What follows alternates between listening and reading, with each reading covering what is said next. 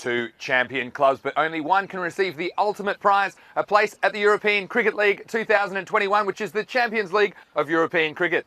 Well, Menage Cricket Club and La Manga Torrevieja Cricket Club have both earned the right to be there in a 3-game playoff. Who will it be? Welcome to Super Sunday. This is the European Cricket Network.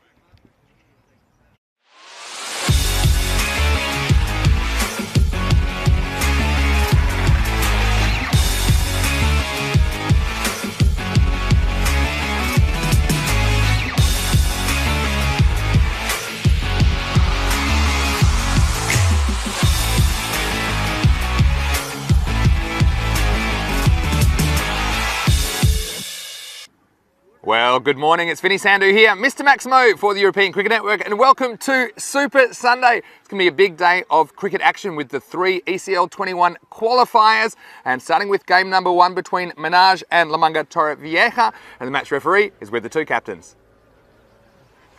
Tails, and the call.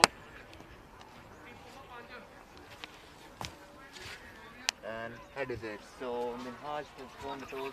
I elect the person bowling for that. Menage has won the toss and they are going to bowl first. Well, there you go, Menage skipper Amar Shahzad, he won the toss. He's elected to bowl first, and he told me he wanted to bowl first because he just wanted to see how this pitch plays. It's a new surface we're using in this game. More about that in a moment. Well, the La Manga Torrevieja captain, Adam Alger, he told me he doesn't mind that at all. He actually wanted to bat first because he didn't want to field with the wet ball, and there is a little bit of dew. So let's talk about the conditions this morning in Barcelona. Now, the clouds, they seem to be clearing. There was a little bit of overnight rain, but it seems to be drying out nicely. I would say that the weather, well, there's an expected top of 14 today. Currently, it's about 12 degrees. Now, if you come back to me, you're going to have a look at this pitch. Now, the thing about this pitch, it's a new surface and it's been relayed. So it's different to the surface that was used in the first 3 weeks. Now, you can see there's a little bit of moisture on the pitch from the overnight rain. Now, I do think that it will dry out as the day goes on. But for now, you just might see a few balls skidding through early in the day's play. So I think it's going to be very interesting. Of course, whoever wins 2 of these 3 games between these 2 sides, they will qualify for the European Cricket League, and that is the Champions League of European Cricket. So I think it's going to be a huge day of cricket in Barcelona. Let's get ready for Super Sunday. Yeah, so you can see it's going to be a fantastic day, and thanks for joining us. Vinny Sandhu, Mr. Maximo here for the European Cricket Network.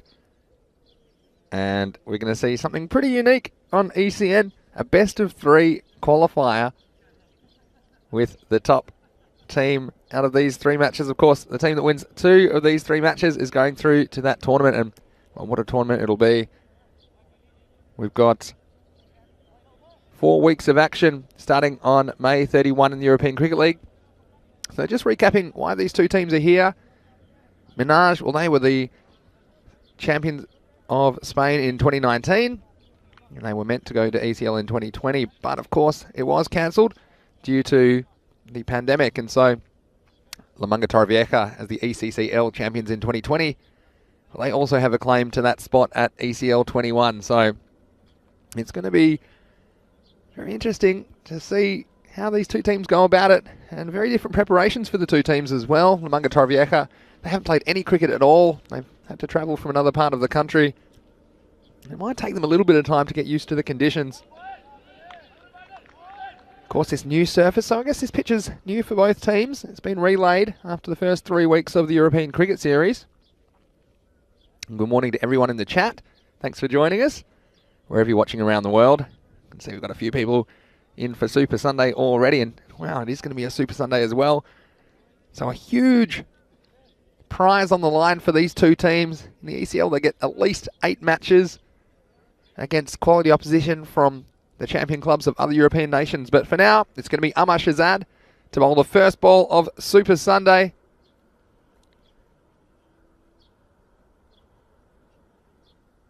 And La Manga Torrevieja, well, they've been sent in by Menage, but they did say that they would have batted first because they didn't want to field with a wet, slippery ball. So let's get going here on Super Sunday. ECL 21 qualification. And a rather anticlimactic start. And it is the captain, Adam Alger, on strike. And watch out for him today. He'll also be behind the stumps for Lamunga Torrevieja, so we'll get to know these two teams pretty well. Of course, they'll play 3 matches today consecutively. Adam Alger, originally hailing from the Manchester region in northern England. He's made a home for himself here in Spain, and he's got the bat in hand right now. Here he is. Just beaten outside the off stump. I mentioned in the intro that this pitch may keep a little low early. The ball just skating off the surface because there's a little bit of overnight rain and a bit of moisture on the pitch. It was covered up, but still a little bit of dew. We do expect it to dry out as the day goes on.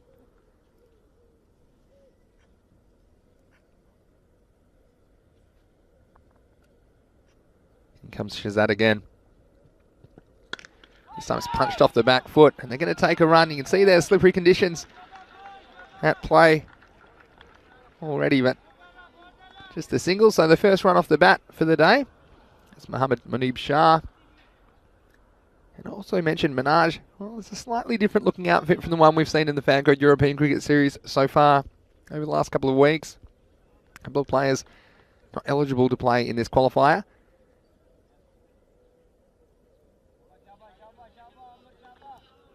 Of course, this is based on their performance in previous seasons, so the men out there have got the job to do, but they've got a couple of good ins as well. I'm thinking about Mohammad Riaz.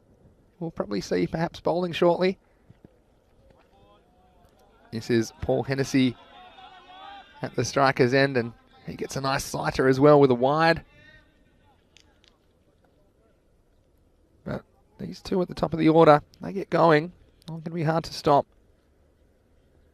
But of course, adjusting to the new conditions may take a little bit of time, so you can understand that they could be a bit watchful. No ball called, and this will make this a free hit again. The new batsman, he will love the opportunity for a free hit early. Now, a lot of people asking out, who do you think's favourite in this match? Well, I don't think there is a favourite. The reason I say that is both these two teams, they're the champion teams of Spain, and that's why they're here. So the only way to decide will be these 3 matches today.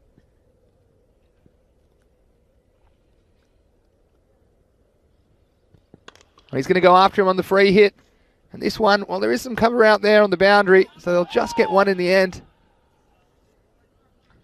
And again, bowling it in. Well, they're going to get an extra here, and this is sloppy, but there could be a chance if he hits, and he's gone! And an early wicket out of nothing off a free hit. And I tell you what, we've seen the T10 action throw up some highlights, and what a highlight that is. It's Mubashir Ali who's behind the stumps today. Let's have a look at this on the replay. It was a free hit, and it was bowled in basically from the boundary, and he was slow to go, and you see here just bouncing off, and I think it's a good decision. We'll have a look. It was very close, but we'll see. The batsman felt like he got home, but often that's the way.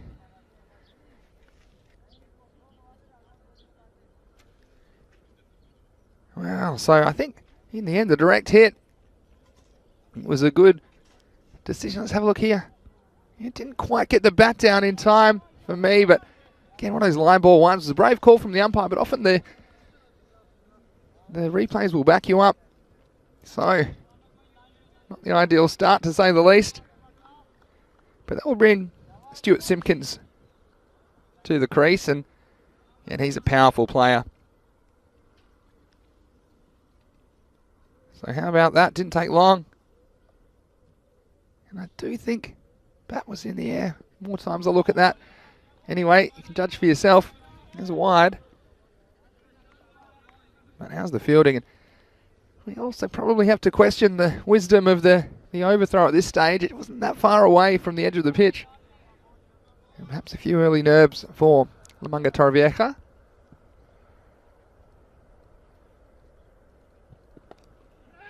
This one's worked off the pads. It's well timed. And in fact, it's going to go all the way. So Simpkins starting with a nice little deft touch off the pads. What's been a very eventful first over. And there's still 2 balls to go. So, what do you think out there? Yeah, Nate, just asking in the chat, does the bat have to touch the ground or just cross the line? It has to be on the ground. So it has to be something on the ground. So that's, for me, why it was a good decision. Again, you'd have to slow that one right down. Here's Shazad. This is short. It's straight at the fielder again. Well, I guess it was good running in the end from Alj. He was backing up and thought he could make it, and it's going to take a very good piece of fielding to effect a run out. But that's exactly what we saw from Mubashir Ali with the gloves. He was onto that one in a flash and had to hit the stumps, throwing off balance. And the fielding, well, it's important that you take those half chances in the field. That can be the difference, especially when there's not too much between the teams. Well, this is full toss, and I thought the batsman had hit it straight to the fielder. He did. It was too hot to handle, and that one's going to go across the line for 4. So Shazad just letting himself down with this one. It was full. It was on the pads. And the fielder, Yasin Javed, well, he was wondering why he had to be in the way of it, to be honest, but he can only deflect it across the line for 4. So, well, good over for La Manga Torrevieja as far as the runs column went, but they did lose their opener, Paul Hennessy. So at the end of 1, it's 15 for 1.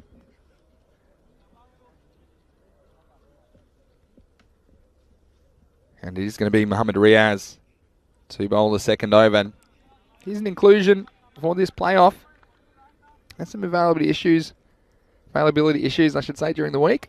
It's going to take a bit of a chance to try and say hello to everyone in the chat. It's already been a bit of action, hasn't there? So, good morning to Luke, of course, and Keanu saying the new pitch looks great. Yeah, absolutely. Jamie agreeing. Surface looking nice.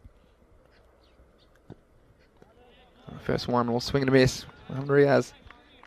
Yeah, Jamie saying looks nice after the relay. And Simon enjoying that there's at last some cricket at the weekend. So good morning to you. Alan, like I said, Jesus, good morning to you as well.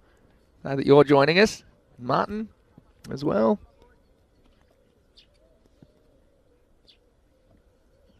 Here's Mohamed Riaz. Just going to give it a pad, but they should jog through for a leg by. Yeah, Nate noticing that I'm dressed in Spain colours for the Spain qualifier. Well, that's right. It's all about the Spanish cricket today. Saying, let's go. Feeling pretty super. Well, it is Super Sunday. 5 matches right here. The last one will be under lights today. Can you believe it? And Jahan Zaibaskar from Karian is in as well. This one, no timing from Alja. Again, it's Mubashir. Going again. And he's dangerous behind the stumps. He's been a live wire. That'll be a run in the end. This one, you see, not quite getting the timing, but then I like the communication and the fact that these two, despite that early run out, they're still trying to get those singles and rotating the strike. Just don't want too many dot balls in this form of the game. A bit of debate about the run out, about whether the bat was in the air.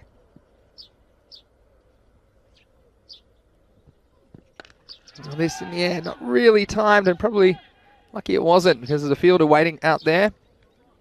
There's Alumda Hussain. I'm sure we'll see open the batting for Minaj in the second half of this match. You can see there the fielder's wiping the ball as well, the little towel, because it's a little bit dewy this morning in Barcelona, and the sun's out, so it's not so gloomy as we've seen in match 1 some days. This is short and hit down to mid-off. There's the captain, Shazad, does the fielding, but safe single for Alja. And especially with that early wicket, I'm sure as the captain, he'd be particularly keen to stay there and get his team up to a reasonable score. They'd be looking at 100 plus.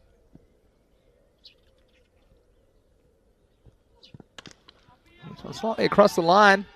A nice bit of fielding by Jafar Iqbal at mid-on. He came across, and it wasn't an easy bit of work as it was travelling at him. That is the end of the over. And at the end of 2, it's 20 for 1. So pretty good over there from Mohamed Riaz, returning to the team. Only 5 conceded. They were all singles. 4 off the bat and the leg by. So G-Force now said, watching from Vietnam, run out, batsman not doing the basics, run the bat in. And Keanu saying he's enjoying that Nate is learning the game. It's great that we have new viewers. Yeah, absolutely. And Golden Paradise commenting, yeah, some players of the Lamunga team are Spain national team players. Yeah, that's absolutely true. There's a lot of people supporting probably both teams in the chat today, so let us know. Say hello. Got a bowling change. It's going to be Yassine Javed to bowl the 3rd over, the final one of the power play.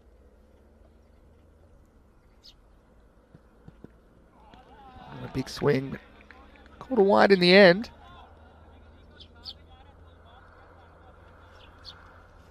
Again, they see the indication line, the offside wide, as it passes that crease.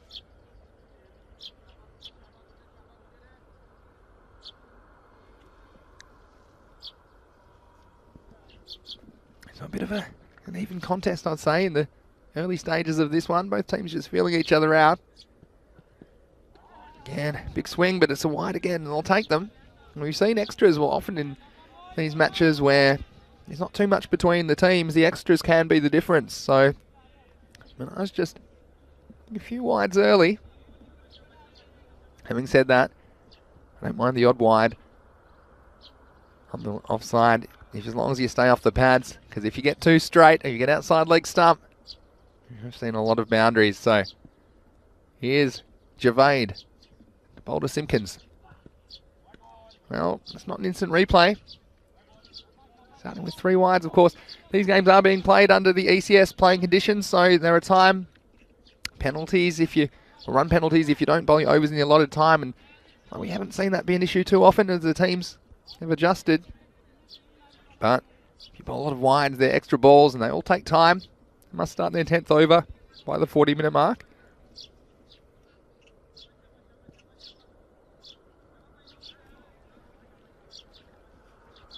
So you can see both teams, they're really up and about for this contest. Big prize on the line. Here's Javade again. This is shorter, it's straighter, but it's going a long way. Maximo!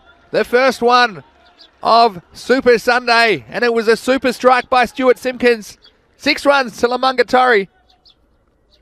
And they're up and away. And you see the danger of getting too straight or bowling too short. Again, not an easy stroke on this surface, especially it's the first time it's being used. But Simpkins timing that nicely. No effort to keep it down. He just went up. He knew the short boundaries. If he got any part of that, it was going over. So nice shot. I'm sure that'll be a confidence builder for him.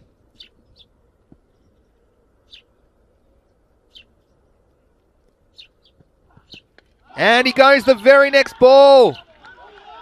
So Simpkins saw 3 wides at the start of the over. Sent the next one into the stratosphere. But now the stumps, well, they're a mess.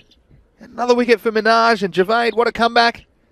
And the rush of blood, you can see what Simpkins is up the order to do. Still in the power play, trying to force the issue. But that one was straight and fairly full and hitting the furniture. So, again, don't we love the action you see in this format of the game. And Simpkins, well, he looked dangerous while he was there. I'm sure Minaj are relieved to see him back in the dugout in only the 3rd over. So Jack Perman's going to come to the crease. Also bowl some leg spin. I'm sure we'll see that later in this match. But here's one player that the captain Adam Alger was mentioning to me, that he thought there was one player that could take this game away from Minaj. Jack Perman would be that player, and here he is now with the opportunity. Starts with a expansive drive outside the off stump.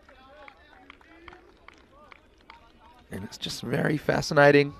I would say that if both these teams had some cricket behind them, may favour Lamungatori, but having said that, they're coming off no cricket at all. You can have all the Zoom meetings you like, but it's very different to being out there in the middle and getting the bat in your hand. So, see what Perman can do. Here's Javade. Time well. Thick inside edge, no timing. Bouncing over the keeper, Mubashir Ali. He'll be relieved to be off the mark with a single.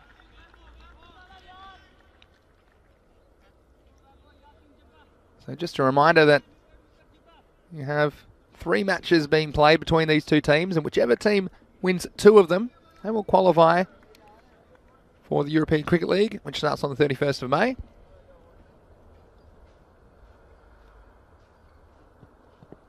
Oh, this one, it's a pretty good ball from Javade.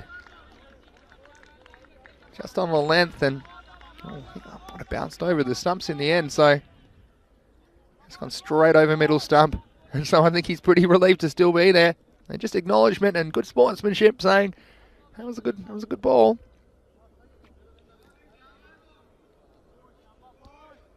So Minaj, anything slightly on top early, but still the game very much in the balance. No ball called, and it's going to bounce once and go over the boundary. So Javade just overstepping. That could be costly. Not sure the batsman heard the call. He was after it anyway. But this will also mean it's a free hit. So just when you thought that the over was going to be won by Minaj, we've got 5 runs and a free hit. Adam Alger will be after this and can't change the field. They've got no one straight down the ground. Just a deep cover and deep mid-wicket. I'm sure he'll be trying to hit straight. And he does, and he goes large. That one's up and away. Maximo! 6 runs to finish the over. And a big penalty for Yasin Javade for overstepping by an inch or 2. Because 6 more runs to the total. And at the end of 2 overs, it's 41 for 2.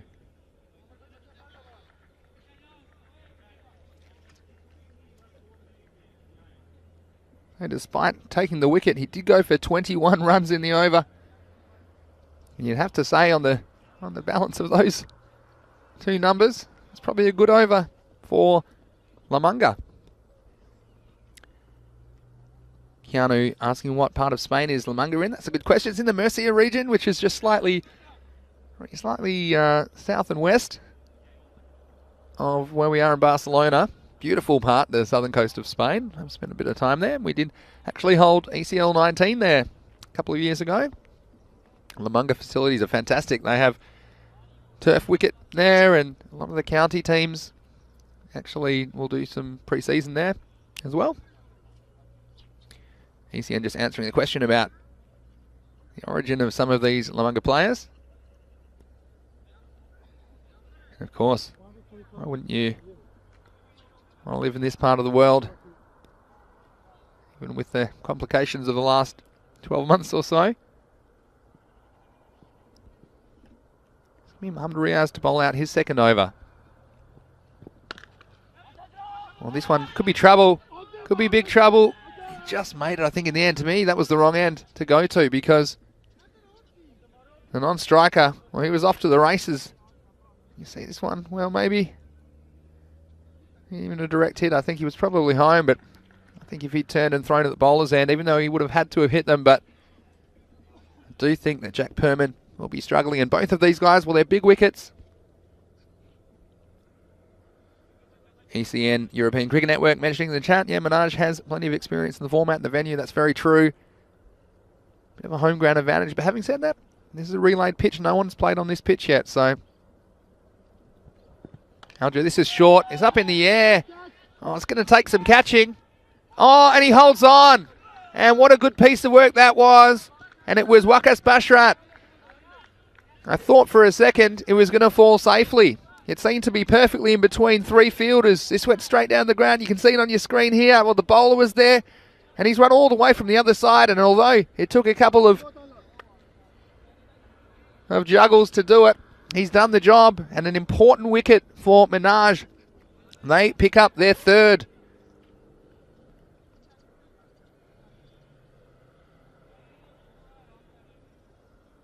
And so, among the run rate's pretty good, but losing those wickets has to be a concern for them. We'll bring Ravi Panchal to the crease. And there were a few people that thought, well, it might just take Lamanga Torrevieja a bit of time to get into this game, and especially coming off no cricket at all. Here's Mohammad Riaz. This is short, as perhaps the umpire, he felt it was going down the leg side. To me, height could have been an issue. We saw one earlier, just going over the stumps from about that length, and it hit him quite high up on the pad. Let's have a look, although he was down, to be fair. We might see that one from straight on. We'll make a judgment on this. Let's have a look at the height. Yeah, well, still although he was down, it wasn't a definite for me that it would have hit the stumps. And again, you see the risk of playing across the line. You do it at your own risk, I suppose. Jamie, come back to that in a second. I'll tell you what. Oh, again, this will be out if he hits. He's got 3 to aim at and he misses. And Mubasher. Well, that would have been a quick stay for Ravi Panchal. And Perman, well, we've seen some of the tactic for the non-strikers to back up, and he's missed by a couple of stumps, and we saw him do a fantastic piece of work earlier. It was a lot more difficult, you'd had to say, but I'll tell you what, Panchal, he would have been a very, very nervous man as he was halfway down the pitch then. Anyway, here's Mohammad Riaz. Oh, and they're going to take a bye in the end. And yeah, it's going to be a bye. Let's have a look at this. He's a bit slow to get back. Oh, and that, again, that would have been very close. And I think, no, if Minaj are querying a dead ball, there's no way that can be a dead ball when the keeper's clearly tried to stump the batsman. And in the end, they've got away with a bye. So, good umpiring as well. And, of course, the men in the hot seat. They're there to do a job, and they've been very good so far. Mohammad Riaz finished the over. Again, well bowled, and a little bit in it for the bowlers early, I have to say. And that will finish the 4th over.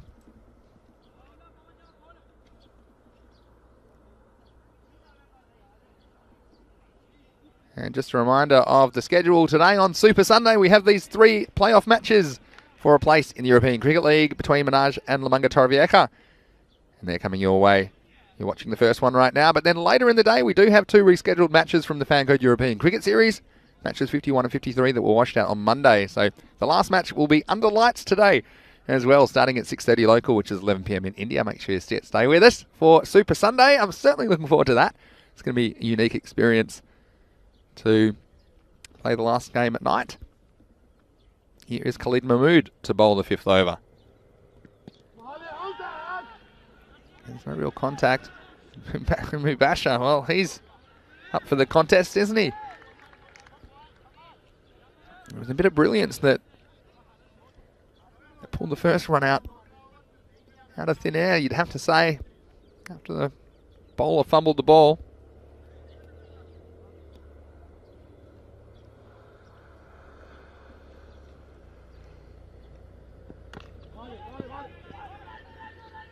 Again, he's going to go for it, and this time he's without a bat. So we got Ravi Panchal.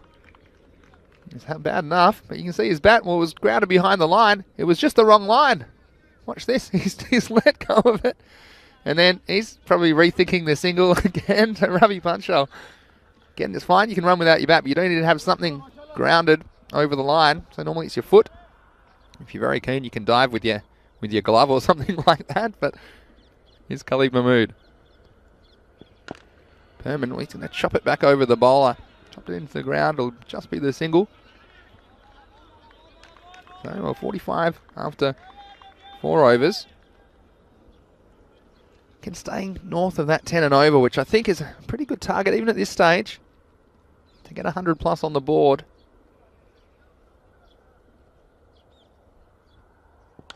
This one's struck nicely down the ground, but of course, we're out of the power play now, so 5 outfields are allowed. As a slight fumble. Oh, it's very good running and good awareness from Jack Perman, who was running back to the bowler's end.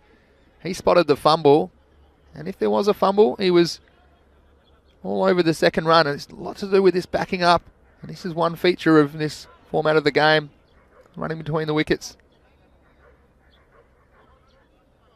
It can be the difference. You can squeeze out an extra 1 run and over. Well, it's 10 runs, and we see quite a few games decided by less than that.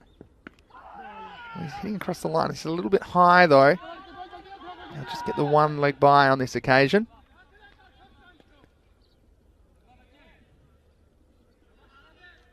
Again, we've just seen too many boundaries so far with the 3 4s and 2 Maximos. This middle order of Lamanga, Torrevieja, getting tested in the first match of this 3-match playoff. Last ball of the over. Oh, and he's gone. So an edge, and Jack Perman, he's got to go. I heard that one as well from here. So Mahmood again, getting the ball in the right spot. Little inside edge, I think, and Perman, I think deep down he knew it. He'd edged it.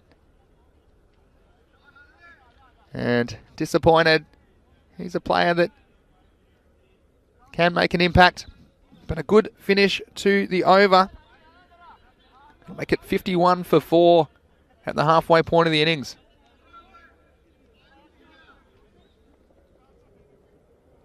So earlier it was Jamie saying that his son is running around the house shouting Maximo. Yeah, it's happened a few times actually. I get some funny videos sent to me. The kids are shouting it. Well, that's good. If it gets them interested in the cricket, then I'm happy with that. Here's Yassine Javed to bowl his second and final over. Starts with a wide down the leg side. So Tom Vine has come to the crease to join Ravi Panchal.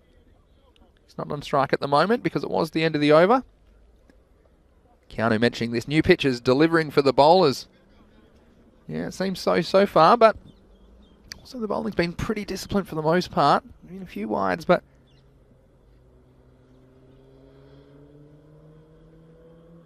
here's Javed. It's a mile down the leg side. I think it's going to be out. Jamie saying that his name's George. Hello, George, if you're watching. Little George Bundy. How old are you? It's Mr. Maximo here, so thanks for joining us with your dad, Jamie. Hopefully you're spending a bit of father-son time watching some exciting cricket. It's really good to have you tuning in. So, George, we hope you have a great day. Get comfy with your dad. And have a wonderful day. And to all of you watching around the world, it's fantastic to have your company on ECN for Super Sunday. Here's Javed. Vine just playing this one watchfully. There's a few questions about the pitch. Batsmen can't seem to read the pace of the pitch. Well, what I would say is it's very different to play on a surface like this, because when you're used to playing on perhaps a few faster surfaces, it's difficult to judge the pace of the ball, especially when it bounces. You can see that some of the Lamanga Torrevieja players just struggling with it a little bit. Down the pitch, and we'll get a single. And cricket is one of those games where the margins are very fine, aren't they? You have only normally about half a second from when the bowler lets go of the ball to when it reaches you. So again, those microseconds, they make a difference.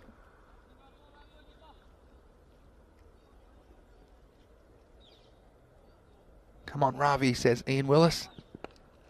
Well, this is pretty well played. It's whipped off the pads.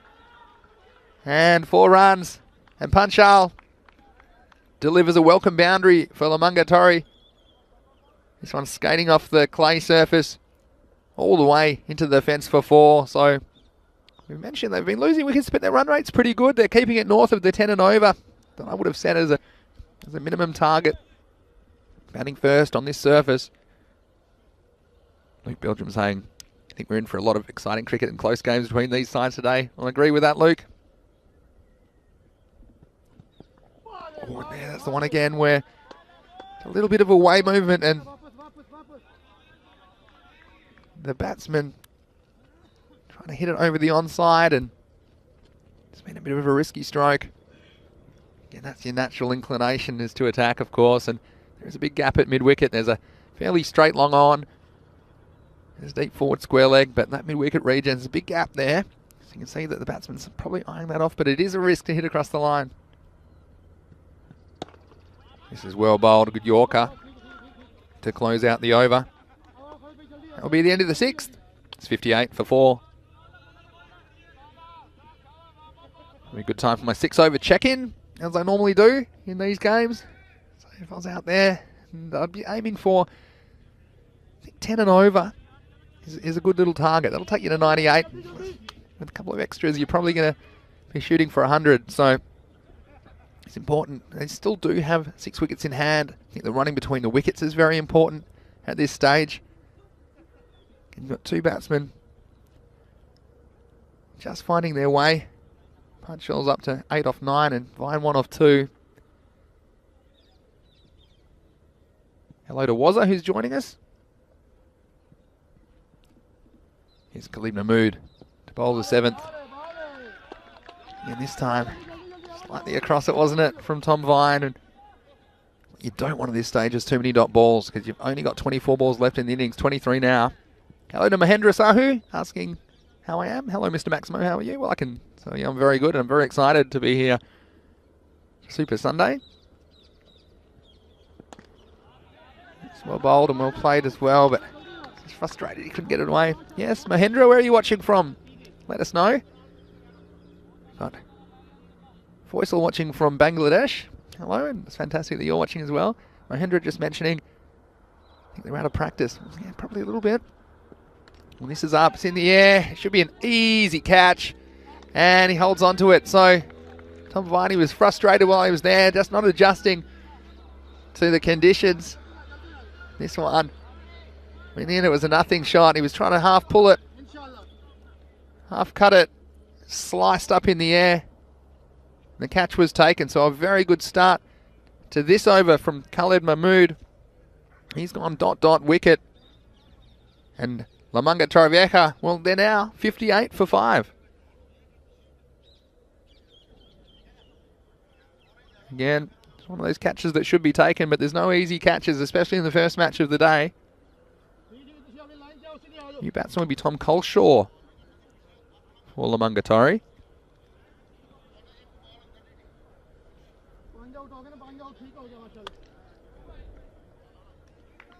And we don't have the score graphics at the moment. Then got Luke keeping up to date, which is good, but I can tell you the score is 58 for 5. Next one, leg stump, and they'll just a little bit of pad and running away, and they'll take them however they can get them at the moment. They did cross, so it's Punchell on strike. And that's 4 runs. Take them into the 60s. So 62. It's been a good over. Down that 100. Well, it gets a little bit more difficult as you lose wickets. And the lower order coming in. Again, it hasn't been easy for the top order batsmen. How's it on this surface? Just struggling to get their attacking strokes going. And again, we've seen Punchell favouring the leg side.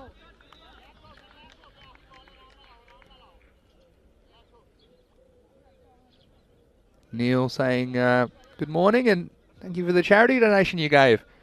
Yeah, Neil, the Lamanga coach. Well, thank you, Neil. Mentioned that actually in a little bit. And this time, well, he's nicked it behind. So Punchell, he's got to go, and he was trying to force the issue. You can see why. But we've seen this kind of a stroke which is to a ball outside the off stump, and attempted on drive. Another little edge. And Mubashir Ali, he's been pretty good behind the stumps, holding on to another catch, which should be taken, but still got to hold on to them. So another wicket goes down. And that was the end of the over. It's 62 for 6. Very good over from Mahmood with 2 wickets. And only the 4 leg byes came from that over, so that could be a game-changing over. Well, it is a game-changing over.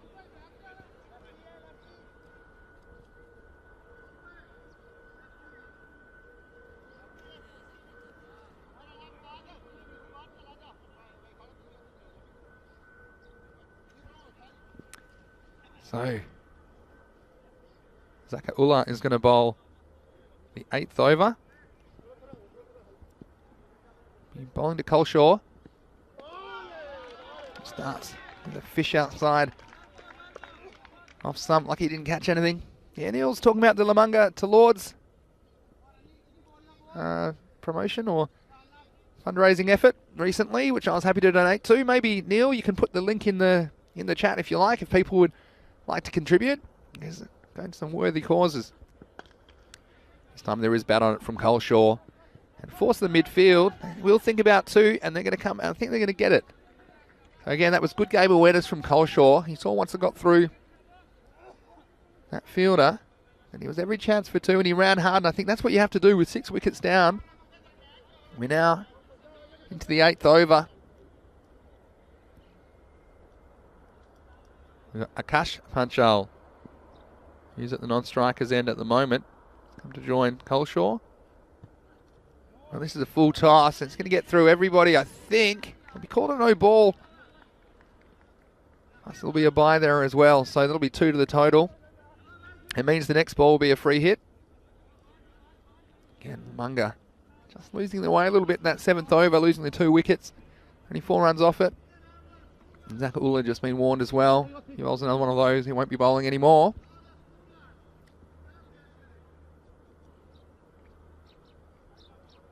We've got some good chat going as well. I'm keeping my eye on it, but keeping one eye on the game, of course. I'm trying to. Free hit. Oh, not getting it away. Mubashir is after him, but he's not going to throw this time. So I'll get away. Just the 1 run off that delivery. Ali Jr. saying, morning everyone, seems like the Munga are going to have a hard time on this pitch due to no experience on it, unlike Minaj. Well, that's true. I mean, this is a new surface, but of course you'd expect it to play fairly similarly to the pitch we've been using over the first 3 weeks in the ECS.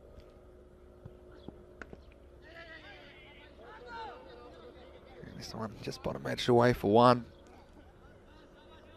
So yeah, a lot of interesting thoughts and people saying how the game's playing out. Yeah, Mahendra saying he'd love to see how Jack Perman and the other spinner bowl. Yeah, see Panchal as well. Probably deliver with the new ball. A lot of the bowlers, I'm sure they're keen to get out there and show what they can do. Again, this is going to be a couple of free runs for Lamungatari. That wide down the leg side plus the extra 1. It wasn't gathered by the keeper. He stands very wide. That's Mubashir Ali. It makes it difficult if the ball does go down the leg side.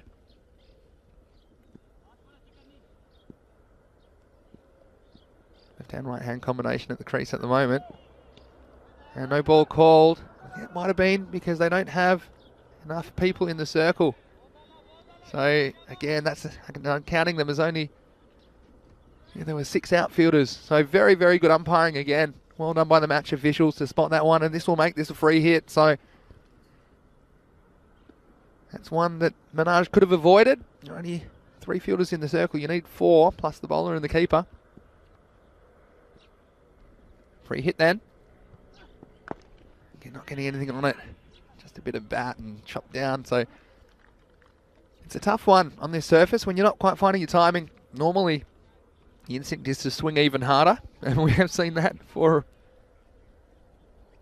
quite a few of the batsmen. They are good players, but still creeping up to what I would call an acceptable total, especially in match 1. This is a full ball. Don't think it's quite over the waist, but it will get the treatment. cuatro carreras and 4 runs. And he's lucky that wasn't higher because it just dipped, I think, to about waist height. Waizaka Ula would not have been able to bowl anymore, but that's 4 runs to finish the over. Well, 14 offered in the end. The score after 8, 76 for 6. And don't forget what they're playing for as a prize is a spot in the European Cricket League 2021. May 31 to June 25. You can see that's the champion clubs from 15 European nations, as well as the returning Kings of European Cricket, VOC Rotterdam, who won in 2019. So that's what we're playing for today, and it's a big prize. I'll get at least 8 preliminary matches there in week 1. Spain have been drawn in Group A, so they'll be playing starting May 31 in week 1 of that tournament. Okay, here is Mohammad Munib Shah to bowl some spin. The 9th over. More of a seam up delivery actually, and starting with a wide. So, well, with 2 overs to go, you can get up in the 90s, especially with 6 wickets down. We've seen these batsmen struggling to hit the big shots, but even if they can get 7 and 7, I think that's that kind of a target. They do make for good cricket matches. These targets between 80 and 100. So we've seen a lot of this swinging across the line from Lamungatari, and you just wonder if they look back at this and have a think about it. I mean, at the moment there's no third man, so if you're able to cut that ball, there's an easy 4 runs there if you can get some bat on it and just beat those fielders in the circle. We see the same attempt again from the batsman. What I would say, they have 3 men back on the leg side, so trying to go fetch it outside off stump and hit it to leg. It's been not a very successful tactic so far for Lamungatari. This time, well, there's going to be a run out here. And, well, you can see the pressure getting to Coleshaw. As there were a couple of dots, he wanted to score, but it was straight at a man. It was Jafar Iqbal, who is positioned a bit closer than usual. And there's absolutely, especially when it bounced off the bowler, it was an easy run out. And Mubashir Ali, well, just looking at the fielder saying that you could have gone a little bit easier on me, but he got the job done in the end. So another wicket goes down. Lamungatari lose their 7th. It's all the 7, 77 for 7. 9 balls remaining in this innings. So what do we think? Yeah, ECN saying tough initiation for Lamunga. New format, new venue. Minaj showing experience. Yeah, that's probably true as well. Should mention that the Lamungatari Vieja, the T20 champions of the ECCL, so I don't think they've played a lot of T10 cricket. Although I know they did play in the first ever European Cricket Series in March last year. It's a nice stroke from new batsman Charlie Rumistrovic. I'm sure we'll see him bowling in the second half of this game. He's only 15 years old, left arm spinner. He's got a very, very bright future in cricket ahead of him, so it's great to see him out in the middle, and let's see if he can give himself a few more runs to bowl at.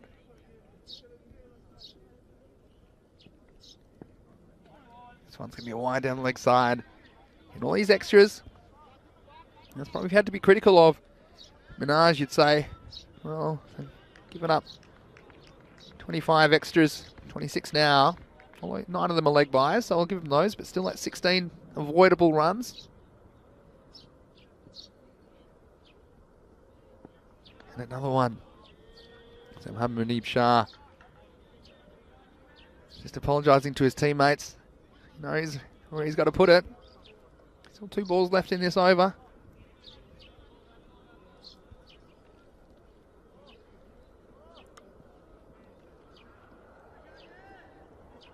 They scrape up into the 90s. Lamungatari is well bowled. They're going to get a run in the end. No one there, so they'll cross for 1. The last ball of the over, 81 to score. Yet every run's important in this format of the game. We have a lot of close finishes. There's a big swing off the last one. but does not make contact. That's the end of the 9th over. A very good one for Minaj. Only 5 runs off it, and it's 81 for 7.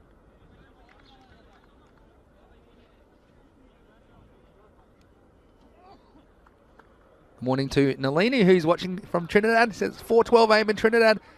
Very early morning, but doesn't want to miss the action. Super Sunday. Love you, Vinny. Well, I love you back, Nalini. If you're getting up at 4:12 in the morning, tell you what, there's a few times, if everything was open, I'd probably only be going to bed at 4:12 in the morning here in Barcelona, but there's not much open at the moment, obviously, with the restrictions, and everyone doing their best to do the right thing. This is Zakaula. He's going to bowl his 10th over. I think if they can get 9 off this and get to 90, they'll be happy. Lamunga, here we go. Again, swing and a miss. It's been a bit of a theme of the innings. There's been a lot of swings and misses from the batsmen as they've struggled to adjust to the surface. But again, it's a new surface for both of these teams because it's been relayed over the weekend. But you would expect it would play similarly to the surface that's been used in the first 3 weeks of the ECS this year. 5 balls remain. Again, looking for the leg side and just shaving the off stump, so 2 dots.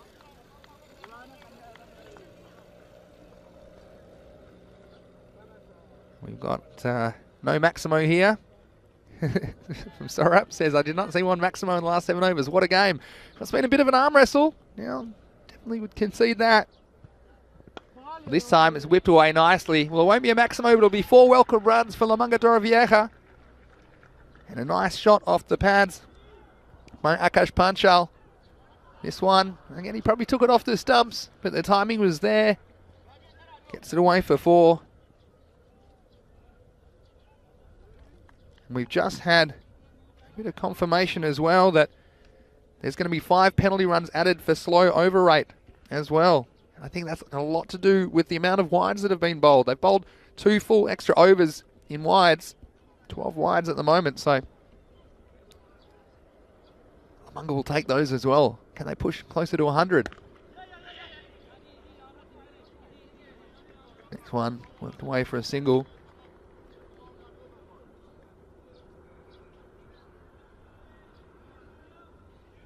So confirmation of 5 runs for the slow over rate. You do have to start your 10th over before the 40-minute mark.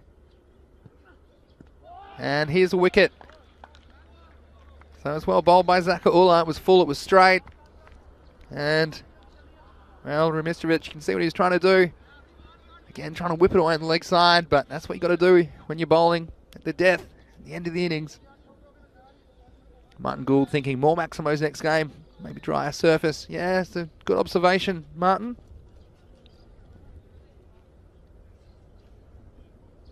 But it's kind of a total. It's going to be Theo Rumistovic, who will replace his brother for the last couple of balls of this innings. 91 for 7 to score, with 2 balls remaining. So again, those 5 penalty runs, will they be a factor in this one? Haven't seen it. Yeah, SG got a good point about the 7 wickets. Yeah, there is an allowance for that actually. You mentioned that, SG. And this one's punched away nicely through the offside. It's nice to see an offside stroke to an offside ball. That's a nice start from Theo Rumistovic. He gets 4. In fact, that's the last ball of the innings. So that takes the score to 95. And with the 5 penalty runs, that will take them to their final score. Let's have a look back at the highlights from the first innings of the first qualifier for ECL 21 between Minaj and Lamunga Torrevieja. And the openers came out, Aldrin Hennessy. They looked to be cruising, but then, well, Hennessy went out needlessly. Just didn't quite get his bat down in time. Again, with this surface, not always easy to slide your bat either. So there's a bit of something from nothing from the keeper, Mubashir Ali. Simpkins came to the crease and he went large. But then the very next ball, trying to repeat the stroke, was a very different result. From then on, I just struggled to get going from that point. still had some dangerous players at the crease, and Alger and Herman there for a while. This was the end of an expensive over in the end. It was the third over of the innings, which went for 21. And you see Javade, and then Torvieja just losing wickets at regular intervals, and a little nicks behind, and they were trying to be aggressive, quite finding their timing, and in the end, you know what I would call very much a par score, the 100 mark.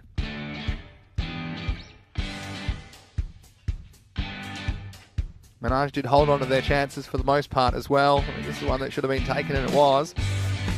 Again, slippery conditions, hard cricket ball, shiny cricket ball.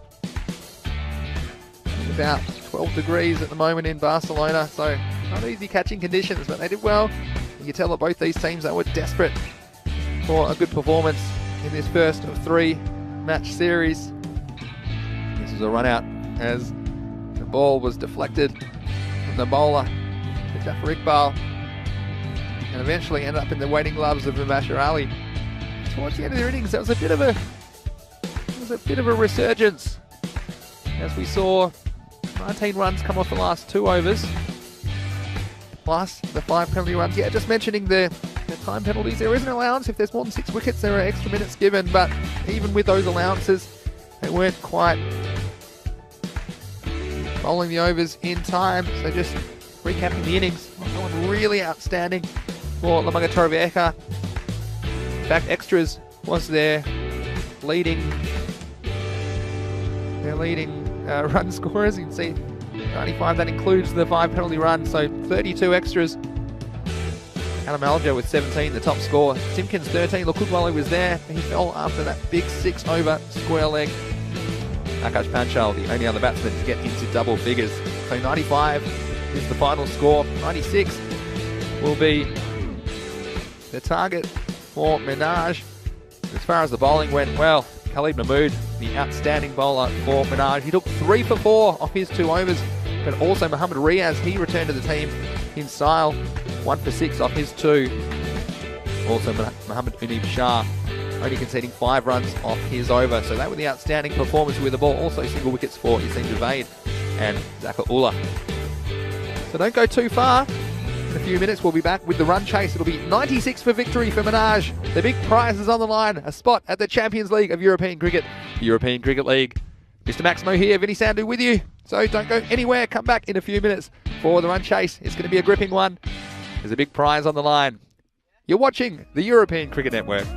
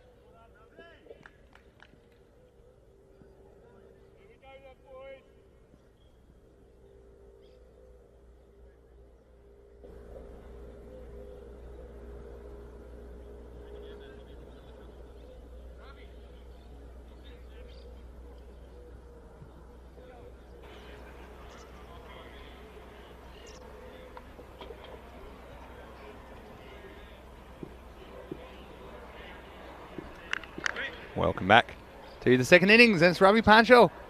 He's going to start up for Lamungatori.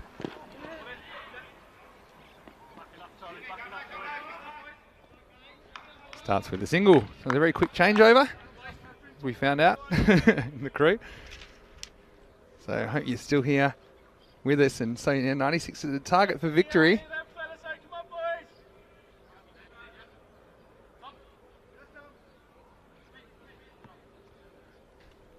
Usman Mushtaq and Alumda Hussain, the openers for Minaj Cricket Club.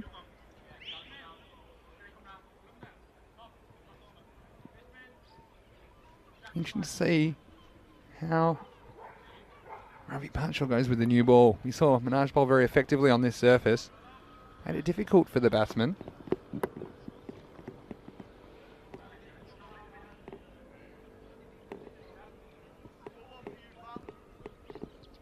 Here's Panchal. Bit short and worked away off the hip. May not go all the way. A bit of fielding. Batsman running hard. Not getting two, so again, a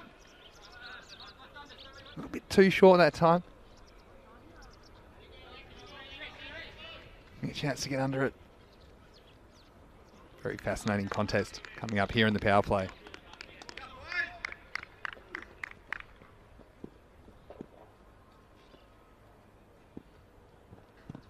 Oh, this one's a no ball.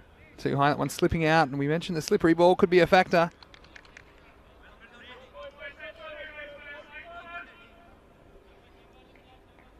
This will be a free hit now.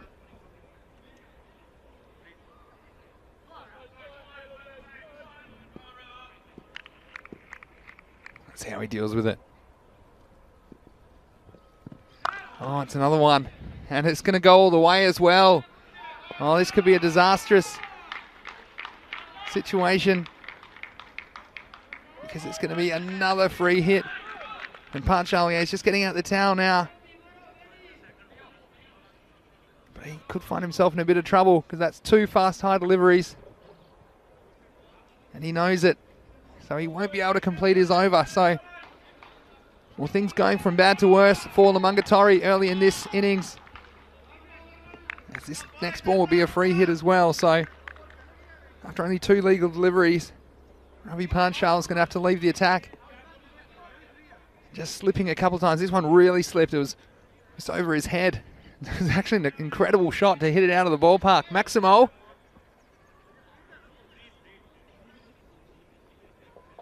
And Martin making a good point. Minaj could perhaps pip this with a drying pitch and the ball hitting the bat a bit quicker. More Maximos, just a thought. Well, that one disappeared.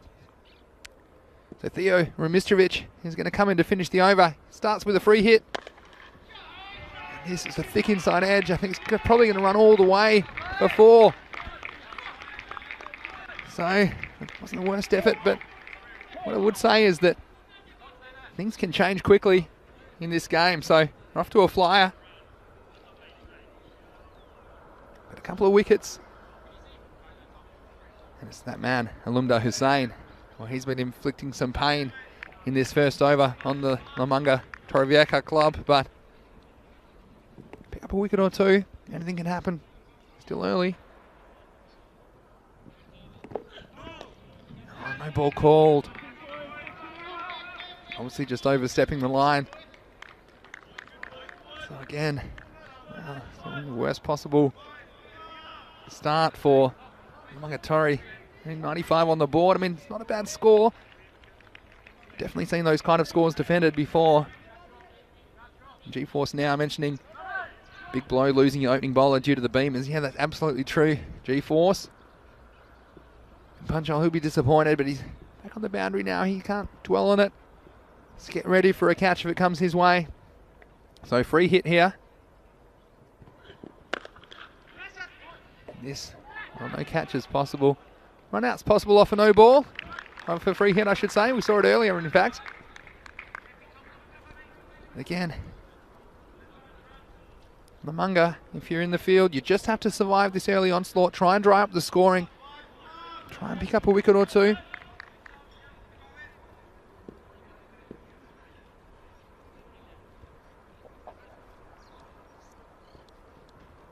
Mr. Mitrovic. A bit of pad. Alger tries valiantly, but he can't stop it getting past him. It'll just be a leg by in the end. So you can see they've got a lot of energy about them. Lamunga. They need to channel it in the right direction. You can see Theo Mitrovic. He's got a lot of energy, jogging back to his mark. Walking with purpose. I think I said good day to Wazza, but good day Wazza. Nice to have you watching. Big prize on the line, ECL qualification. This is the thick edge. Out to point, Usman Mushtaq. Eventually the first over comes to an end. Well, count them up. There's a few there. It'll be 19 for no loss after one over. So, started the target's 96. So, 96 off 60. Will be 77 off 54. And look, easier said than done, but you just have to not let that bother you. If you're Lamunga Torrevieja, you've got runs on the board, and we're going to see the 15-year-old, Charlie Rumistrovic, come in to bowl the second over. Big responsibility for him, but I obviously feel that taking the pace off the ball could be the key. It'll be tough for him because he's got the left-hander on strike. Lumda Hussain. I'll be hitting with the spin onto that leg side. So he needs to keep it outside the off stump. Still in the power play, of course. Just two outfielders. They've got a long off and a deep mid-wicket. This one, well, nice attempt in the infield to keep that down. Deep mid-wicket. It's probably more of a deep forward square leg, to be honest. And good sportsmanship as well from Hussain, just checking the field is okay. I think he saw it hit him very awkwardly. So I'll bring the right-hander on strike, Usman Mushtaq.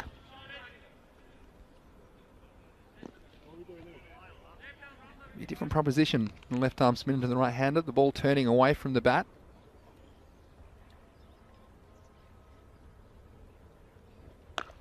Full toss. Not the best contact, but I think it'll run away for four. Just losing his length. We've seen that a few times, haven't we, from the bowlers early. Just erring on the full side. The slippery ball's got something to do with it. Brand new ball, shiny ball. And 4 runs, so Lamunga, they just would love a wicket to steady themselves at the moment. They do get that half chance. It's important it gets taken. This is the 15-year-old bowling, Charlie Rumistrovic. Again, it's a full toss, and this time he's going to get away with it. Just be the single, perhaps a bit fortunate. So even with the throws, some of them missing the keeper because the ball's slipping out of the hand and going high. So again, it's a conditions thing. It's also the first time they've been out in the field for quite a while. So it's a big ask for Lamunga Torrevieja. Just trying to find their way in match one, find their way back into the contest. Time to sweep is attempted across the line. Stand up sweep. Just a little bit of bat on that.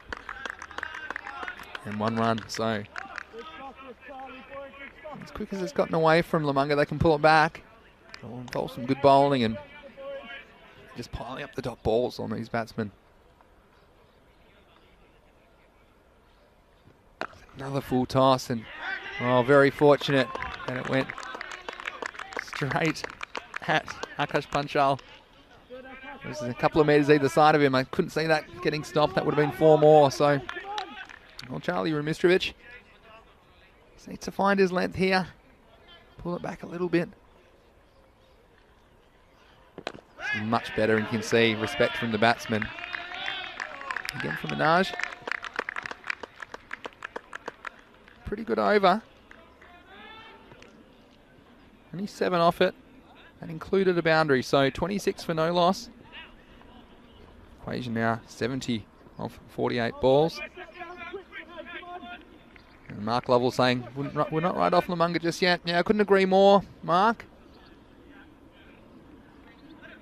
Bit of a shout out from Luke to Mark. about the previews on the website, europeancricket.com. Luke's saying, yes, some people do read your excellent previews, Mark Lovell. 1 wicket changes everything, and that's absolutely true. Mark Lovell, good expert opinion from you. It's going to be Connor Wood to bowl the 3rd over. Very important over. It's the last one of the power play. So in he comes. Onto Alumda Hussain. Oh, this is very close. Yes, and he gets it.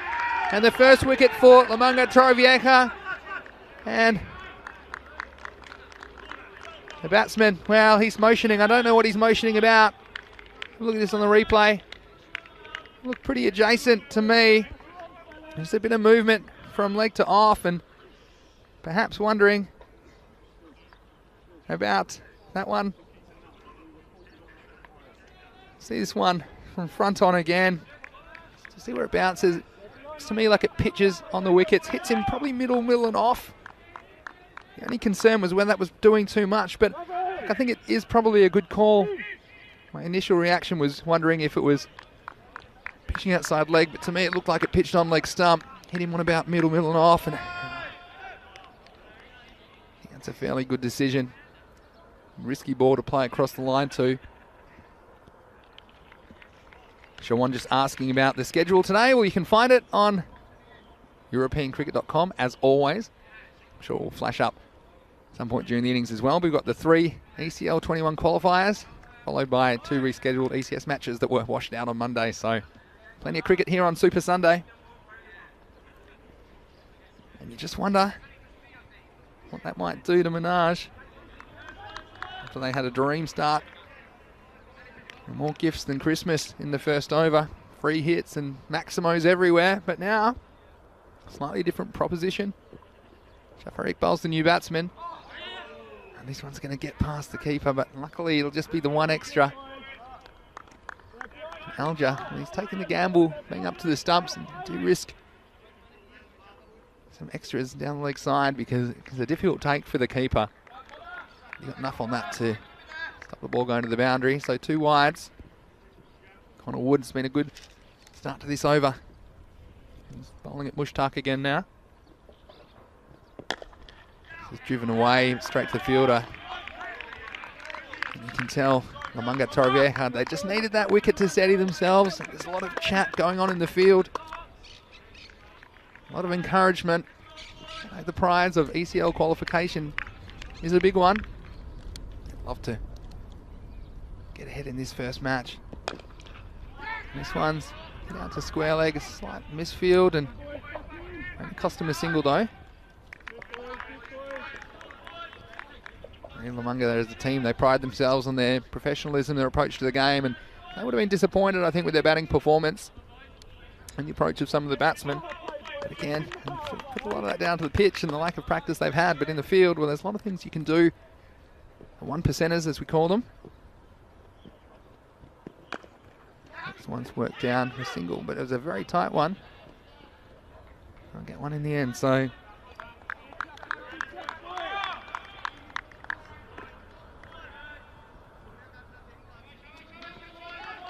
ECN European Cricket Network, I'm wondering if that was a send-off provided by the Lamanga keeper. Well, my ears aren't that good. ECN European Cricket Network. Well, this one is going to get past the fielder, past the infield, past the boundary. There's 4 runs. Again, we're still in the power play, so hard to protect the boundaries. This is a nice on drive. Connor Wood just moves the ball into the batsman, who was able to drive it wide of the mid-on. So 4 useful runs for Minaj as they seek to tighten their ascendancy on this match 1. It's a full toss, and it's going to go all the way to the boundary. Wasn't quite high enough to be called a no ball, but it did still get the treatment. So consecutive boundaries to finish the over. You'll be disappointed about that. Minaj after 3, they're 38 for the loss of 1.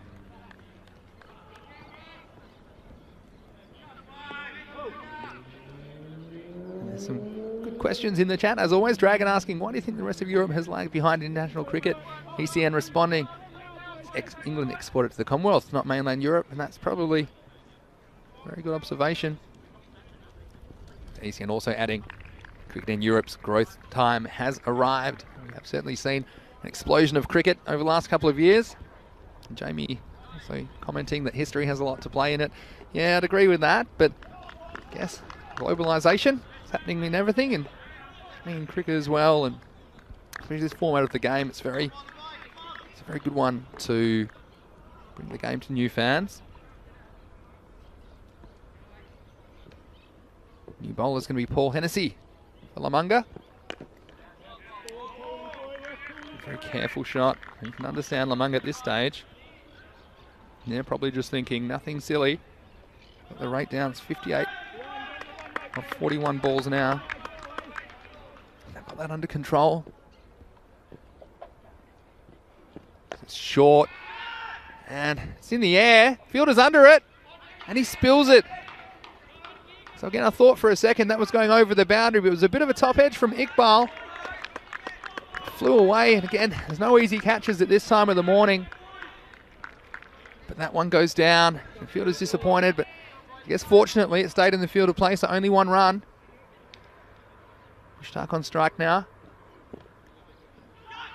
This one gets a bit of pad, again gets away with that, and Hennessy, well, he's got to sort his length and line out, because if he keeps bowling short in that leg stump, he's probably going to get the treatment. It's just the short fine leg there. There's a deep backward square. I think it'd be much smarter to try and get the ball outside the off stump. A lot better. Worked away for a single. Yeah, and haven't we seen it time and time again, though, in this 10-over format on the European Cricket Network? The game can to and fro very, very quickly. Wazza saying, drops a sitter, butterfingers. Yeah, well, Wazza. Glad I wasn't under it, put it that way. You see it's up, it's in the air, the fielder is in the game. And he's just, I think the umpires called it, and it was, yeah, it was 6 because Panchal, well, he's not having the best time in the field so far. He did well to hold the catch, but his foot came down outside the field of play. That was immediately 6 runs. A good call from the umpire as well. Very good effort from the fielder as well. And you see what he's trying to do. He's trying to throw it back in, but the foot had already landed. So 6 runs to Minaj. Next one, well, it's the French cut. Inside edge. He's going to get away with that one down to the boundary. So 4 runs. And Minaj, well, everything going their way. You'd have to say this over. There's nothing the keeper can do about this. Thick deflection. Running away with the pace down to the boundary, so the score moves along to 50 now at the end of the 4th over. It's 50 for 1. And just speaking of the schedule today, I know we had a few questions about that earlier. Well, this is the schedule for today. Super Sunday, we've got matches 1, 2 and 3 of the ECL 21 qualifier between Minaj and Lamanga Torrevieja Cricket Club. And then we have the 2 rescheduled matches in the ECS, matches 51 and 53 that were washed out on Monday. So the last game under lights today, starting at 6:30 p.m. local, 11 p.m. Indian Standard Time. Here's Jack Perman for the first time with his leg spinners. A very good start, and I'll tell you what, Jack Perman is the go-to bowler for Lamanga Torrevieja in this situation. You see he was right on the money, slippery ball and all. Can avoid the bad delivery. It's going to be a hard proposition from Lamanga. This one's pushed through, and it was short. Just skating off the surface. And they will absolutely believe at this stage they're still in the game. Lamanga Torrevieja, especially with a wicket or two. 46 off 34 required. This one swept across the line. It's a nice looking shot. And it's a good effort from the fielder, but it's going to go all the way for 4. So again, taking that sweep shot on. Not an easy stroke. See this on the replay. Took the risk. It was off the stumps, but he timed it fairly well. And again, very good effort from the fielder. But he's not able to stop the ball going across the rope. So a useful boundary for Minaj. But again, you just feel if there's 1 or 2 wickets, the game could change very, very quickly. Here's Perman. This one's pitched up, and it's a beautiful cover drive all the way along the carpet. 4 runs, and Usman Mushtaq, again, you can tell he's a man that's had a bit more time out in the middle than some of the other players we've seen at the crease in this match. Beautifully balanced. Textbook cover drive. 4 more runs. See if Perman can come back. It's a little bit shorter. Hit away and no run. So a good start by Perman. He's had 3 dot balls in this over, but the other 2 have gone to the boundary. And the rate required was around the 7 to 8 over an over mark. So got them off this over. He's going to go up again. This time, what a catch it is by Panchal! What a catch, one-handed. It looked like 6 all the way. And this time his feet were firmly planted in the field of play. And is that the kind of highlight that can spark a comeback from Lamanga Torrevieja here in match 1 of the 3-match playoff? Well, he's had a world of horrors so far, but he's come up with the piece of cricket that might just turn it around for Lamanga Torrevieja. And that's the end of the dangerous Usman Mushtaq for 25. He looked very good at the crease and looked very composed. And that, well, thought that might have even gone over the fence. It was going at a rate of knots. But Panchal, well, he knew exactly where he was that time. Have a look at this on the replay again. Up and away. Came down. The ball in one hand, like the Statue of Liberty. What a catch that was. Panchal, he's turned his day around. So 58 for 2. That was the end of the over. An action-packed over. Connor Wood's going to continue. So I'm just a single. I'm just catching my breath, and I think so is Ravi Panchal after that piece of cricket. And that just shows you how your luck can change in an instant, as I often say on the broadcast. And there you go. Panchal from 0 to hero very quickly. The equation, and before this over, it was 38 required of the last 5 overs.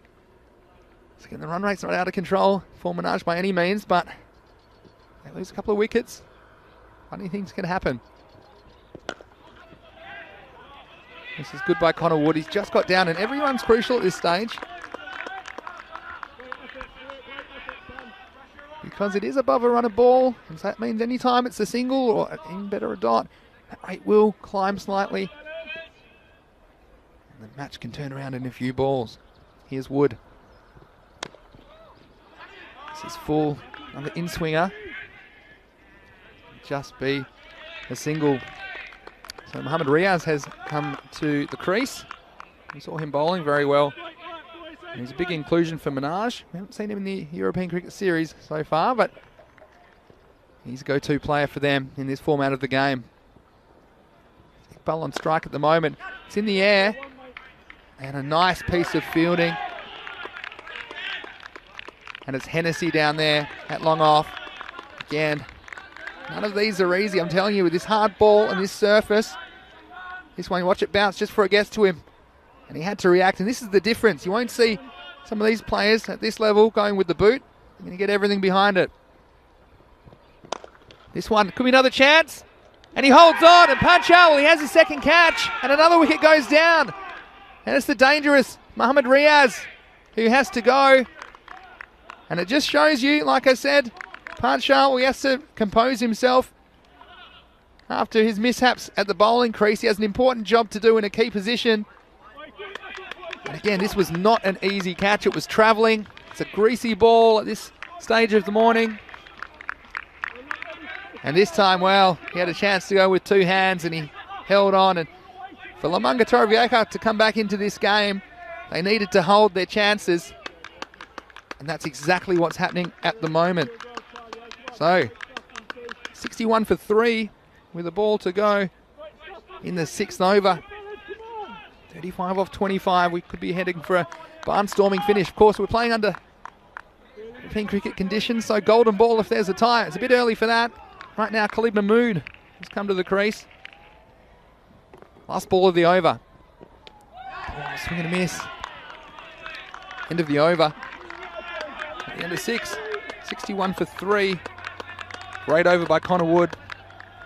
Only 3 runs off it, picking up the wicket as well. So 35 required of 24 balls.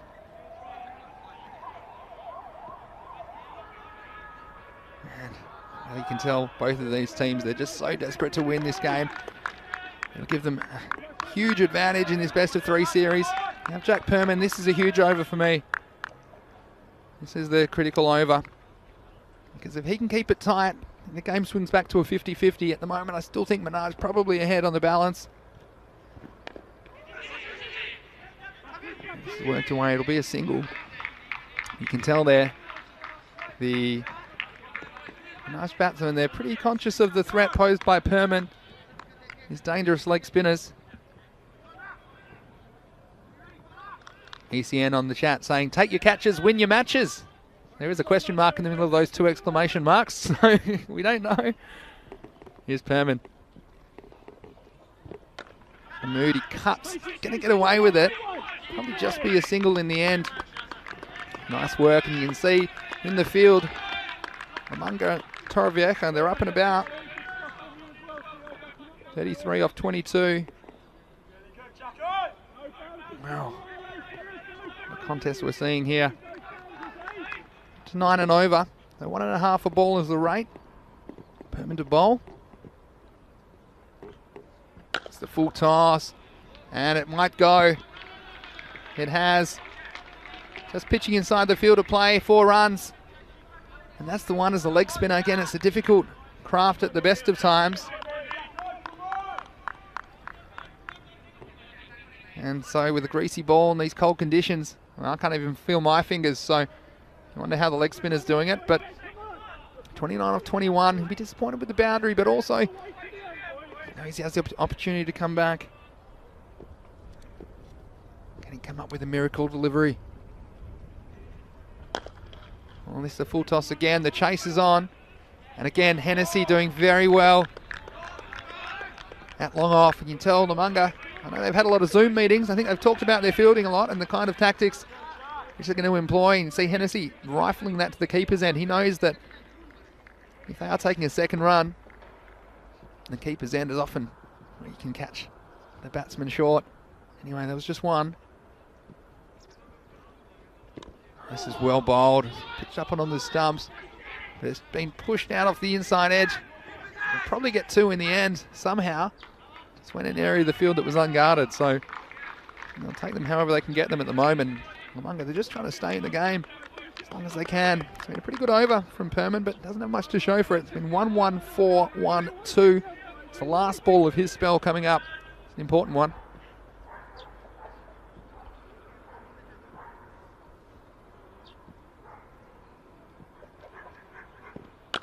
Oh, this one's short and punched away, but a good piece of fielding on the boundary. Yeah, it was an important stop, had to be made, and he was able to make it. So a single to finish the over. And at the end of 7, it's 71 for 3. Just a reminder what they're playing for. It's ECL 21. And it's coming your way right here on the European Cricket Network. 4 weeks of cricket action. And SG mentioning already, you can tell the difference there. The cream of the crop, different level of play. Well, it's going to be an even different level again when we get to ECL 21. The best clubs from around Europe competing to become the kings of European cricket. And we'll have all the action right here on the European Cricket Network. So Charlie Rumistrovic, the 15-year-old, what a pressure situation for him. And he comes 25 off 18 required. On this one, just pulled the string on it, didn't he, in the end? It was tossed up. Batsman going after it. Khalid Mahmood. 25 off 17.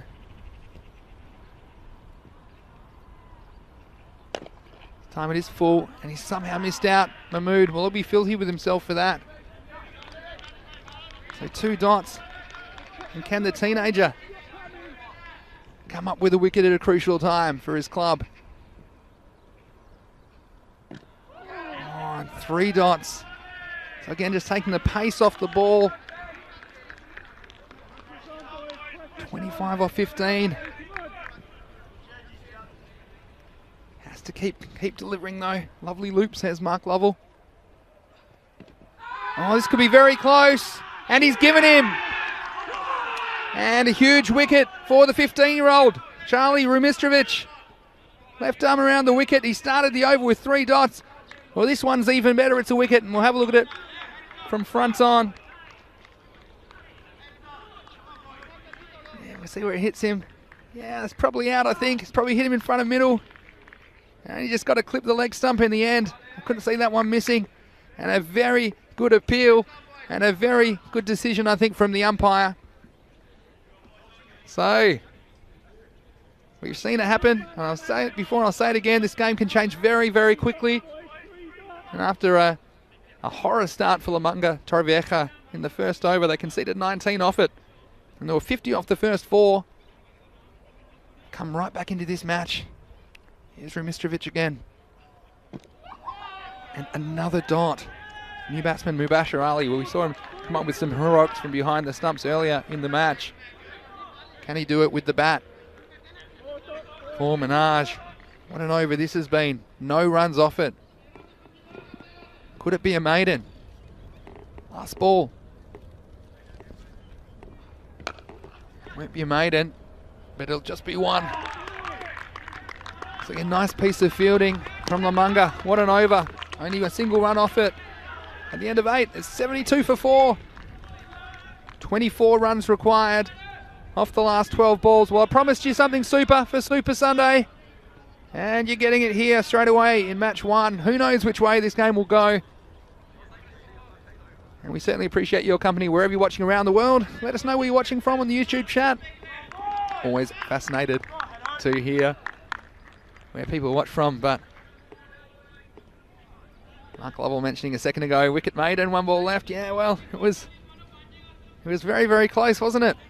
And it's going to be Paul Hennessy to bowl. We just saw him struggle a little bit with his length. The first time he bowled, it was in the 4th over. It went for 12. He's a very professional cricketer and he's defending 24 of 12 balls. It's going to be Mubashir on strike. This is well bowled. It was full and straight. They'll squeeze out a single.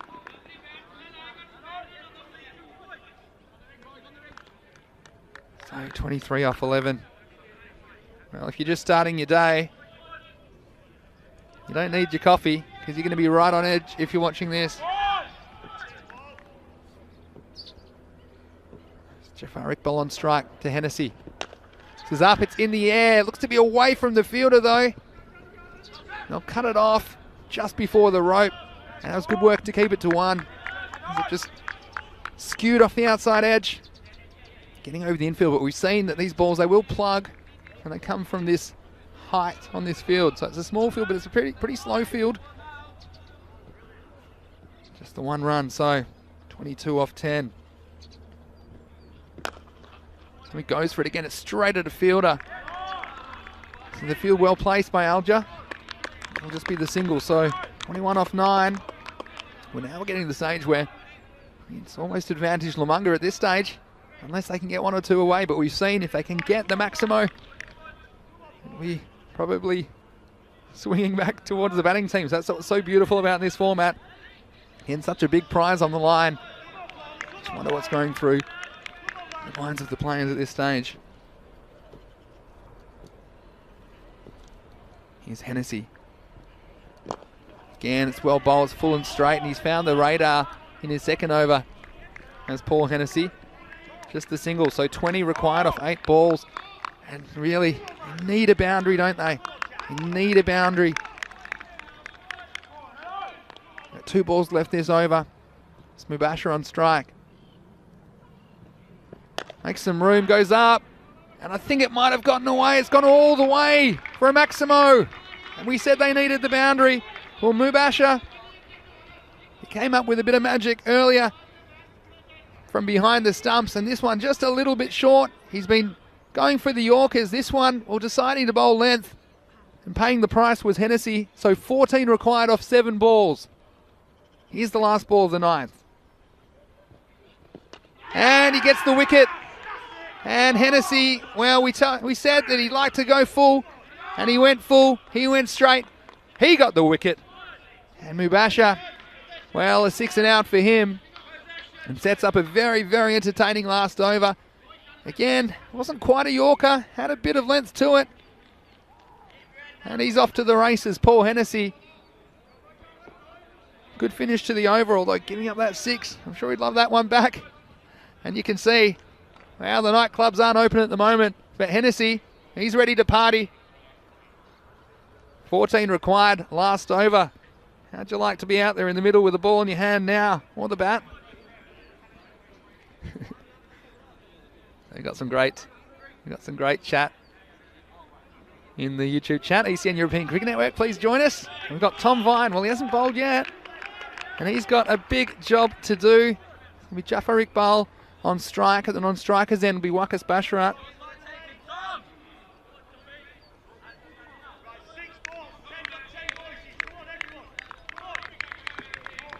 So it's going to be a huge responsibility for Tom Vine. Again, best of 3 series. 14 required off the last over. Let's see what he does. He's going to go full and straight.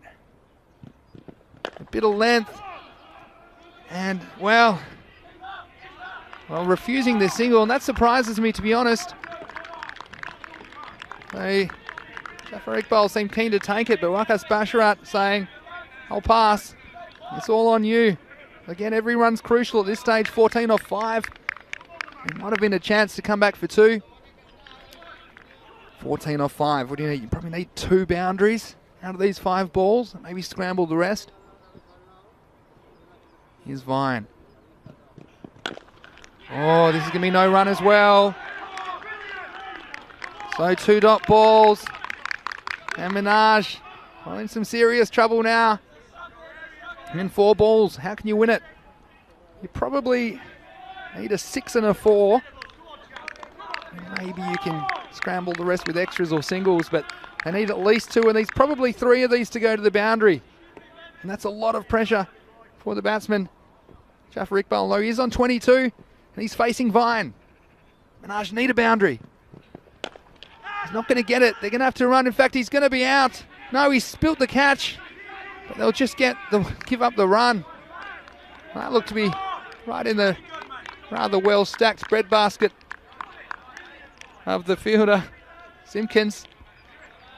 Look at this. It came down and he tried to get everything behind it, but in the end, it won't cost him that much. Just a single. So 13 off 3. Well, now there's no mucking about. It's not easy for the new batsman, Basharat, but he's going to have to try and get it away. He'll be swinging hard. Here's Vine. Oh, and he might get it. Is it going all the way? And he's held on, and he's done it again. Well, Panchal, he was ready to toss it back, but he held on to the catch, and a good piece of fielding. Again, this could have quite easily been spilt out and gone over the boundary for 6. And it was a good attempt by Basharat. He got bat on it, he got it close, and you see just landing inside the field of play. And Panchal, well, talk about your comeback stories. He's come up with 3 incredible catches to keep his team in this contest. And now, well, 2 6s are required to tie the game. And Jafar Iqbal, well, he's the man to do it. If anyone can do it for Minaj, he's the man at the right end. But this has to go for 6.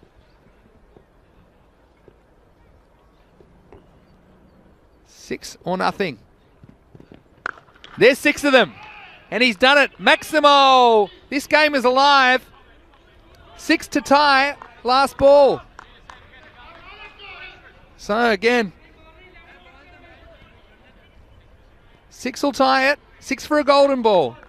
And 7 to win it. Well, that one was probably worth 7 because it went a long way.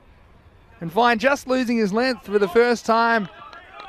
So again, 6 for a golden ball.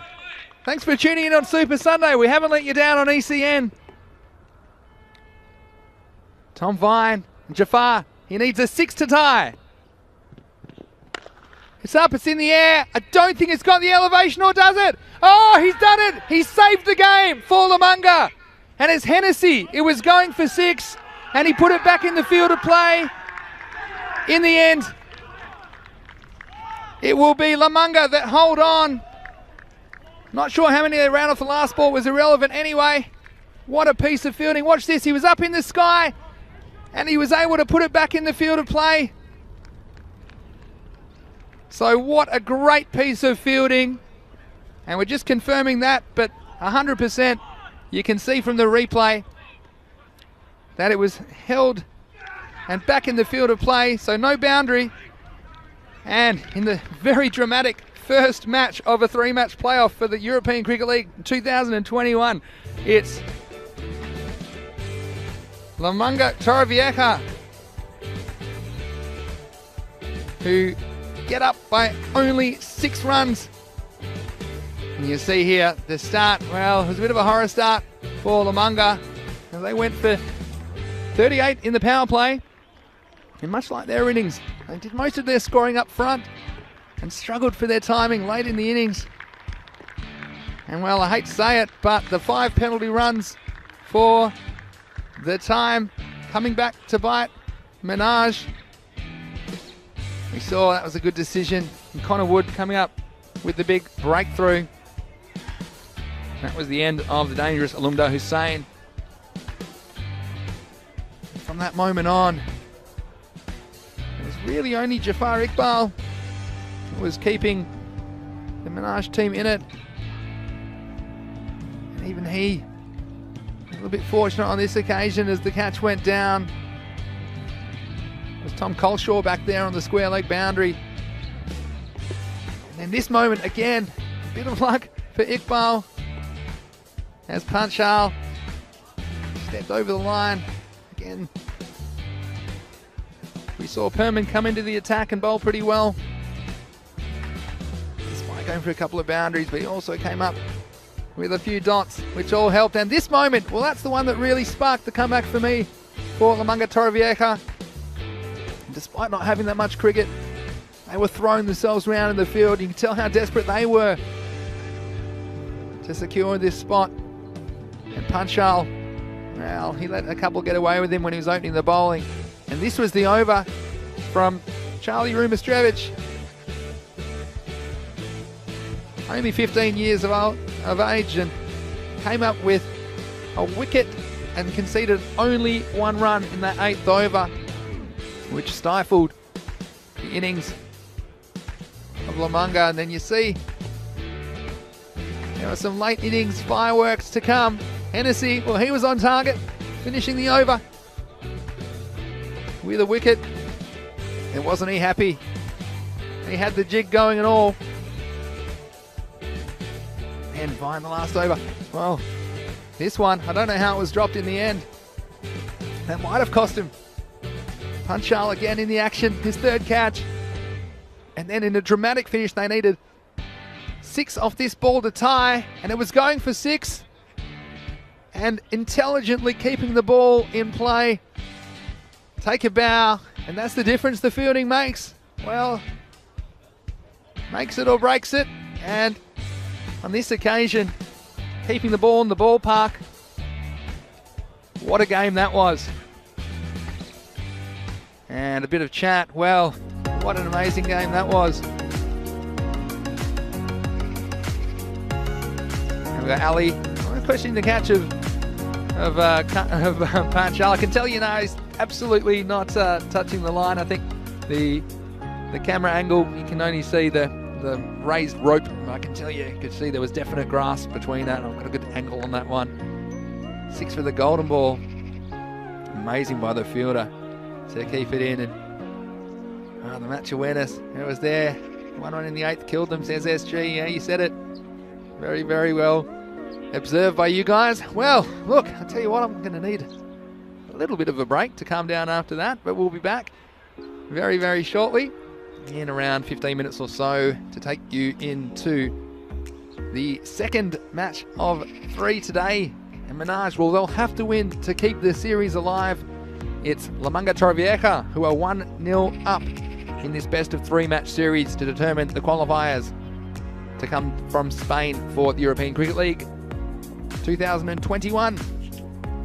Well, we hope you enjoyed match 1. I absolutely thought it was a thriller, so it seemed to be. And there's plenty more great action ahead on Super Sunday. But for now, this is Vinny Sandu, Mr. Maximo for the European Cricket Network. We'll see you in about 15 minutes for match 2. You're watching ECN.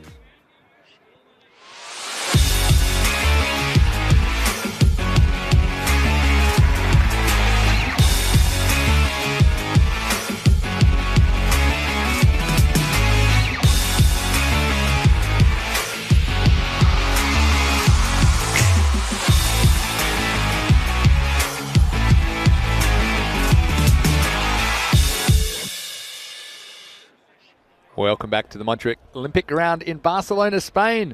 It's Vinny Sandu here, Mr. Maximo for the European Cricket Network, and we are in the midst of Super Sunday, starting with a 3-match playoff between Menage and La Manga Torrevieja cricket clubs to determine who will represent Spain at the European Cricket League this year. European Cricket League being the Champions League of European cricket, and if you missed it, well, you're going to want to have a look at the replay later. It was an incredible first match as we saw La Manga Torrevieja. Well, they were a little bit scratchy early, but they ended up getting over the line 95 to 89 in match 1. So they're 1-0 up in the series at La Manga Torrevieja, but we still have 2 matches to play. This makes this a must-win for Menage. Let's have a look at what happened when the 2 captains were with the match referee for the toss for match 2. Tail is the call, and tail is there. So Minhaj won the toss. What are you going to do? Field? Okay. Minhaj has won the toss and they are going to field first. So there you go. It was Menage captain Amar Shahzad. Well, he might not have had a lot of luck in the first game with the result, but he's had a lot of luck with the tosses. He's won both of them. And for that match 2, he's decided he wants to field first, just like he did in the first game, deciding that he'd like to chase down. And honestly, I don't think that will bother La Manga Torrevieja at all, because we saw that they said to me, Adam Alger, their captain, said that he would like to bat first if he'd won the toss in the first match. And I'm sure he probably would have batted first again in the second, because they defended expertly, even though they only had a middle-of-the-road target, you have to say, of 95 on the board. Assisted with 5 penalty runs for the slow over rate. That ended up coming back to bite Menage, as they needed 6 to tie off the last ball. And the ball was going for 6. And it was Paul Hennessy, right long off, who was able to jump up in the air and pull the ball back into the field of play.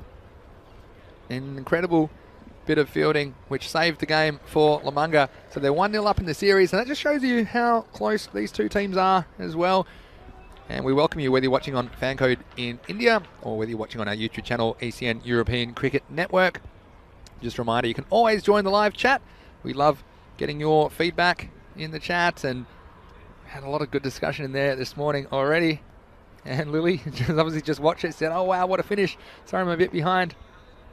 Yeah, so Luke's taking a bit of a poll in there, and a few people voting for La Manga, but I can tell you what, there's nothing to motivate you like a must-win game. That's exactly what this is for Menage.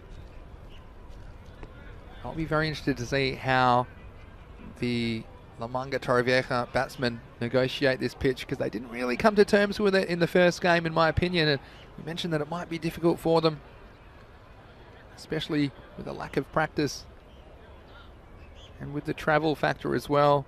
It's very much a home fixture for Menage, this playoff, but you're going to see them bat first again in match 2, just like they did in match 1. I think everyone around the ground just gathering their breath. So close. Well, they needed 2 sixes to tie off last 2 balls. They got the first one, thanks to Jafar Iqbal. And the second one, well, it was on the way. It was intercepted, almost like an NBA basketballer, rejecting that one, getting it back into the field of play and saving the game. So, all set up for a fascinating start to match number 2. Looks like it's going to be Mohamed Riaz to open the bowling. Now, he bowled very well in the first match, conceding only a handful of runs off his 2 overs. Lily's got a new coin. She's going for Menage, but she's just tossing a coin. I think you probably could toss a coin between these 2 teams. They're very evenly matched, and no better demonstration of that than the first match of this 3-match series.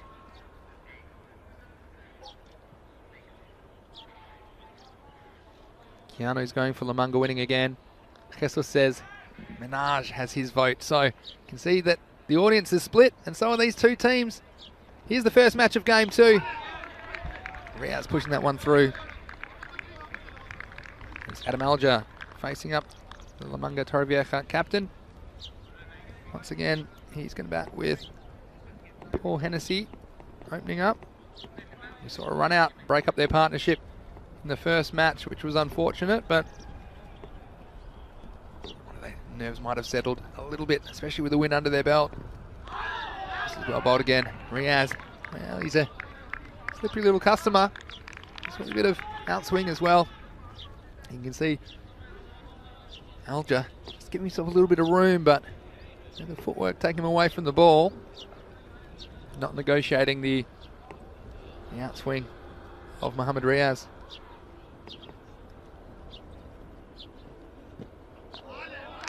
Well bowled again. He's getting some good swing. This brand new ball, of course, that is used at the start of each innings.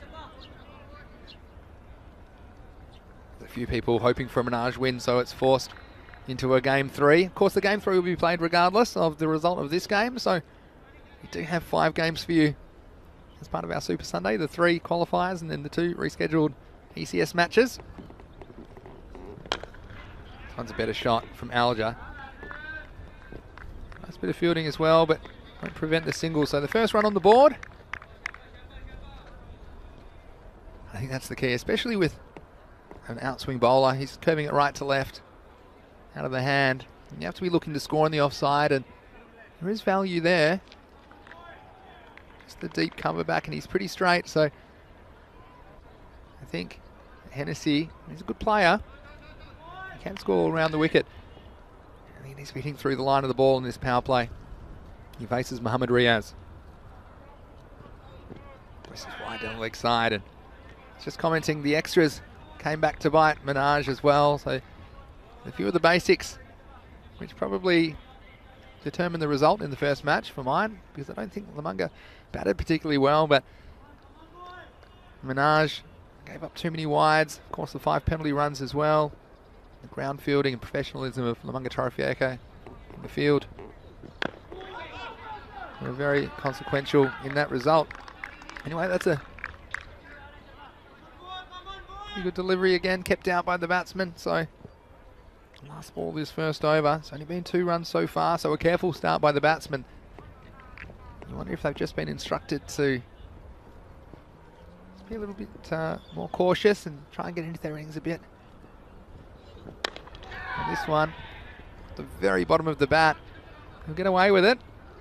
It'll be just a single that will end the over. So the end of the first, pretty good one for Minaj. It's 3 for no loss. There's always stuff in the chat about people wondering who's the favourite. Well, I don't think you can say there's a favourite in these games, because we've got the 2 best teams in Spain. And the only way we're going to find out who the better one is by playing these matches you see today. His arm saying, nice swing. Yeah, it was. It was really good outswing bowling from Mohamed Riaz in the first over. Getting the ball to curve prodigiously from right to left on your screen. It's going to be Amar Shahzad, the captain, to bowl the second over. He's bowling to Paul Hennessy. Sure, Hennessy's keen to atone for his dismissal, as he was unfortunately run out in the first game. He's going to go for this one, but I think he's going to find Iqbal, and he does.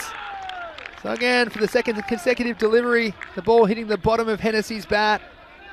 Absolutely no timing at all. He set up for an easy catch. See this, right down the bottom, just dragging it. And again, you can see what he's trying to do. Go over the top in the power play, but unfortunately for him, didn't get the kind of bat on ball contact that he was after. So he goes again cheaply. And Lamunga Tarafieka in the second over, they're 3 for 1. Yes, Luke mentioning good over from Riaz. Yeah, it certainly was.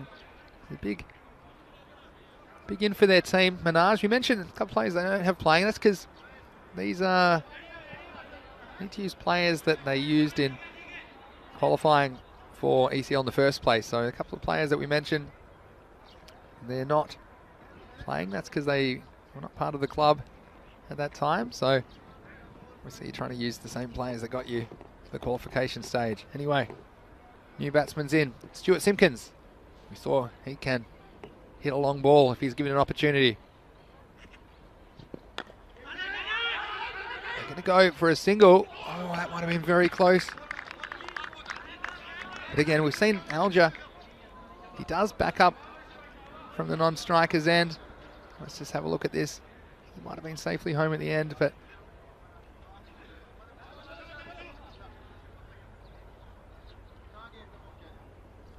So he's off straight away.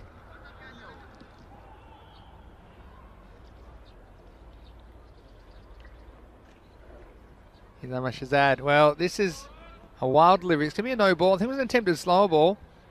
And the batsman, well, he's within his rights to hit it if it hasn't reached the wickets yet. But I think he just lost the race, didn't he, that time? Did Adam Alger. I like that game awareness, though, with this one. It went all wrong. And this can happen with the new ball. It's going to be a free hit. Can pin his ears back on this one. And this one's going to go a long way. Alger stepped across, hit it over the leg side. Maximo! And the first one of the innings for Lamanga Torrevieja. This is the difference. Batting without fear of dismissal. He's able to launch that one very high into the sky. 6 important runs for his team. And he's such a key player for Lamanga Torrevieja, is Alger.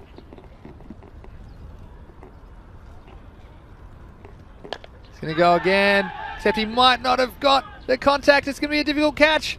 And he spilt it. Usman Mushtaq. Well, that one, he had too long to think about it, I think. It was very high in the sky. Trying to repeat the heroics of the last ball. And Alger, well, I think he thought he was a goner. Just on the edge of the circle is Mushtaq. Did everything right, but hold on. And then almost a run out at the bowler's end as well. But well, life, and we've seen the fielding, how important it is. And Mushtaq, oh, he can't believe it. Right, that's 1 run. Simpkins on strike now. Just thick inside edge for a single, but I wonder if that might cost them a few runs if Alger gets going.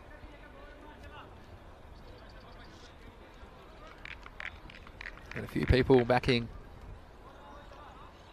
the Minaj team to square it at 1-1. And a few thinking that Lamanga are ahead. So here's Shahzad. This is short. Well, should have got the treatment, but didn't really get his hands through it quick enough, did Alger. He's upset with himself. Still just the 1 run. Some running repairs happening now.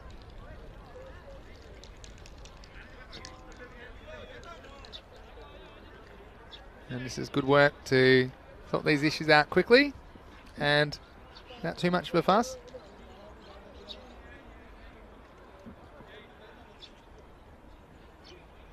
Just remind you guys what's going on today on Super Sunday. Normally it's just Monday to Friday in Barcelona, but we're here on Super Sunday and we have these 3 playoff matches.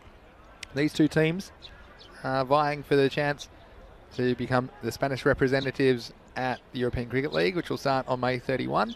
These are coming to you right now. You're watching match 2, and after this we'll have match 3. That'll be played regardless of the result of this match. It'll be a short break. It'll be a 1-hour break, and we'll be back with something pretty exciting in its own right. We're going to have 2 rescheduled matches of the Fancode European Cricket Series Spain. And these 2 matches were washed out on Monday. They'll feature Hira Sabadell because they've had 3 matches washed out, so priority has been given to them as far as these rescheduled matches, and those games will come to you at 3:30 local, which is 8 o'clock Indian time, and 6:30 local, which is 11 PM Indian time. So the last match will be under lights today. What do you guys think in the chat? Ali Jr. saying Lamanga have any hard hitters? Well, they have quite a few, but as mentioned, not as experienced on this surface, and although it's a newly laid pitch for today's game, so neither team will have experience on this pitch, but I guess the nature of the pitch, Minaj have a little bit more experience, the local knowledge if you like. ECN mentioning, yeah, correctly, Lamanga Torrevieja actually played in the first ever ECS last year in March before lockdown. That's the only T10 cricket they've played before this. They were T20 champions in the ECCL in 2020. Here's Mohammad Riaz to bowl the 3rd over. Worked away intelligently on the offside. They'll get 1. Oh no, and tell you what, there could be a bit of trouble here with a better throw. Batsman not on the same page. Simpkins, who turned for 2, but I don't think it was going to be there. It was 14 for 1 at the end of 2. Mohamed Riaz, he's been a dangerous customer with the new ball for Minaj. He comes again. He's driven firmly. Shazad to do the fielding. Oh, it was a nice bit of work, but it's just hit the edge of the pitch again. One of the quirks of the local conditions. And Simpkins, well, he hits it hard. He's the quickest between the wickets. Perhaps he was saved by the edge of the pitch on that occasion, but regardless, we saw there, perhaps he was struggling if that was a direct hit.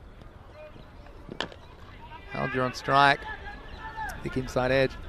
I suppose what Mangatorovieka have to tell themselves, they can put that 100 on the board. We didn't see Minaj chase it down in the first match. And their bowling and their fielding, particularly their fielding, saved them a lot of runs. So, as a batting team, you don't necessarily need to go all out, score 120 or 140. Rather put that solid 100 on the board. Just off the pad and it'll be a leg by. I think also what these Mangatorovieka batsmen are thinking is they don't want to leave it to the middle and the lower order to have to do their work. They want to stay there. They want to keep the score ticking over. Lily says nerves, nerves, nerves. Well, there's a few nerves around this morning, Lily, I can tell you that. This one. More good outswing from Riaz. But it's a real arm wrestle that first match, to and fro, and Mangatorovieka, well, they just had the worst possible start to their fielding innings as their opening bowler was taken off after only 2 lethal deliveries, one of them disappearing. This one, making the play was Alger. Took a couple of steps down the wicket, but can only get it away for a single. And that will be the end of the over. Pretty good one again from Mohamed Riaz. He concedes only 7 in his 2 overs. And after 3, it's 19 for 1 at the end of the power play.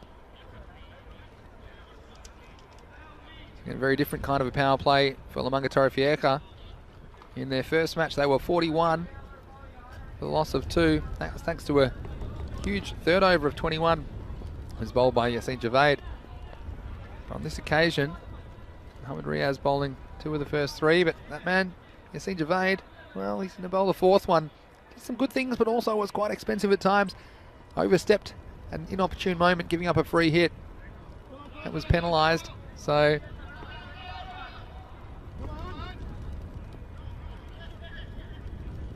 see what he can provide in the way of bowling for Minaj. To bowl the 4th over. He's bowling it. Lamanga skipper Adam Alger. Again, beaten outside off stump and upset with himself, Alger. Just a couple of times there, not negotiating the bounce and yeah, just playing the stroke afterwards to himself that he needs to be playing. I think he needs to get that back foot back and across and cover that line a little bit more.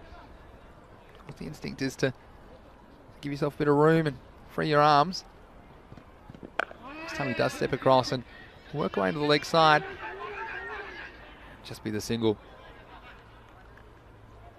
But Stuart Simpkins, big double S. He can hit the ball a long way, and we saw him hit a really big Maximo in game 1. Fell very next ball. He's getting a little bit carried away, I think, and we've seen that happen before. Batsman hit a good shot, but they're too desperate to follow it up. I can tell you, if he gets anything short, he'll be trying to make it disappear.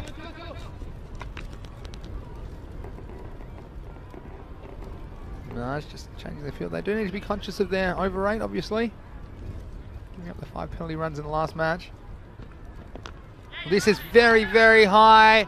It's going to take some catching. It's Mushtaq again. And this time he holds on. So Simpkins just trying to turn that one. Got a leading edge. Very, very high in the sky. And Usman Mushtaq, he's been moved down to that mid-off position. And he's just been moved into mid-wicket. You see this one, he's contending also with the sun. The ball very high in the sky. holding on. And an important wicket for Minaj, who were on top early in this innings. Second wicket goes down with the score at 20. Yasin Javed getting a wicket, which he did in his first over in the previous match, although it did go for 21. And I'll tell you what, the Amanga Torrevieja, they won't mind losing the wicket if they get 21 off this over, but at the moment, the innings is just stifled.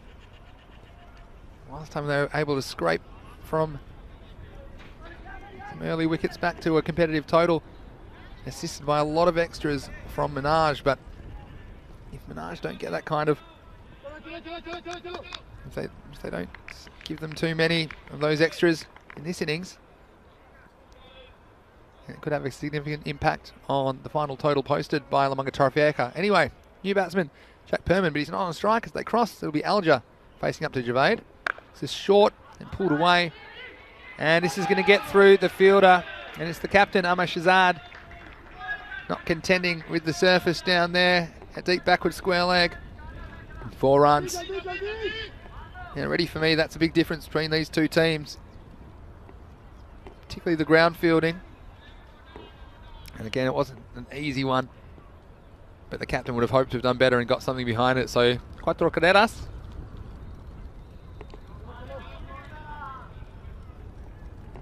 And again, some questions about why Asjad Butt's not playing. That's because he only moved clubs after the qualification had taken place, and that's why he's not part of this lineup today.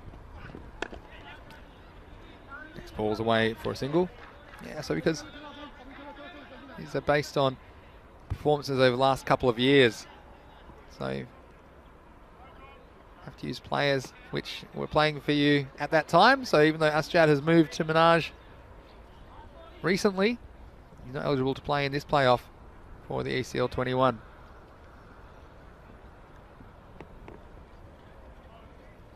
Him on strike for the first time. Just working this one away.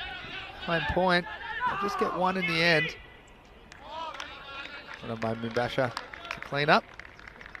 Bit of a difficult throw. And this is a shot I think we can see more of from the batsman. Instead of swinging across the line, there's normally no third man back on the boundary. It's the end of the 4th over. End of that one, it's 26 for 2.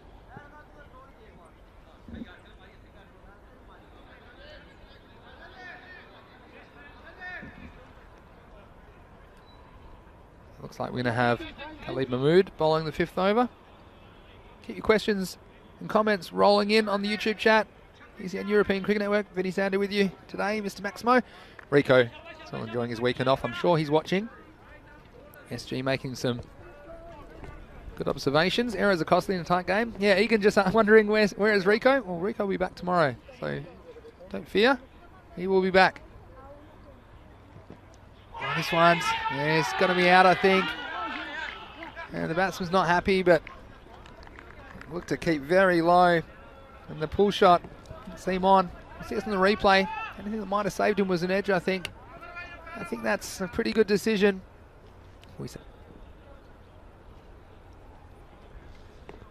Yeah, so you see this one. Again, down very low. I think it hits him in line with off. And, well, maybe he felt he got outside the line of the off stump, but I don't think so. It's an unhappy walk back to the pavilion. And a 3rd wicket goes down for Lamanga Torre. And a short stay at the crease for Jack Perman. He is capable with a bat, but again, you cross bat the ball and you stumps at your own peril. And so, some early success for Khalid Mahmood. Ravi Panchal is the new batsman. Well, he had an eventful first match, to say the least. Sunstrike Nah. Starts with a single.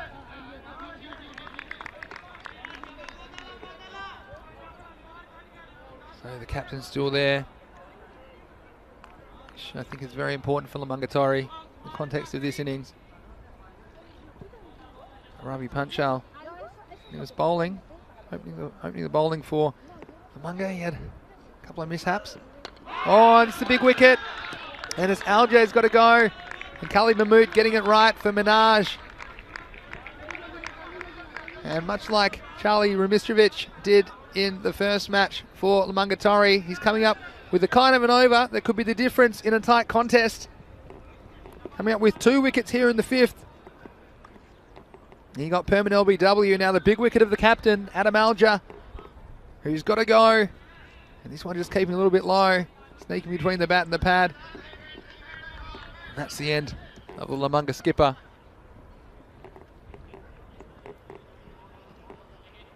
So yeah, I was mentioning Ravi Panchal, who's out there at the non-striker's end. Yeah, he bowled 2 fast high balls, and so he was taken out of the attack. One of those fast high balls was a free hit that disappeared over the fence as well. But then he came back and took 3 very important catches, including one absolute stone cold stunner to dismiss 3 Minaj batsmen.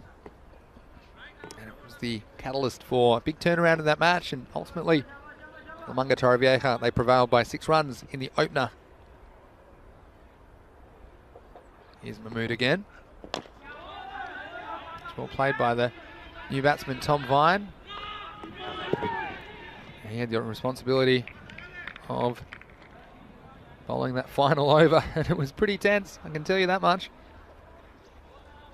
Had a good start to the over, but then there were 2 sixes required to tie it off the last 2 balls of the match. The first one went, the second one almost did as well. Ultimately, the ball was pushed back into play by Hennessy at long off.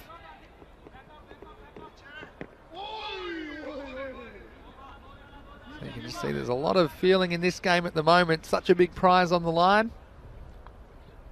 This has been an excellent over from Mahmood. It's gone wicket 1, wicket 1, 1. Here's the last ball of the over. That's another good seed. That will finish the over. We took 2 for 3 off that over. End of it. The over and the end of the first half of the innings. Lamunga Torrevieja at 29 for 4.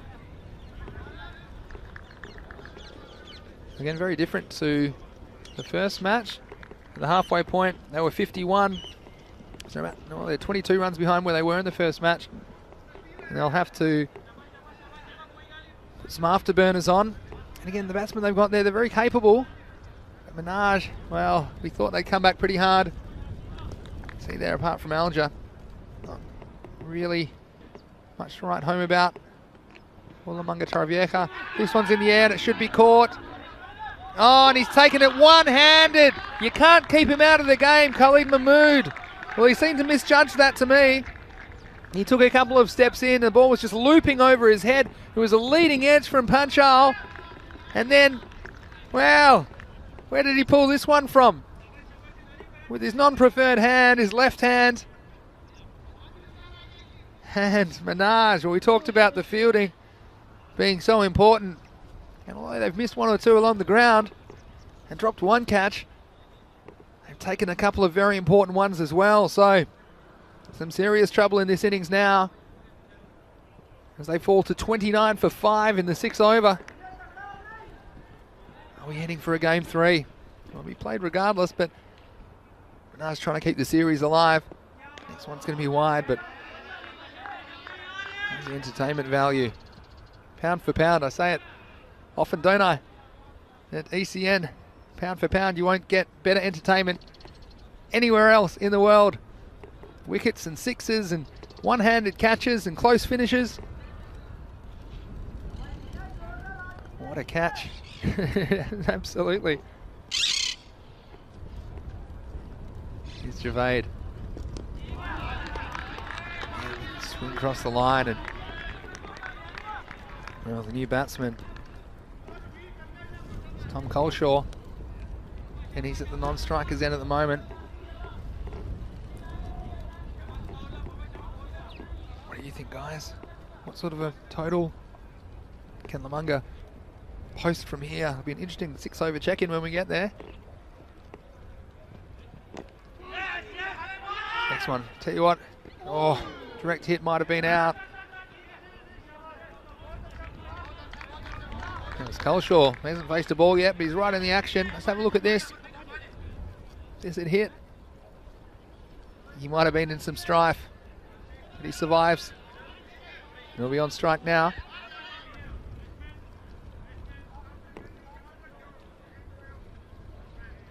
Nalini enjoyed the catch as well. What a superb catch. Wow, wow, wow. Oh, I think you could add a few more wows to that, Nalini. Thought it was definitely getting over him, but pulled out the left hand. Big inside edge on this one. It'll just be the one run. So he'll be off the mark.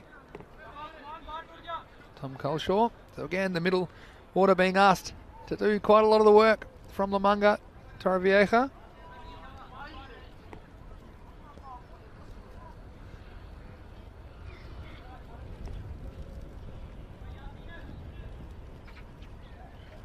Here's Yassine Javed. Important time of the match. Well, this is hit pretty well, and it's going to be wide of the fielder. It'll just bounce once, and over the rope it goes. So a welcome boundary for Lamanga Torrevieja. This one again was taken from just outside the off stump. He hit across it, and taking it wide of the fielder at long on for an important boundary. The last ball coming up of the 6th over. And Javed, well, he's been bit tighter than he was last game. He's gone for 14. Here's the last ball of his spell. He's picked up 2 important wickets.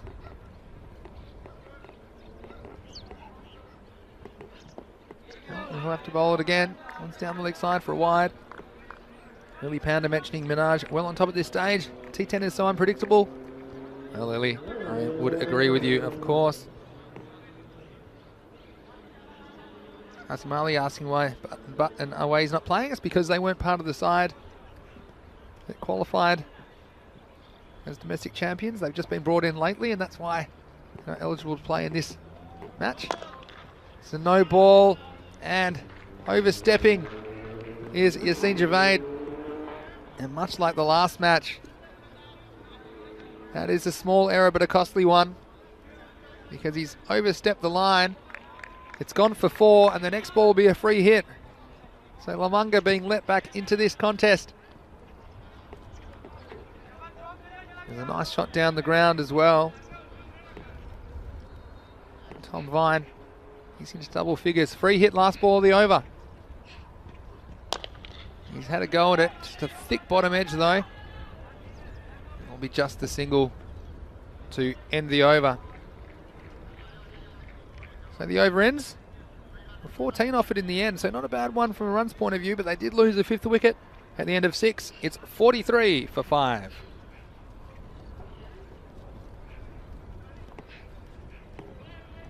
So just doing my 6 over check-in as I like to do. Well, 10 and over I think is what you need to shoot for, and above 80 can be competitive, I think. If they got 10 and over, would take him to 83. I think if you offered him 83, they'd probably take it at this stage. Lamanga Torrevieja. And just Luke, to clarify your response about Asjad not playing, not registered, about them not being registered in time. Well, they couldn't do that because they were playing for other clubs at the time. So the next ball is Khalid Mahmood, who's come back after taking that outstanding catch. He's also chipped in with 2 wickets. Yeah, so some of the new players to the club, because this is due to their qualification for ECL 2020, because the players weren't a part of the club at that time, they're not eligible to play in this playoff. That's just to come on back to that in a second. And I think the thinking behind that makes sense. If the idea is to get the best club playing at ECL, you don't want teams qualifying by winning the domestic championship and then all these other players suddenly joining that club just because they know they can play at the European Cricket League. So that's not really what the competition's about. This is a nice cover drive. It's going to be straight down to Jafar Iqbal. And they're going to go for the second in the end. So have to pull out the big ones. I think he's got there in the end. So nice running. Hopefully I explained that well, why Asjad Butt's not in the lineup, because he's just joined the club. And players that just join a club are not eligible for the European Cricket League because they need to be part of the club when they qualified for the tournament. But of course, I'm sure they'd love him out there. And this one's going to be a wicket. And you can see what Culshaw was thinking. He wanted to go large with just a tick over 3 overs left. He was keen to get it over mid-wicket. Again, just losing his shape. And he's going to walk back to the pavilion. And the 6th wicket goes down for Lamunga. It's 46 for 6. Those wickets are going to be concerning for them. Not only Harris getting bowled out, but also the batsmen coming in to the lower order. And not really their job to be scoring the runs, but they're going to have to fight. Even if they can post something like 70 to 75 and get a couple of early wickets. We saw their fielding was very professional.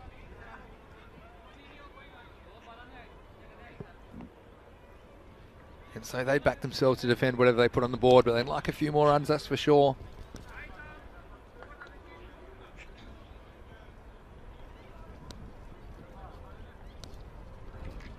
Here's Khalid Mahmood.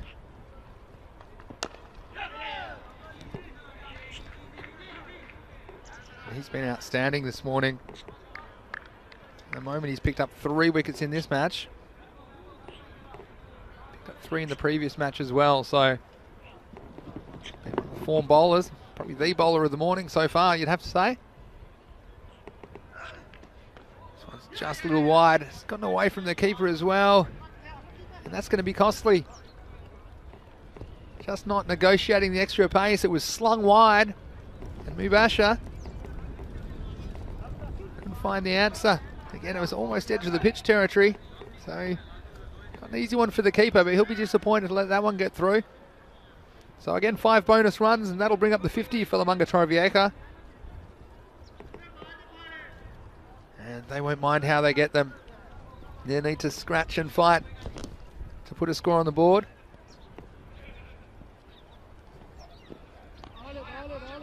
Now last ball the over. A swing and a miss. That will end the over. So at the end of 7, it's 52 for the loss of 6.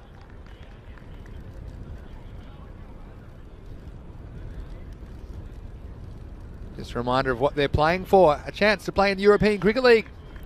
It's an annual tournament, although we missed it last year, so there's only ever been one European Cricket League played. It was 2019, and VOC Rotterdam were the champions from the Netherlands, and they'll be returning in this edition. And they're joined by the 15 national or the club champions of 15 European nations. And this is actually the last team to qualify. The qualifier from Spain. Both these teams earning the right to be here to play off for that 16th and final place in the European Cricket League. Mizaka Ula to bowl. The 8th over. Just be a single in the end.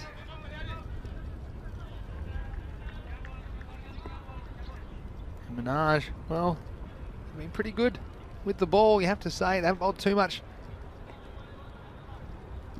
rubbish. It's been mostly around the mark. This one is 2, and swung across the line. Looks to be into the gap, and it might take some catching. In the end, good piece of work. It won't prevent the batsman coming back for a second, so Tom Vine trying his hardest. He's moved up to 14. An important run, so it could be a bit of an arm wrestle. We've seen 63 defended successfully on this ground over the last 3 weeks in the Fancode European Cricket Series. Of course, we'll see more Fancode European Cricket Series action tonight on Super Sunday. The last 2 matches of the day are ECS matches. Well, this one's short, and he's picked out the fielder. So he's disappointed. And he hit it well enough, did Vine, but didn't quite get the elevation to carry the fielder at long on. And a wicket for Zaka Ula. And now they've lost a 7th wicket. They're running out of batsmen, and they're running out of time. Lamunga Torrevieja. He's disappointed, but he provided a useful 14 runs for his team. Again, like so many of his teammates, just struggling to negotiate this surface. Luke Belgium with a very good observation that no La Manga Torrevieja batsman has reached 20 yet in both games. And the extras were a factor in the first game, absolutely. There haven't been as many, although the last 5 wides will hurt him a little bit. We've up to 11 runs in extras in this innings. New batsman, who's the man of the match for his bowling last match. Charlie Rumistrovic. Very important over in the 8th, conceding only 1 run. Starts here intelligently with the single. It's hard to believe that Charlie is only 15 years of age. He already looks every bit a man. And he delivered when it counted for his team in match 1. He's got the bat in hand now, but he's at the non-striker's end. This is short, and this is going to be 4 runs. And this is a very nice shot, because he just had to wait. It's Akash Panchal who's out there. And he just waited for it to come to him. We've seen a lot of batsmen struggle to get their timing right, but he picked that gap. Dead square of the wicket. There was no one there. And they put a fielder there now. So they're 5 fielders. They put 4 back on the leg side, plus a long off. Zakrul again. Let's go to one of those men perched back on the leg side for just a single that time. And that will end the over. So the end of 8, 61 for 7. And so just creeping towards what I would say is the minimum they'd be looking for, which should be 80.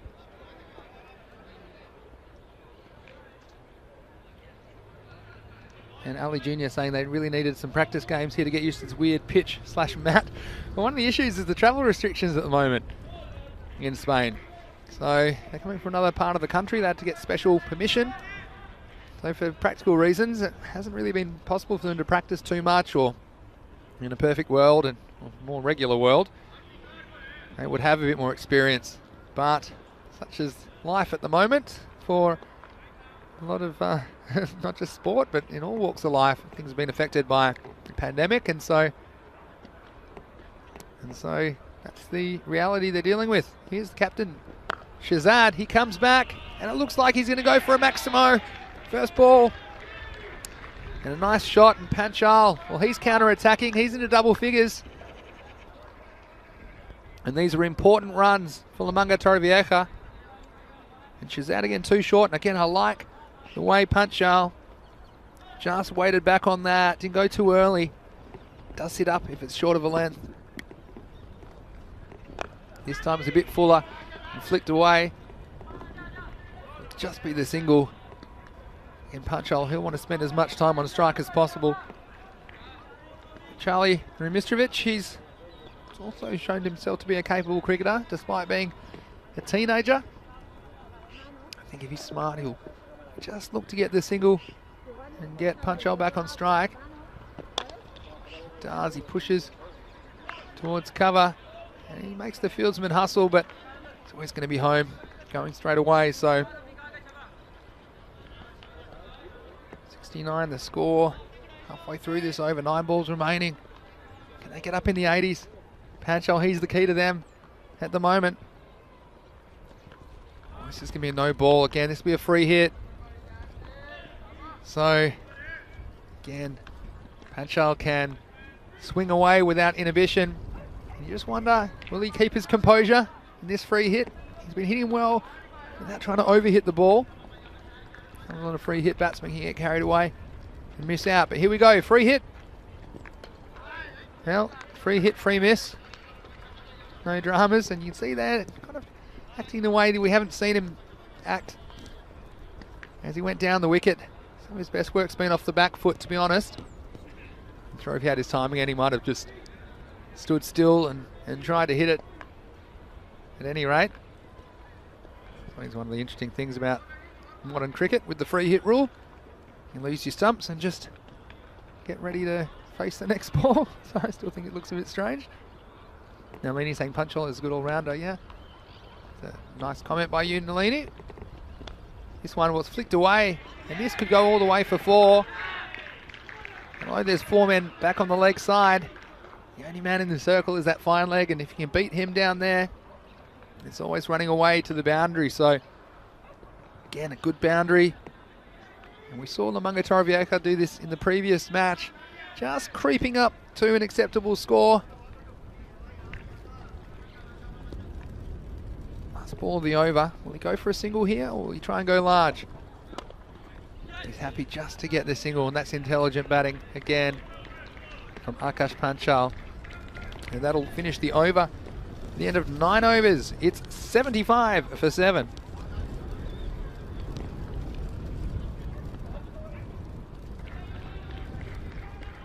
Keanu thinking if they can get to 80, I think they can defend it. Nalini asking what country is Charlie Remistrich from? Well, he's in Spain now. He's of Polish ancestry, he was telling me earlier in the day. Quite sure where he was born, but yeah, that's a Polish name. Rebecca saying, come on, Charlie. I think he's half Polish and half English. There you go. Thank you, Rebecca McLernan, for your quick answer. It's probably better than my answer. Here's the 10th over. It starts with a single. Again, I might be thinking about 2, but it's never there, was it? So you don't want to give away a run out needlessly either. So we've got Zaka Ullah bowling the 10th and final over. Lily thinks 90's on the cards. I guess we'll find out, Lily. Well, there's not going to be 90 runs on the board if that's the trend. And again, the batsman, Remistrich, he's a bit upset with himself because he knows perhaps it would be better to push for a single and get Panchal on strike, who seems to be the more capable boundary hitter of the 2 batsmen. So all of these can be important. We've seen the margins are so tight between these teams. We saw how close the first match was. It was literally inches in it, as Minaj needed 6 to tie.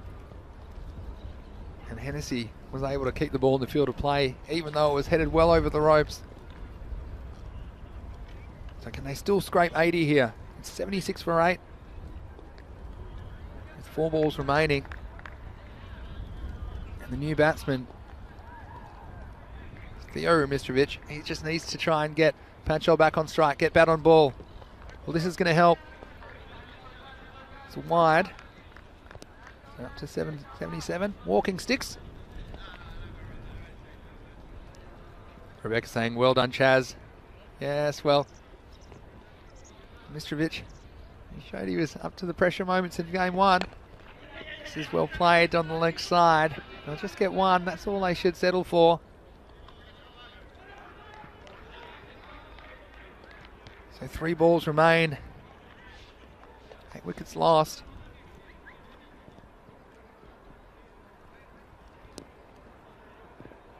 Panchal, can he provide a boundary or 2 to polish off this innings for Lamanga? Well, down the wicket, Nissa, we need to run hard. But Panchal didn't really go too hard on that first one. I'd like to have seen him trying to come back for 2 and make the run out. It's a long throw back to the keeper. Jamari Iqbal was all over it. Oh, this is a nice shot by the youngster. And Theo Remistrich. It was short and it was on his legs. And it was a bit of a gift, you'd have to say, from Zaka Ullah, who's bowled pretty well at the death. And he goes for 4. And that takes them up into the 80s. 83 for 8 with a ball remaining in the innings. So here's the last ball of Lamanga Torrevieja's innings. And it'll just be a single. I'm sure the fielders will be very careful with it. And so that will end the 10th over. And after being sent into bat here in the second match in this best of 3 qualifier, Lamanga Torrevieja, they've scored 84 for the loss of 8 wickets off their 10 overs. And again, we saw Lamanga Torrevieja just struggle to negotiate the conditions with some mistimed strokes, some falling into the hands of the waiting fieldsman. Maljo, well, he looked good while he was there. On his way to 18.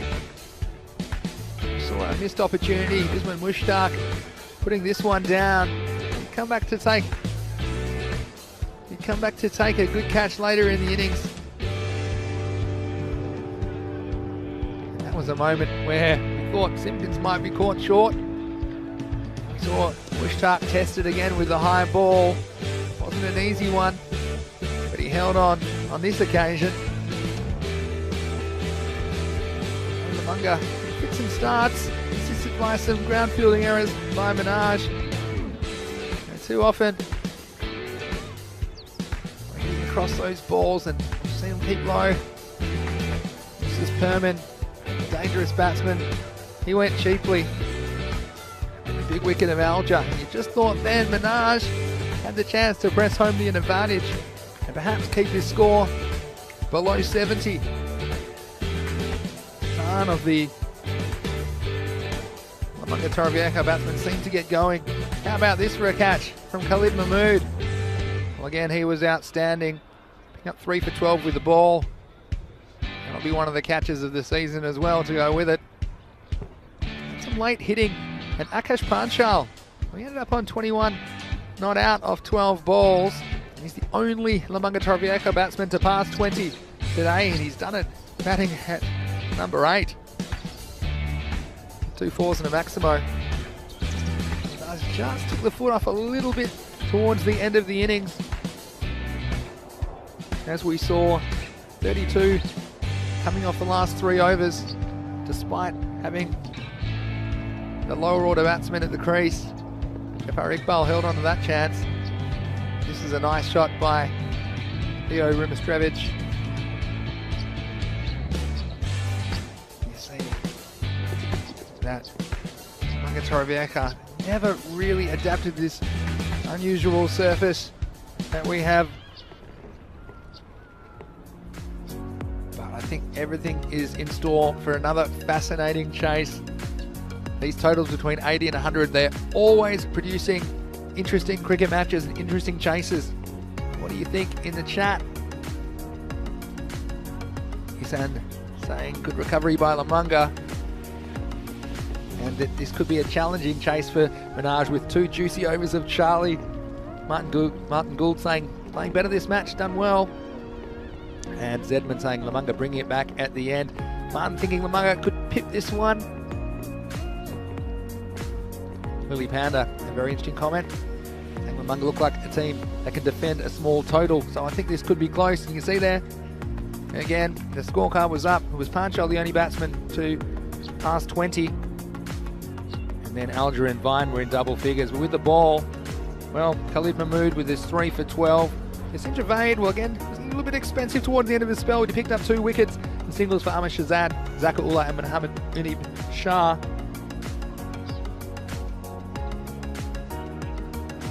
So the final score, 84 for 8 from Lamunga Torrevieja. And if they can defend that, they will be the Spanish representatives at ECL 21. So Minaj, they're playing for their lives. They need 85 to win in match 2 to keep their chances of ECL qualification. And we'll see you in a few minutes. Mr. Maximo here, Vinny Sandhu for the European Cricket Network. Hope you're enjoying your day. You're watching Super Sunday on ECN. See you shortly.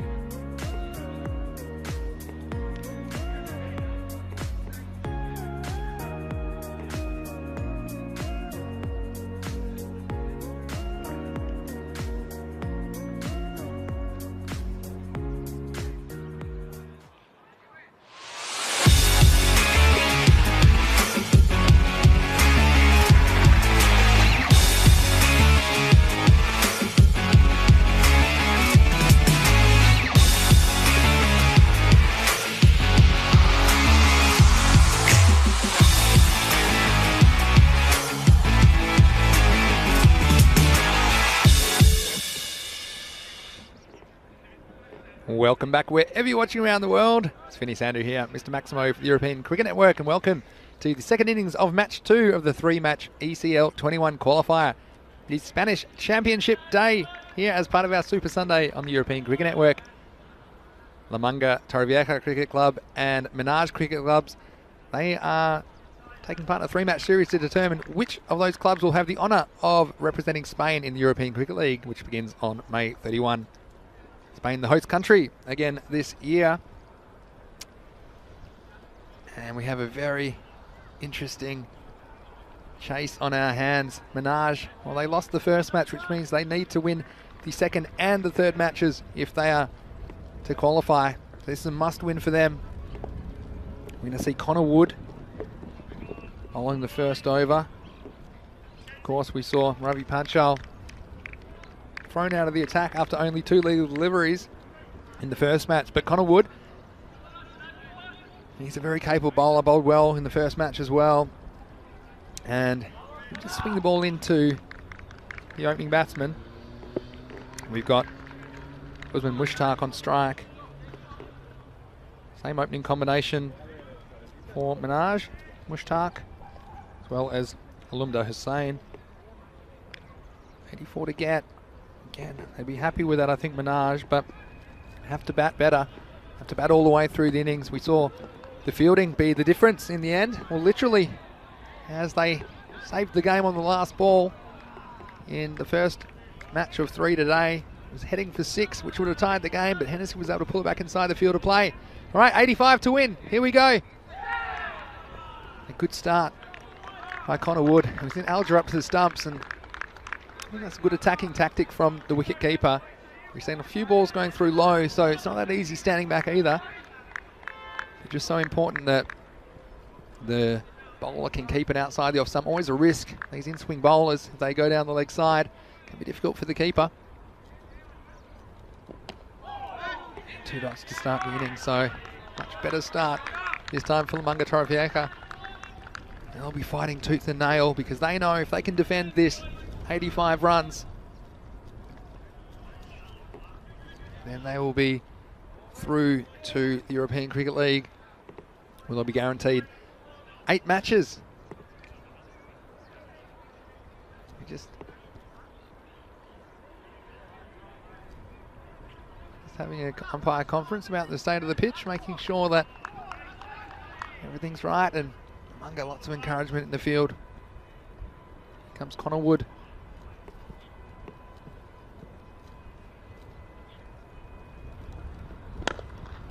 Just up, and they're going to take the run. Oh, no, they're not in the end. Again, nice bit of work defensively in the field from Manga Torrevieja. There's that man, Paul Hennessy. He's missed out with the bat a couple of times. His bowling and fielding was very important as they defended that total in the first match. Scored 95 in game 1. This one, well, this could go all the way, slightly into the pads. And Usman Mushtaq flicking away over the leg side. Maximo! And after 3 dots, Menage are on the board in this second innings. Mark Lovell saying big fan of runs on the board during crunch games. Lily saying excellent bowling from Wood. Obviously that was before that ball, Lily, but hopefully he can come back. This is much better. This time they're going to go for the single. And a wild throw from Hennessy. Well backed up, and so just the single. So yeah, this target of 85, well, basically they need 17 every 2 overs. That's what I'd be keeping as a kind of internal clock if I was batting. Just to stay on target, you don't want to fall too far behind. You can put yourself under some unnecessary pressure towards the end of the innings. So they need to keep working, and you can see already the urgency with the running between the wickets and pouncing on those loose balls when they're delivered. You normally get some.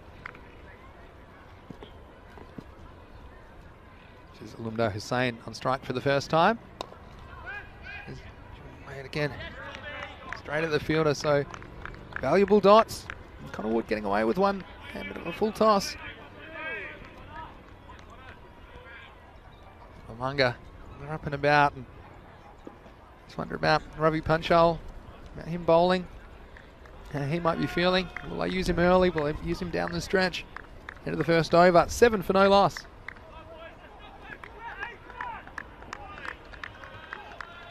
Nalini saying, come on boys, Minaj.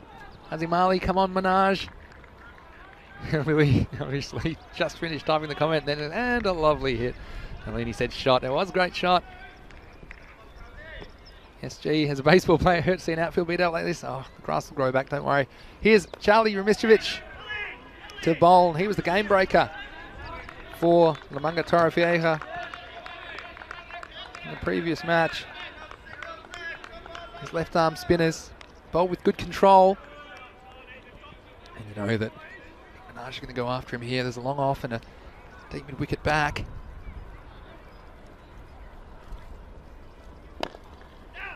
Well bowled, and I'll tell you what, it could be a bit of trouble. No, they went to the other end, and well, Hennessy got to get the radar right with the throw. Hopefully when he bowls it can be a bit more accurate than that. It's a couple of times he's missed the keeper by a few yards. Again, the single was taken, and it's a little bit easier for the left-hander to play Charlie. Ball turning into him, although they do have a long on back and a deep forward square leg. A big gap over mid-wicket though. Where he's aiming, he bottom edges it. Again, important dots. And look, I'm telling you, when you're defending a score in the 80s, you can have a few tight overs. That rate can go above 10, and suddenly it's more like you've got 100 on the board or 110. So these are all important dots, and good to keep just to a single as well. Apart from that 6, everything's been a dot or a 1. No extras given away, importantly, so far by Lamanga Torrevieja. Goes in that direction again. He's going to pick out the fielder on the deep square leg boundary. Tom Vine. Just the single. Again, it's been a good start. Byron Mistrovic. Luke saying lots of nerves out there. Who can keep their head better? Guess we'll find out. Well, this next one was a full toss. He could have put it anywhere he wanted, Mushtaq, but he found the gap between the two fielders back on the leg side. And 4 runs, and it was good footwork by the batsman. I think probably you've had to be critical of the batting against Ramiskovic. They haven't really made any counter-attacking steps against him, and getting down the wicket, getting on the full. Here's one tactic. And this was Yorker in the end, but he worked away for a single, so he'll end it over, and a pretty good one. Again, they're only 7 off it. End of 2. It's 14 for no loss. Luke Belgium saying, love this 15-year-old spinner. Yeah, you can see why there's big raps on him. He bowls with control and maturity above his years, that's for sure. We've got Cute Singh saying, love ECN from Australia. Good job.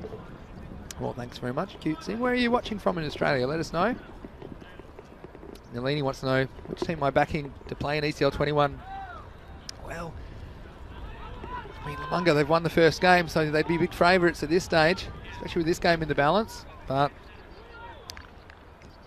as far as this game goes, I've got a bit of a golden ball tingle in me today.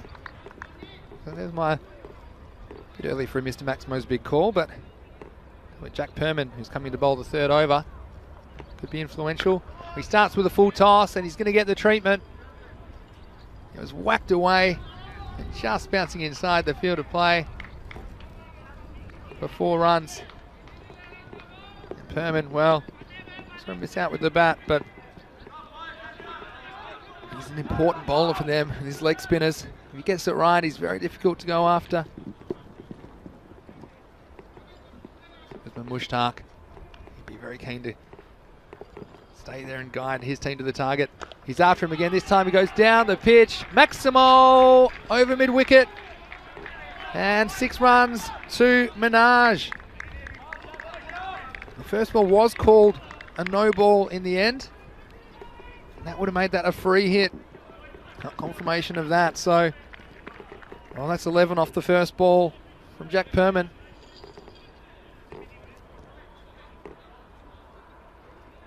Again though, things can change very quickly. We've seen that happen already. comes again. This is much better bowling, but it's a beautiful shot. It was swept through square leg, and the man had moved around to more of a mid-wicket position.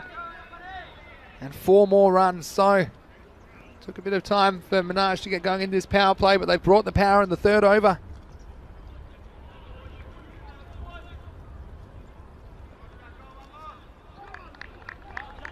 You see the pressure, both these two teams desperate to qualify for the ECL and be on the big stage in front of an international TV audience. This is better bowling from Perm in the last couple, even though the previous ball was swept for 4, it was a good shot. And this is the difficulty as well, bowling in the power play as a spinner. You're only allowed 2 outfielders. So that's the left-hander. They've elected to have 2 outfielders on the leg side. They've got a long on and a deep forward square leg. Alumda Hussain on strike to Perman for the first time. Well, this is a full toss. It could be out though. And the catch is taken. And Alumda Hussain, he cannot believe it. It was a big, juicy full toss. And maybe he was just thinking about how far he wanted to hit it. And yeah, confirming now, there's just some question about the height, but it was below the waist, and umpire correctly are judging it to be out. And it was a good piece of fielding as well was Theo Remistrovic at short fine leg. Well, he had an interesting couple of seconds as that had to come in a few steps, and Alumda Hussain, well, he'll be upset about that motor dismissal. But Lily Panda said, need a wicket, and got one. Well, there you go, Lily Panda. I think my predictions seem to have an influence on the game. And Lily, whenever you put a comment in the chat, it seems to make something happen. So there you go. Nalini saying poor shot. Well, look, the shot was on, just wasn't executed. Mohammad Riaz, the new batsman. Minaj, he will be on strike to Perman. It's well bowled, pushed away for a single. Keanu saying, love seeing more Aussies.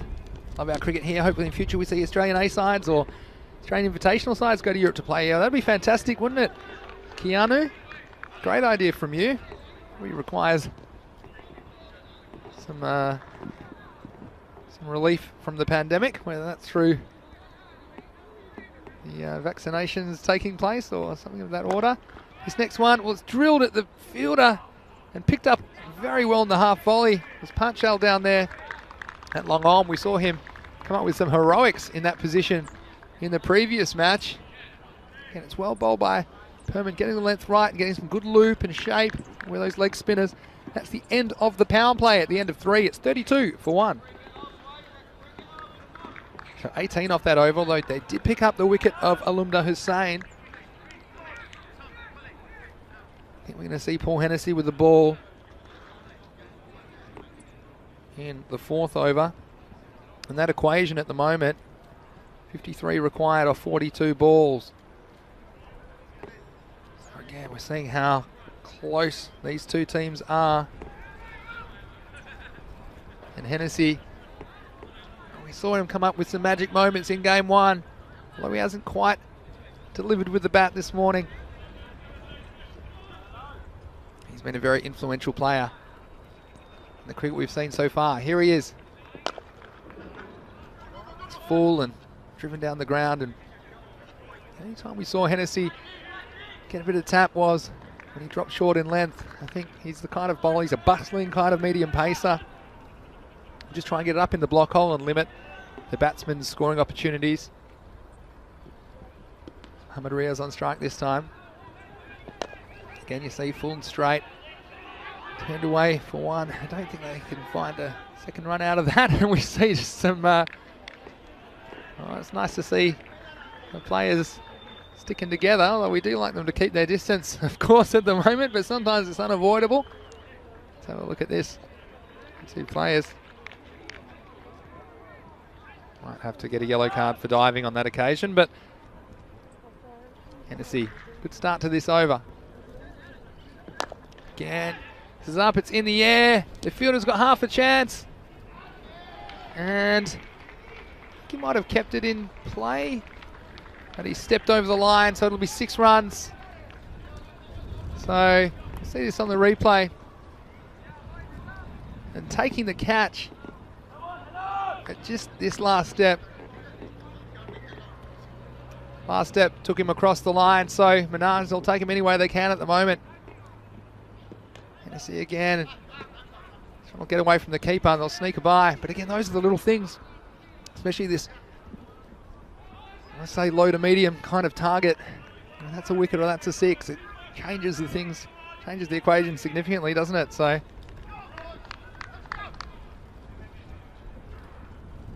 things tightening up. 44 off 38.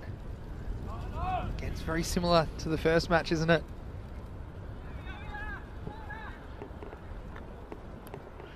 This is wide down the leg side. Oh, and the keeper's missed this one. He's going to run it all the way for 5 wides. And this is the gamble you take as a keeper. And we've seen very fine legs, almost backstops employed in this, at this ground sometimes. It's a shame because as a keeper, Alger and the captain just be hoping you could have at least blocked that, get something on it. This is good by Hennessy, keeping that one to a single, but almost down to this run a ball kind of scenario where with 9 wickets in hand, Menage would back themselves to cruise to victory, but we've seen how 1 wicket or 2 wickets can change things very, very quickly. This one's down the leg side. Oh, it's been given out. And well, he's got to go. We'll see this again. There's a quick decision from the umpire. Look, I don't know the best angle. Let's have a look at it on the replay. Let's hit him on middle and leg. And I don't think he got any bat on it. Only question was whether that was hitting the leg stump. But the umpire was very quick to make up his mind. And look, one of those ones where you can debate if this would have hit the stumps or not. There's Mushtaq. Well, he's got to go. And again, an important wicket. That's the end of the over. At the end of 4, it's 47 for 2.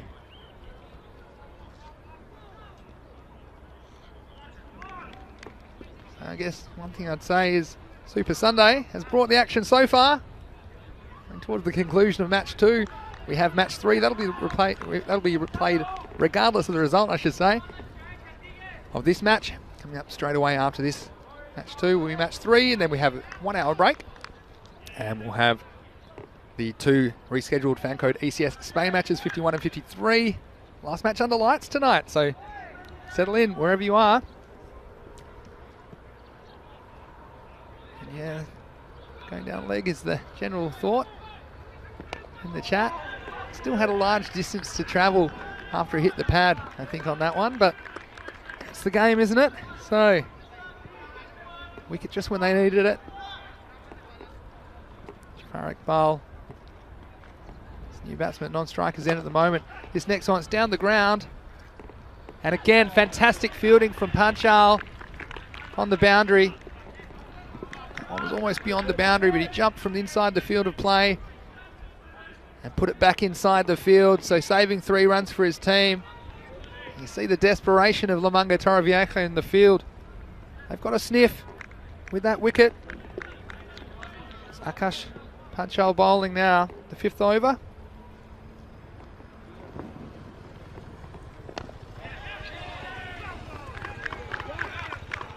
And this game really tightening up.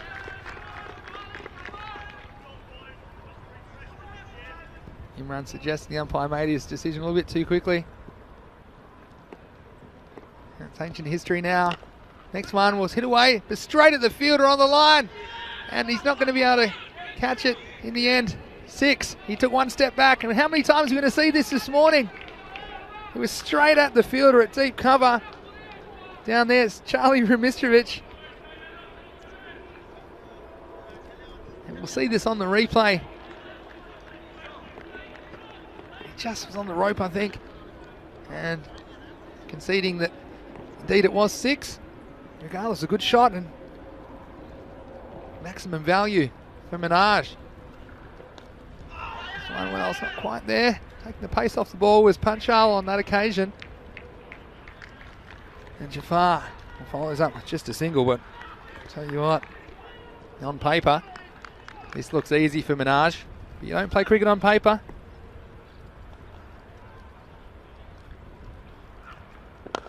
This one's hit firmly and away from the fielder. It'll be 4 runs. And so a couple of boundaries and opportune moments for Minaj. This one he took the challenge. Hit it just away from that fielder at deep mid wicket for 4 runs. He'll end the over, so 59 for 2 at the end of 5. And the equation now 26 required off 30 balls. We saw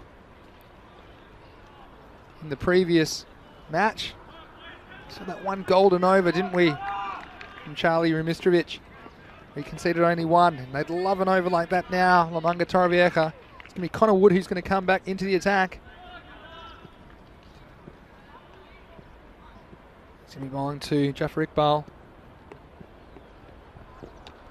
Starts with the dot, so nice work behind the stumps by Alger as well.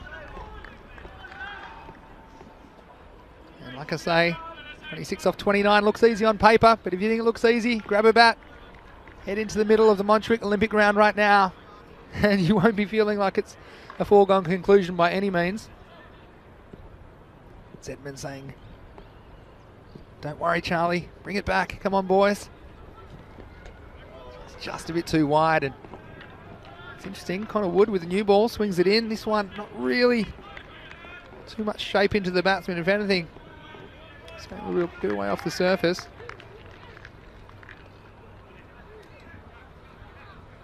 They love another wicket. Both these players very capable. We saw Jafar Iqbal almost take his team home in the previous match. He's the man facing up right now to Wood. There's going to be another dot. So these dots are all so important because that rate can reverse pretty quickly. At the moment they got the runs under the balls, but 25 off 28. Game's in the balance. Another wide. And I like that he's concentrating on that off-stump line, especially with the keeper up. You don't want to risk anything down the leg side. Not too much protection down there either for Lamanga Torrevieja. Connor Wood has delivered with the ball for his team. They're only 7 off the first over. Just a couple of wides so far, but no runs off the bat this over to Wood. Jafar Iqbal is on strike. So it's driven through the offside. It'll be just the single. There's a sweeper back on the offside.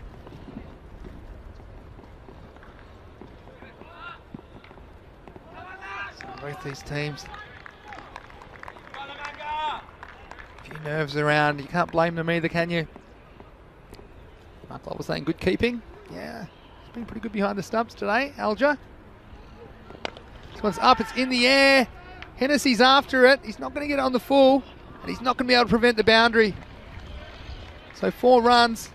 And he had half a chance to pull that one back into the field of play. Didn't get enough on it. Let's have a look at this on the replay. Just missing out with the attempted bat back into play, but that'll be 4 useful runs for Minaj. That'll make things a little bit easier for them as far as the equation goes. 26 balls remain. At this stage, nothing silly from Minaj. If I had $1 for every time I said nothing silly and I saw something silly happen, I'd be a very, very rich man.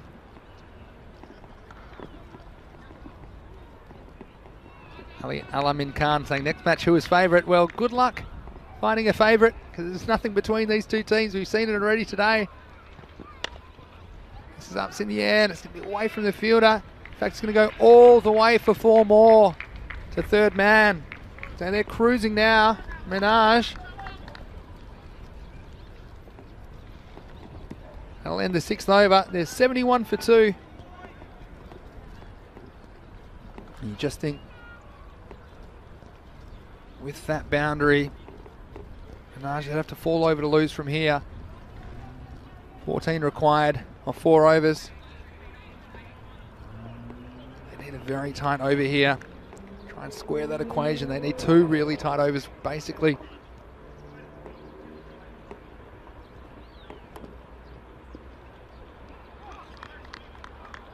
You'd have to say, I'm going to get ahead of myself, it could be headed for a game 3 where the series is very, very much alive.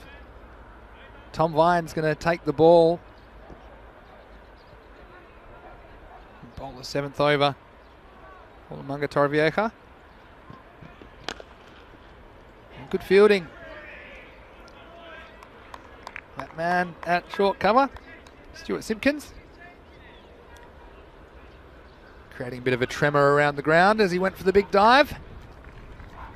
He's a very popular player and great to see him out there, but he has some runs in store for us perhaps in game 3 regardless of the outcome of this one. Here's Vine. Not really timed off the back foot. It'll just be the single.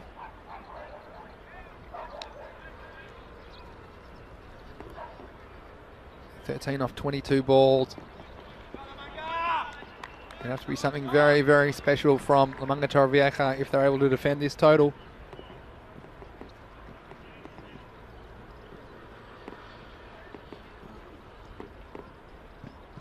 It's short, it's hit very, very high. It should be caught, and it is caught.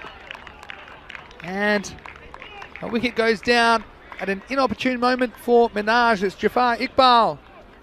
He miscued this attempted pull shot. It was on him a little bit quicker than he thought. It was Theo Ramistrovic at point. Had a long time to think about it. It was up there a long way in the sky. But he made no mistake. And again, Lamanga keeping their professionalism in the field.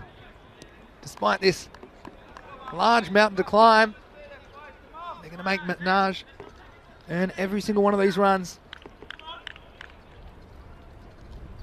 John T. Rhodes Simpkins, says Mark Lovell. I'm sure he'll appreciate that comparison.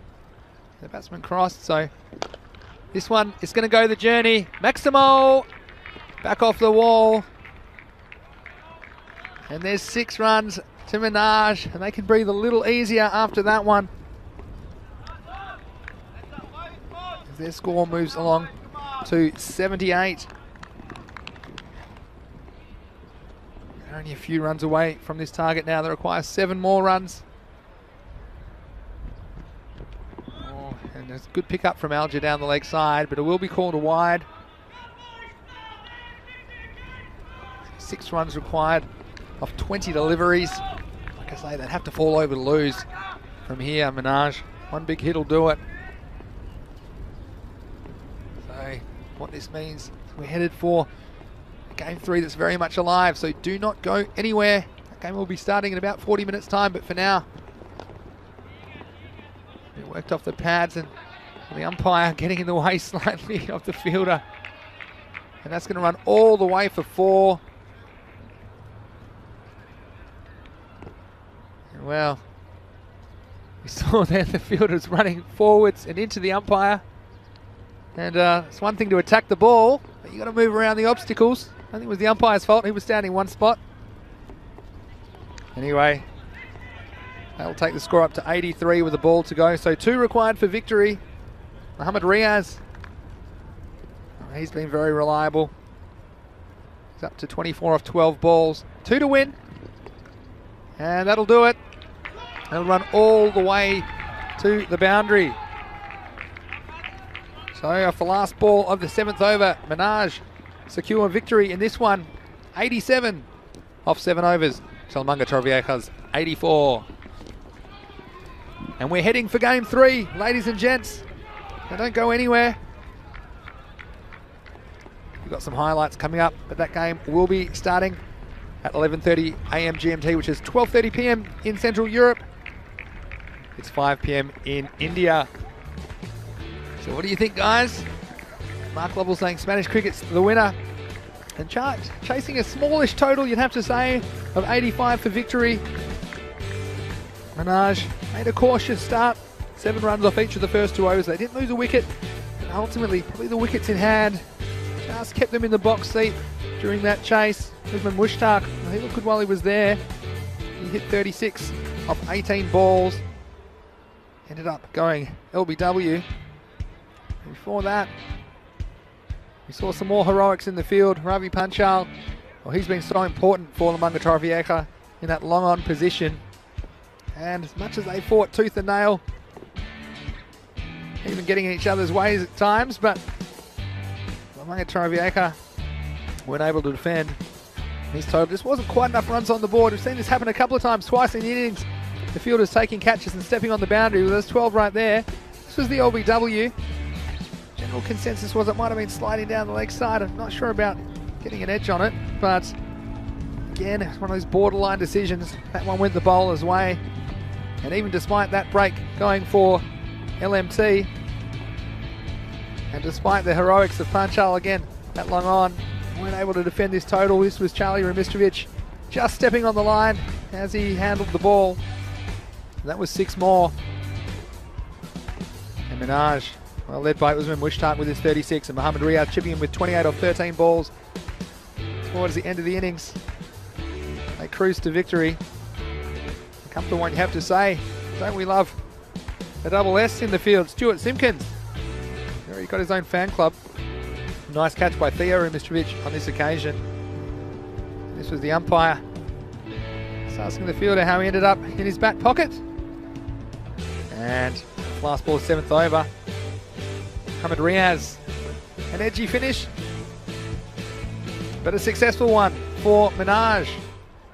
So that keeps us alive in game 3. So there'll be one game which will determine who will have the honour of representing Spain at the European Cricket League in 2021. It's coming your way in approximately half an hour. We'll be rejoining you. So go have a little cup of tea or coffee or a little croissant or whatever you're doing, depending on whatever time it is around the world. But make sure that you come back, because we will have one game, one ball to rule them all. And it could be, what if it went to a golden ball in game 3 to determine who will be the ECL 21 qualifiers for the nation of Spain. So it's been a pleasure being with you so far. See the scorecard flashing up a second ago. 3 full overs to spare. So Minaj won that one comfortably. That just means it's 1 apiece as we go into game 3.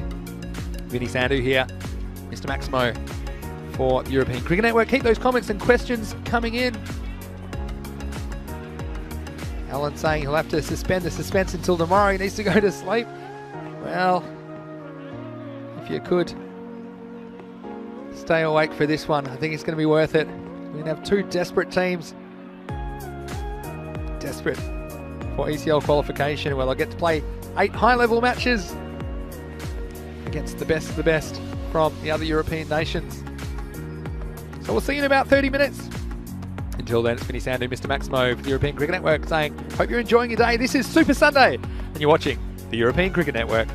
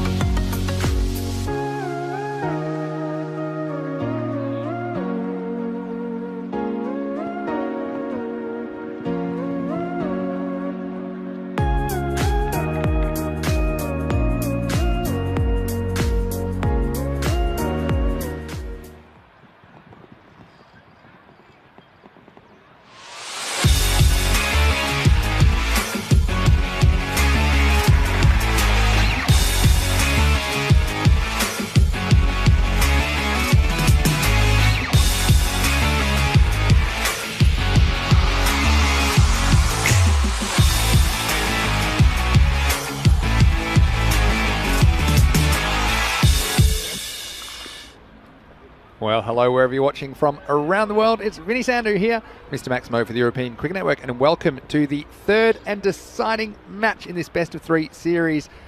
It's an ECL 21 playoff between the two clubs who have the chance to represent Spain at the European Cricket League 2021. And these two clubs are Menage Cricket Club and La Manga Torrevieja Cricket Club.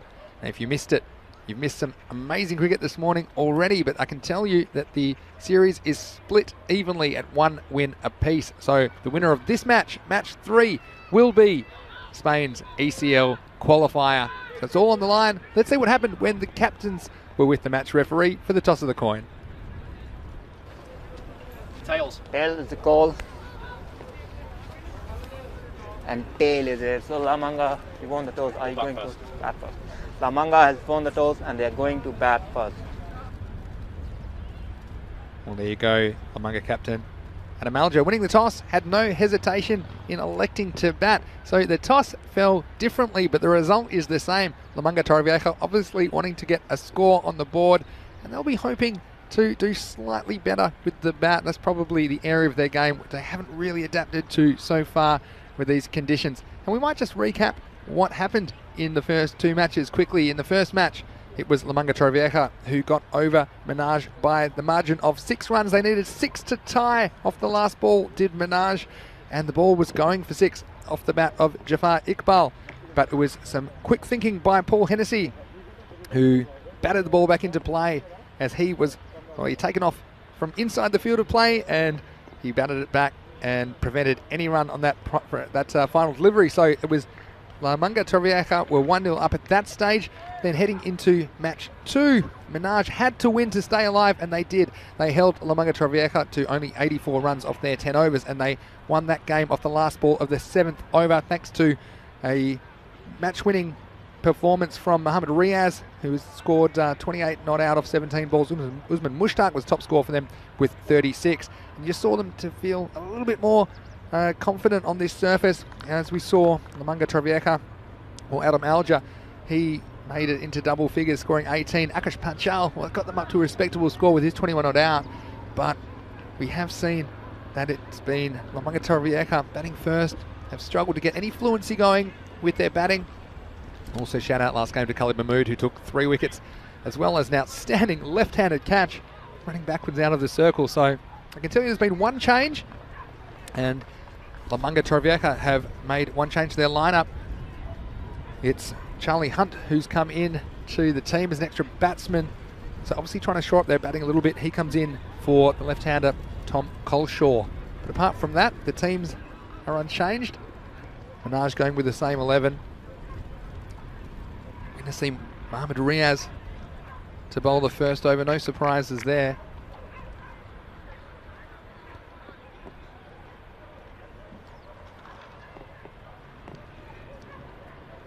It's all to play for. The big prizes on the line. Vinny Sandhu here, Mr. Maximo in the box today. Rico's still having his own kind of Super Sunday at home, but I'm sure he's tuning in and he'll be glued to his device or TV, just like all of you out there, I'm sure. I'm sure if you would like to, we'd love your input in the YouTube chat, wherever you're watching around the world. I wonder if it's going to click for LMT in this game. They've just struggled in the first couple of matches to find any kind of rhythm with the bat. They've tried hard with their running between the wickets and trying to push the issue, but ultimately they haven't had enough balls out in the middle of the bat today. Luke saying, fasten your seatbelts, everyone. Best of luck to both teams. Hope for a great game. Yeah, I think it will be. Keanu wondering, can Alger, Hennessy and Perman do something with the bat? It's going to be the same combination at the top of the order. I thought they might make a change, but they're sticking with Alger and Hennessy at the top. And Hennessy in particular, well, he'd love some runs and he's capable. Here's the first ball of the decider. It's an out-swinging delivery. It was too full, but worked away. Alger immediately off the mark. Mohammad Riaz, he was very dangerous in the power play. He took none for 7, so he didn't pick up a wicket, but he only conceded 7 off his first 2 overs, or his 2 overs in the previous match, match 2. This is one man that Lamanga Torviaka would love to click. Paul Hennessy is facing up for the first time. Starts with a play and miss. You see this is the natural movement. Riaz with the brand new ball. He's got it on a string so far. He's been hard to get away. So everything dialed up. So what do you think out there? Does anyone favour one team or another? Let us know. A few people saying they don't have any fingernails left already. Here's Mohamed Riaz. This has worked nicely away by Hennessy for another single. So just confirming the winner of this match will be Spain's entrant in the ECL this year, beginning on May 31st, which is the Champions League of European cricket. Only one team can represent the country. It's going to be a wide and a bit too much movement for Riaz, getting away from him, and Archer will take it. I think the key here, if they can get through the power play with no wickets lost, they might just find a little bit more freedom. And they've lost wickets in the power play today. Have Lamanga Torviaka.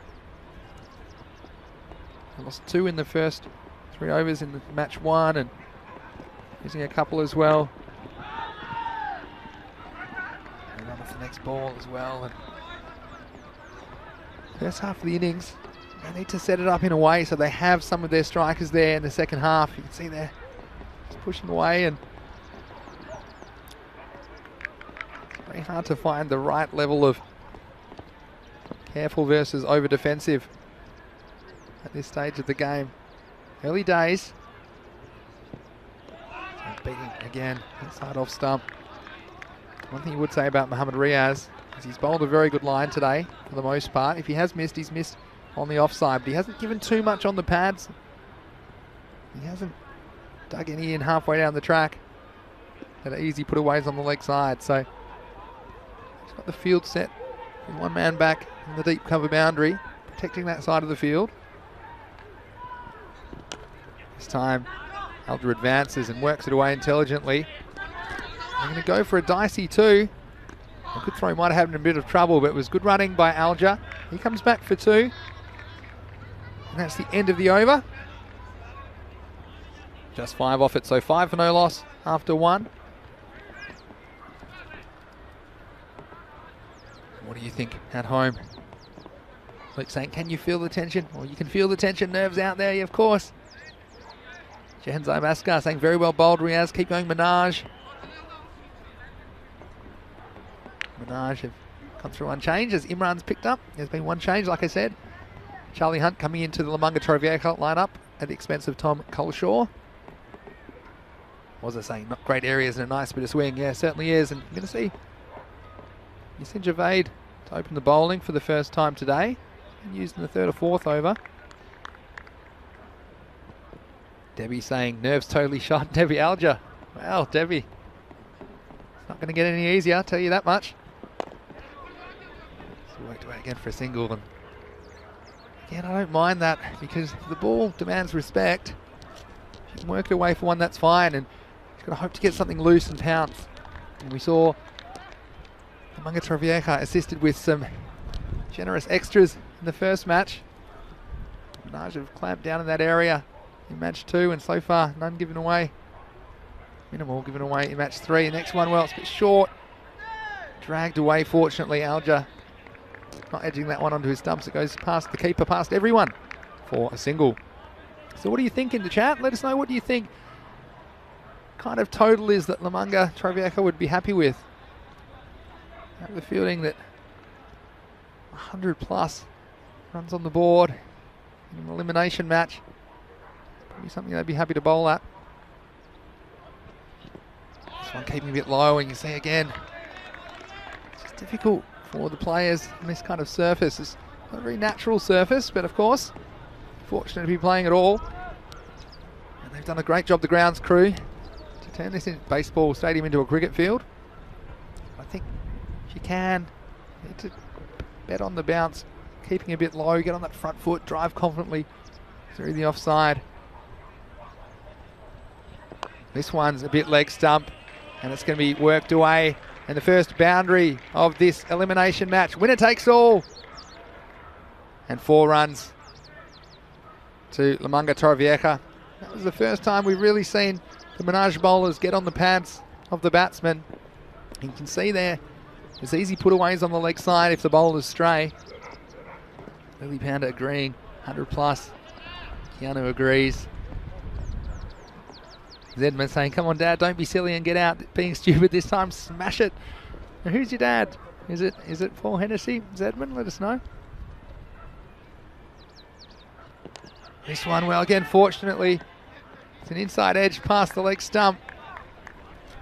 And well, haven't had too much luck in the first couple of games with the bat. Lamanga Torrevieja. This one could have easily crashed into the woodwork, but fortunately, the batsman survived. So another run to the total. The last ball of the over.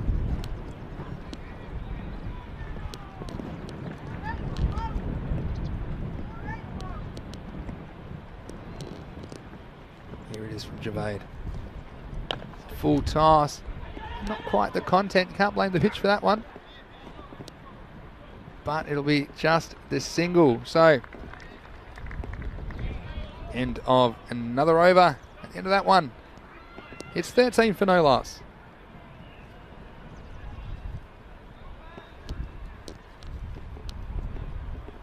Such tension and drama in the air. Jahan Zabaskar saying ball keeping low. Good sign from bowling point of view. Martin I think they would like around 95 plus. I thought he said 95 plus Vinny. I was like, yeah, I'd love to be out there, but I'm a bit sore actually. I'm invited to play in a match yesterday. It made me realise it's a lot easier from the commentary box, but we went okay. Teef Mohammed saying this match will depend on fielding. Yeah, absolutely could do. Mohammed Riaz to bowl his second. It's a bit short this time and cut away, but well cut off at backward point. That's a nice shot by Alga. I think that's the shot which has been underemployed. That ball just short of a length on the off stump, and if you can beat that man, you've always got 4. There's no one back there behind point. There's no third man back on the boundary, but unfortunately, picked out the fielder on that occasion. This one's up, it's in the air, but it's going to be safe. Go out to the sweeper for 1 run. And thank you, Joe, saying that Zedman's down to Stuart Simpkins. Wow, I look forward to seeing double S out there. Hopefully not too soon, because these two are going okay at the moment. Probably just a bit short of boundaries. Maybe tracking that kind of 10 and over if they can. They're a little bit behind it at the moment, but they can get it back in a flash. This time it's a wide from Mohammed Riaz. And we mentioned the only time he's really strayed has been when he's heard on the offside. But again, that's 1 to the total. Keanu saying this new pitch has looked hard to bat on. Yeah, well look, those things, it's a slight adjustment for anyone. I think it'll play the same for both teams, Keanu, but ball perhaps just holding up a bit off the surface. Batsmen are struggling to find their timing, you can tell. This one, nothing wrong with this. This is drilled down the ground. It was slightly over pitched from Riaz. And it was a beautiful straight drive all the way down the ground for 4. That might just be a confidence building shot. As Lamanga looked to build a total. That'll be a confidence builder for Hennessy. Force the field change, so the long off goes back, deep cover comes up. This one's shorter. No real timing in the pull shot, but still they'll get a single, and I think batting first, Mungatari, if they can keep wickets in hand and push that run rate around the 10 and over all the way through, and they'll have the licence in the last few overs to really go for it. You would think theoretically every match they play they should get a little bit more used to the surface. Theory and practice are two things that are different altogether. This time was a slower ball from Riaz. He dragged out to the deep mid wicket. Just the single. Imran saying nice shot, 4 runs. Lily said lovely shot. It was a nice looking cricket shot, wasn't it? Nothing wrong with the timing there, says Lily. Keanu mentioning, yeah, with the regular ECS matches, how they deal with the new pitch. That will be interesting, Keanu. Here's Mohamed Riaz. He's down the leg side. There might have been a little bit of bat on this. Wasn't that far away from the keeper. And a very fine leg glance and a very fine result for LMT. As they come away with 4 runs. Just have a look at this one. It's a very fine edge, according to the umpire. And the keeper, Mubashir Ali, not able to make the ground. We mentioned how he stands very wide. It's a long way for him to go down the leg side. So 4 runs to finish the over. It's a pretty good one for Lamunga Torrevieja. After 3 overs, it's 25 for no loss. So, there's plenty of nerves jangling around this ground, of course. European Cricket League qualification international tournament beginning on May 31 with the champion clubs of 15 European nations, as well as the returning champions from the Netherlands, POC Rotterdam. We're going to have a bowling change. They're getting this man in the game, Khalid Mahmood. He's taken 3 wickets in each of the previous 2 matches today. Let's see if LMT can deal with him now. This is wide outside the leg stump, and Mahmood perhaps a little bit fortunate. The batsman didn't get hold of that. Just squirts away for a leg by. Yes, Nalini asking where will the ECL be held. It will be held in Spain. And that will be the hosts. Whoever wins this game will have, I don't know, somewhat of a home ground advantage, I suppose. Trying to keep up with their chat and keep one eye on the game as well. But fantastic that there are so many people getting involved in the conversation. Of course, we're here every day, Monday to Friday normally, with 5 matches a day on the European Cricket Network. And of course, this is a special occasion. We've got Super Sunday, so 5 more matches coming your way. This one pushed the bowler. Might be in trouble if he hits, and he's going to be gone. And it was an amazing piece of field. And that man, Mahmood, you cannot keep him out of the game. And that's unfortunate for the batsman. And it was unselfish. He's run out for the 2nd time today. It was his call this time, so no doubt about it. He had to hit. And did he hit? Khalid Mahmood. Wow. If Minaj do end up qualifying for the European Cricket League, then they owe that man a lot of gratitude, because he's pulled out something from nothing as well there. Had to gather it, throw off balance, had to hit the stumps.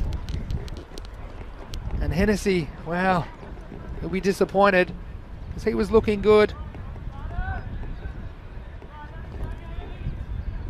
But that will end his day at the crease, and will bring Stuart Simpkins at number 3 out there to join Adam Alger. What a piece of fielding. So, a lot of nerves going on at the moment. A lot of people feeling like this will be the best match out of the 3.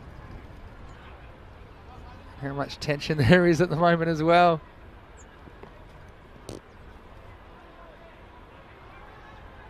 Here's Khalid Mahmood. Alger on strike. One gets past him. Rebecca saying that her boyfriend is Charlie Roomy. Wink face. Well, you might have a bit of competition, Rebecca. Hopefully not too much. But he's done very well this morning. Zedman is watching his dad, who's just strolled out there. He's a non-striker zen at the moment. Alger, again, can't catch up with this one outside the off stump. So we've seen it time and time again, haven't we? It's a difficult one. I don't know if I was missing a few out there, what I'd try, perhaps let the ball come to you and hit it a little bit, cut it a little bit finer, I suppose, is one thing I might try, but not an easy pitch to bat on. LMT are adjusting. This time he does, and he'll get it away for a single.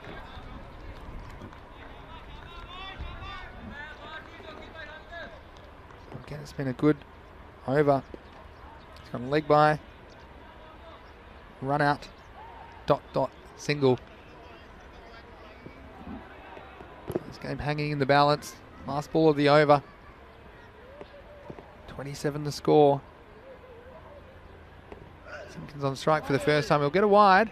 We've seen Simpkins, he's a strong man. Can send the ball out of the stadium, but needs to take some time to get in, and he was very strong against anything dropped short of a length. See what Moo's going to do. He's going to keep it pitched up outside the off stump to him.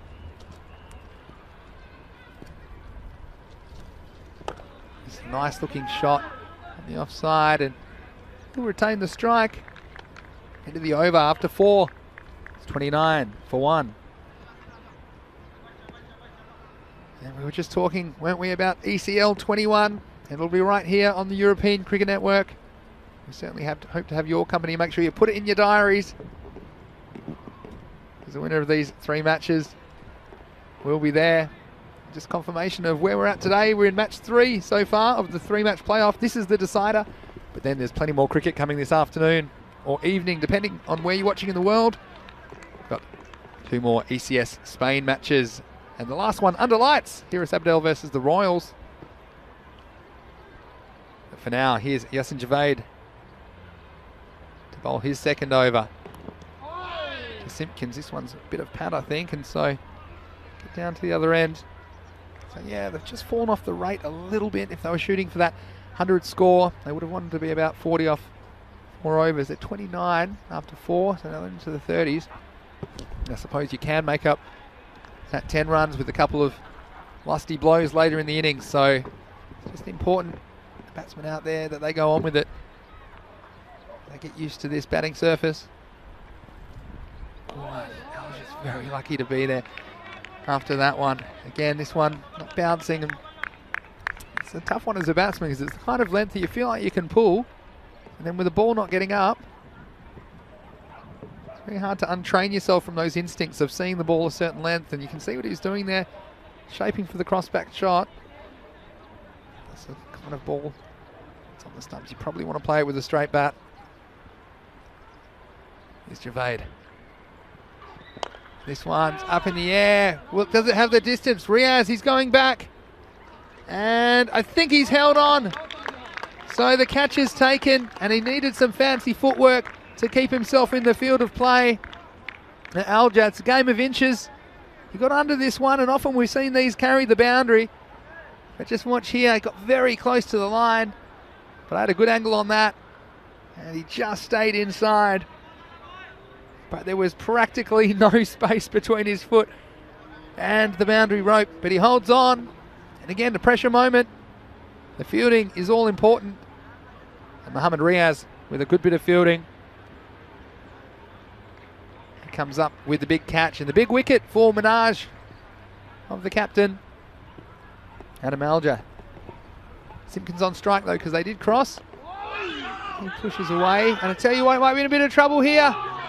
And it's fumbled by the keeper. And Simpkins, well, he was off with the shot. And he got back, and really he was in some desperate trouble. The throw came in, wasn't an easy one for the keeper to handle. Let's have a look, see, it was just on the half volley. Just gave Simpkins enough time to scramble back. Again, not easy turning that big ship around, but just in time. Will that come back to haunt Minaj? Simpkins survives. This time a big swing. It's Jack Perman who's come out at the non-striker's end at the moment. And you just wonder what's going on in the 6 inches that matters, as they say, between the ears of these two Lamanga Torvieka players. They'll want to stay there and lift their team to a competitive total. Last ball of the over.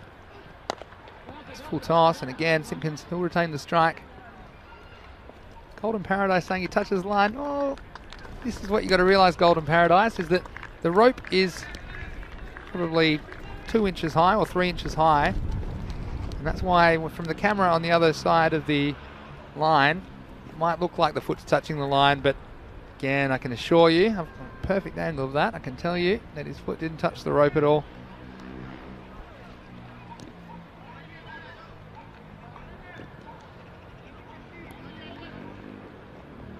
And so, reach the end of another over. It's 31 for 2.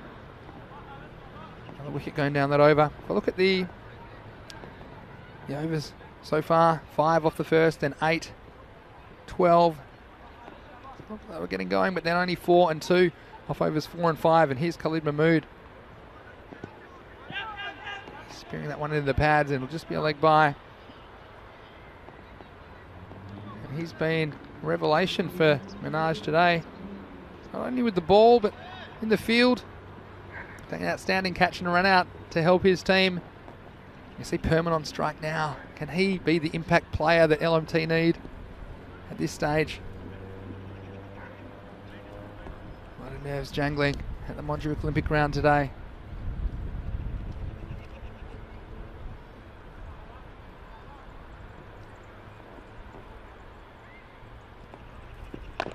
Perman makes contact, not quite the timing.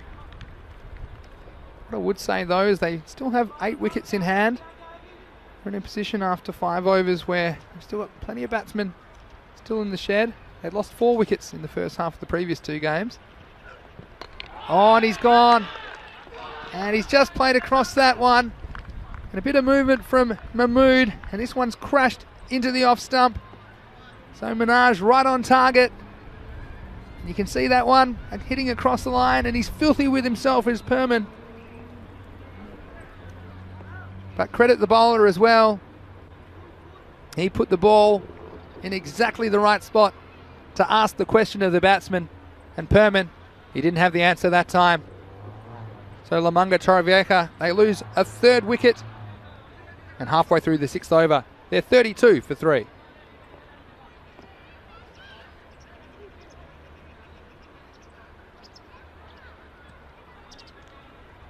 Now Akash Panchal has come out, and I think that's a good decision because he top scored for them. He's the only batsman to reach 20 for them today. And he's been promoted from number 8 up to number 5. I think it makes sense to get your batsman in form out there. As the clock's running out in this innings for LMT. And he's hit on the pads. Had a nervous moment or two. Now has to get his skates on. Akash Panchal. He might have just got a little bit of an inside edge on this one. The umpire spotted it.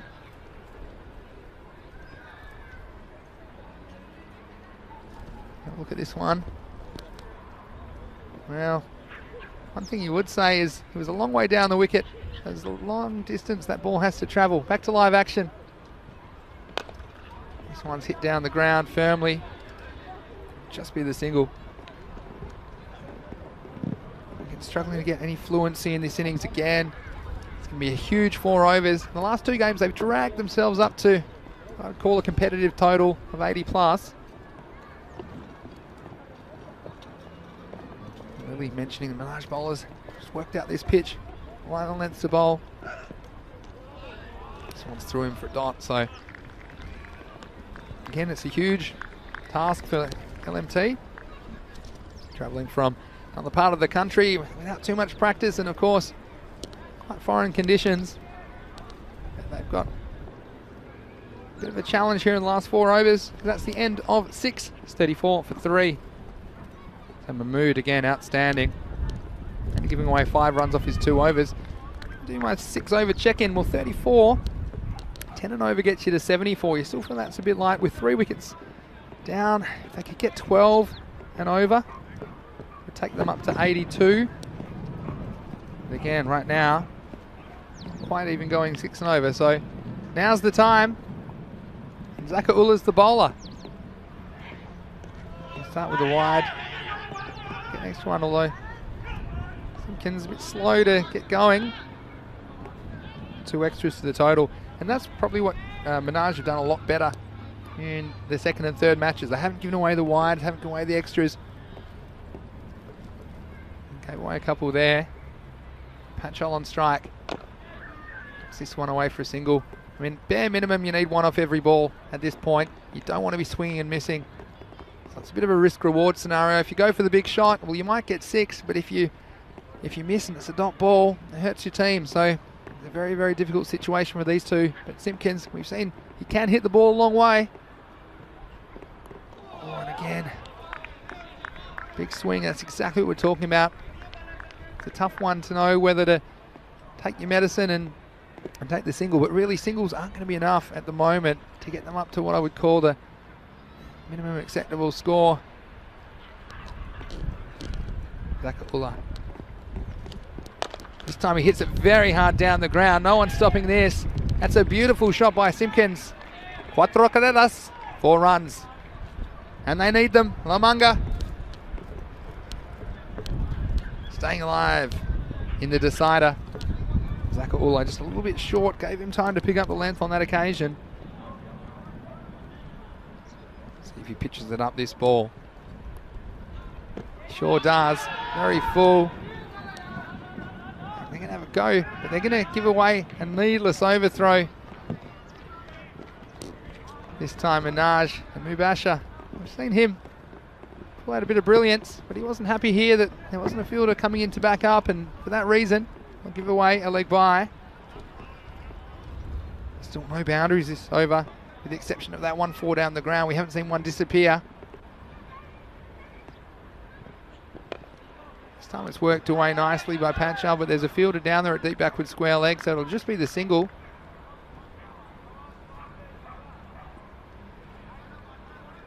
What can they salvage?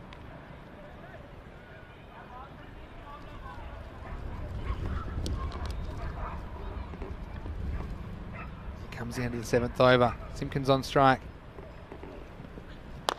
Again, he tries. It's good low full toss. A hard one to get away. Yet again, he will retain the strike. That is the end of 7 overs. The score is 44 for 3. 10 off that one for LMT. Just a reminder, ECL 21 is on the way. 15 domestic champions from 15 European nations. It's great to see that tournament growing all the time. Also, the returning champions, VOC Rotterdam from the Netherlands, will be there. It'll take place over 4 weeks in Spain. The team's been drawn into 3 groups of 5. And the group winners will join VOC Rotterdam in week 4, the finals week. So May 31, put it in your calendars or your phones, or however you keep track of things. I'd love to have your company on ECN. Here's Mohammed Munib Shah. Good Yorker. Can't do much about that as a batsman. In a much improved bowling performance in the second and third. Second and third matches by Minaj. And this is the man who had the answers in the last game towards the innings, Akash Panchal. Again, only getting away for a single though. Coming up with the big shots. Regardless of how these last 3 overs go, for Lamunga Torrevieja, you feel it'll take a big effort for them in the field if they're going to defend this total, whatever it might be in the end.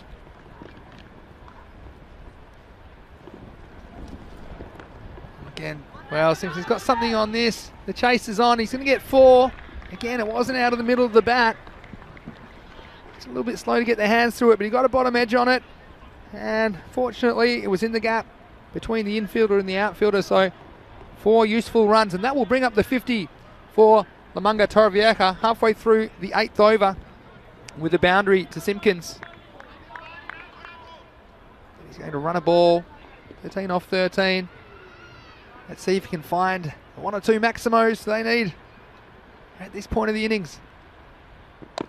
Again, he tries, there's no timing, they're just going to get the single. Both these teams desperate to win this match and become Spain's qualifiers. It's a marquee tournament, the ECL. He held once a year. Of course, he missed it last year because of the pandemic. Is Panchal on strike this time? And he goes. So it's good bowling. Got to credit the bowler, Mohammed Munib Shah. Needed to come up with an accurate over. It has been for the most part. And Panchal, well, he batted well in the last match, but couldn't quite get going in match 3. He departs for just 4. And with the ball to go in the 8th over, Lamunga Torrevieja, they're 51 for 4.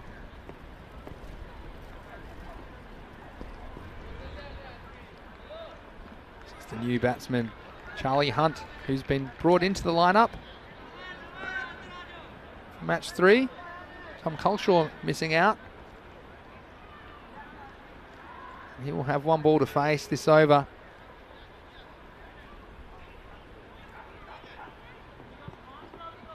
Again, well, only a couple of overs to go and just struggled. They haven't hit a 6 in this innings. They've hit 5 boundaries. But we've seen they're able to clear the boundary. Makes a huge difference with your score. This first one, any runs here, so that'll be a dot. Very optimistic appeal for LBW. That's hit him around the waist. Anyway, that is the end of the over at the end of 8. 51 for 4. So now, I suppose, LMT, they'll be hoping that Simpkins can get hold of a couple, perhaps take them into the 70s. Zedman mentioning there's been no straight bats. Come on, boys, keep it straight. Yeah, I'd agree. Keanu, baseball field harder to dive on than a cricket field. Yeah, I think that's true. As well, a slightly different kind of grass. Hamidul Islam making some good comparisons between cricket and football. This is a wide because we've got Zakaullah bowling the 9th over. We're 10 off the last over he bowled back in the 7th. These 2 overs, well, they're critical. We know that Lamanga Troviaka, they'll be fighting tooth and nail in the field regardless of how many they put on the board. Well, this one's going to go the journey. And Simpkins, well, he sends the ball out of the stadium. Maximo! And 6 important runs for Lamanga Torrevieja. Can they surge in the last 2? This was just a bit of a length ball. He took 1 step down the wicket and sent it out of here. Last time, it was 6 and out, but this time, oh, and he's gone again. So 6 and out. There's a thick outside edge, and the keeper, oh, it was almost a little bit of a juggle. But you saw there, outside edge, and Simpkins, well, he'll be disappointed. He did contribute a valuable 6 runs the ball before, but that time a thick edge, and he's got to go, but useful contribution for him. He goes for 20. And Lamanga Trovieka, they're 58 for 5.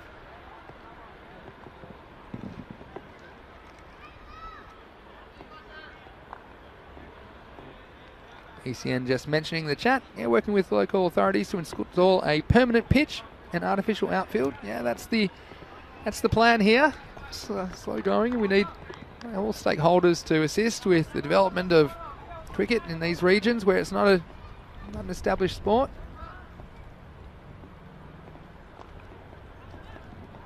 Zakaullah is well struck down the ground. New batsman Ravi Panchal. He starts with a single. He's out there with Charlie Hunt, who's facing now. So what do you think, guys? We've seen 63 defended in the ECS on this ground. It's a play and a miss. Yeah, so we've seen 63 defended at the moment. Up to 59. Actually a big effort. What you would say is the Lamanga Torrevieja, their fielding's outstanding as a team. Time just going to squirt away, I think, for a leg by a Hunt.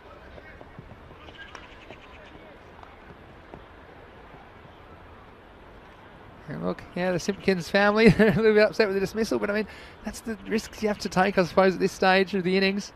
Did get hold of one, didn't he? Next one's driven handsomely down the pitch. Well, there's a slight fumble from Jafar Iqbal. He gathers in time, prevents the second run. That will be the end of the over. At the end of that over, it's 61 for 5. There were 10 off that over.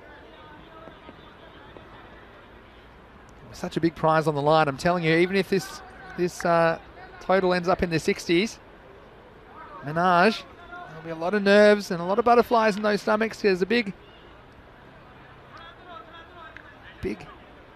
prize at stake. ECL qualification.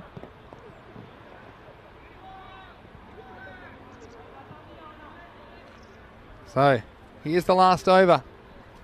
It's been Mohammad Munib Shah to bowl. First one's driven. It's into the gap. They may look for 2. They're going to come back. It should be out, and there's going to be a run out But it was worth a try. I think Punchal, they fancy him to be on strike. So unselfish cricket from Charlie Hunt, who's come into this side for match 3. He's run out, but the run will score. And with 5 balls remaining, it's 62 for 6.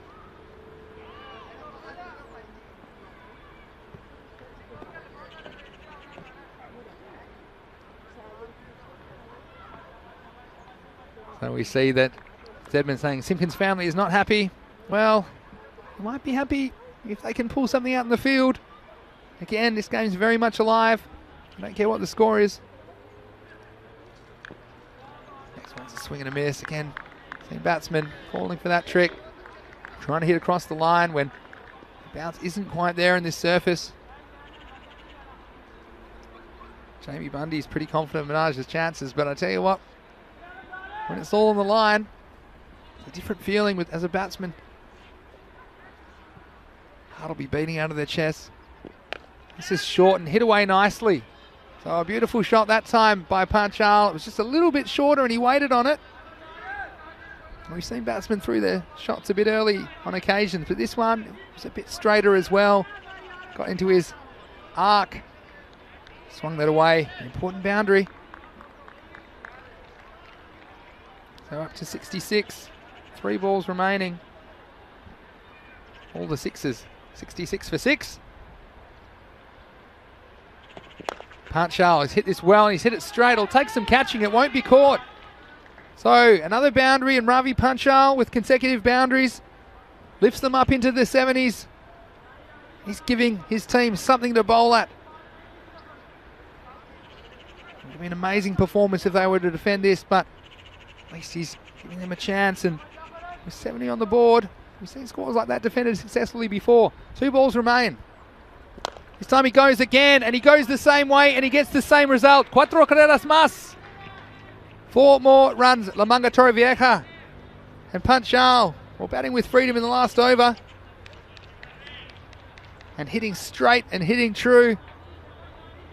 These are important runs. With the ball to go, the score's 74. Can he deliver the 80 they would be desperate for with a big blow on the last ball? Here's the last ball from Mohammad Munib Shah. He swings and misses. They won't get a run there. And so, well, some good late innings hitting from Ravi Panchal with 3 consecutive boundaries, but they only hit 1 6 for the innings. And that may come back to hurt them at the end of the 10 overs. Manga Torrevieja winning the toss, selecting bat. They scored 74 for 6. Going back and look at some of the highlights, you'd have to say for the most part the Minaj bowling was pretty disciplined. Just the odd occasion they come on the leg stump. And apart from that, this bowling outside the off stump was pretty effective.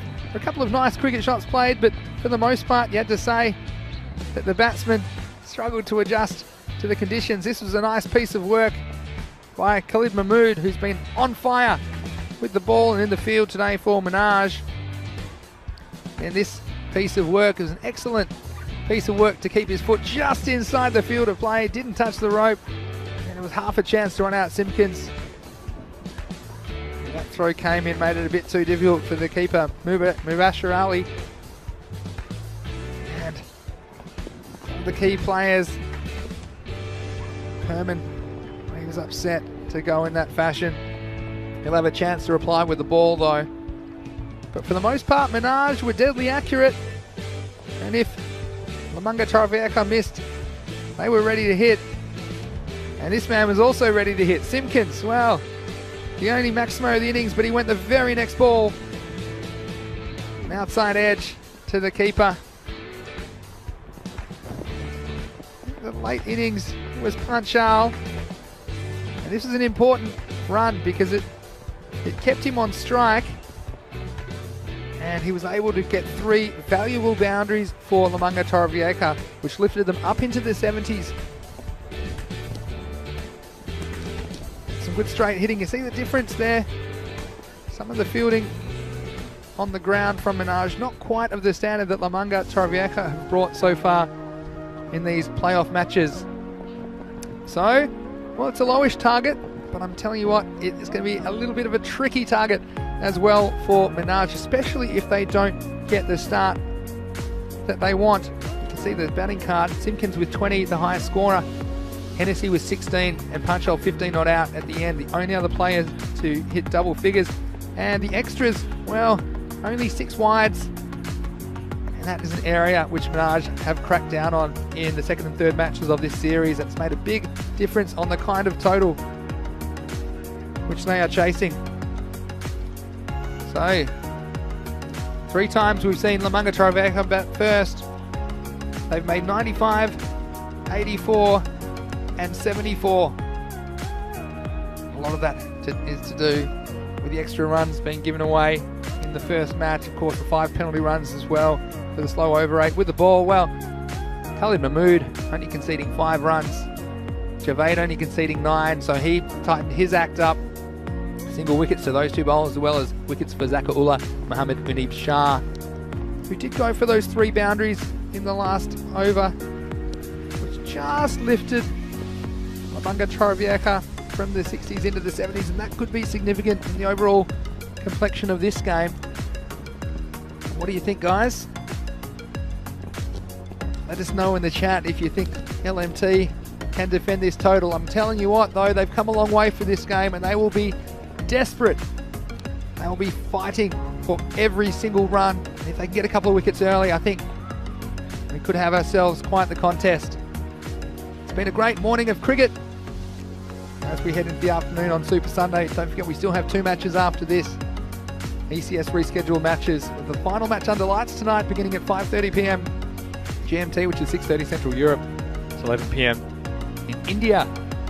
That's Vinny Sandhu here, Mr. Maximo, for the European Cricket Network, saying it all comes down to this. There's 10 overs that'll decide who will represent Spain at the European Cricket League this year.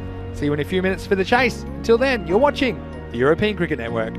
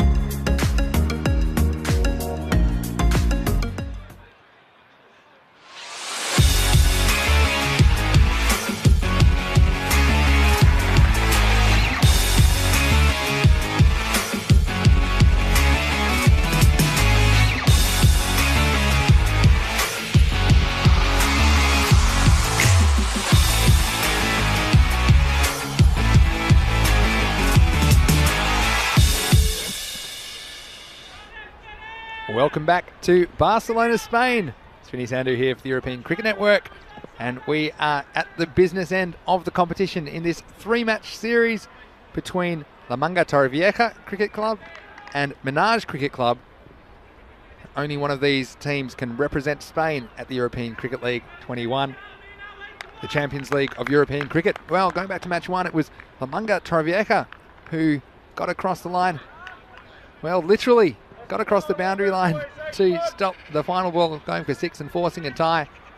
They went 1 up in the series, but Menage came back to win the second match with 3 overs to spare. So it all comes down to this, and batting first after winning the toss, LMT has put 74 runs on the board, so perhaps a little bit less than they would have hoped for.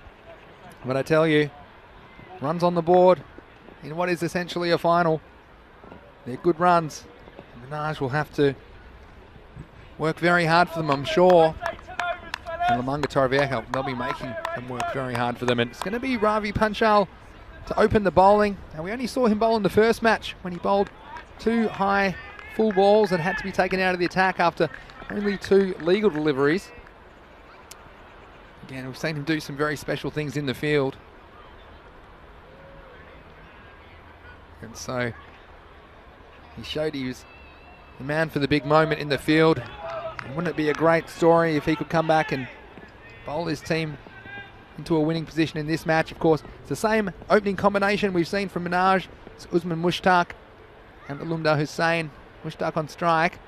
So here we go. 75 to win. A spot in the European Cricket League awaits the outcome for the winner of this match. We don't know the outcome. That's what's so beautiful about this form of the game. I'm sure it'll be gripping entertainment. So here's Panchal to bowl the first ball. Let's cut away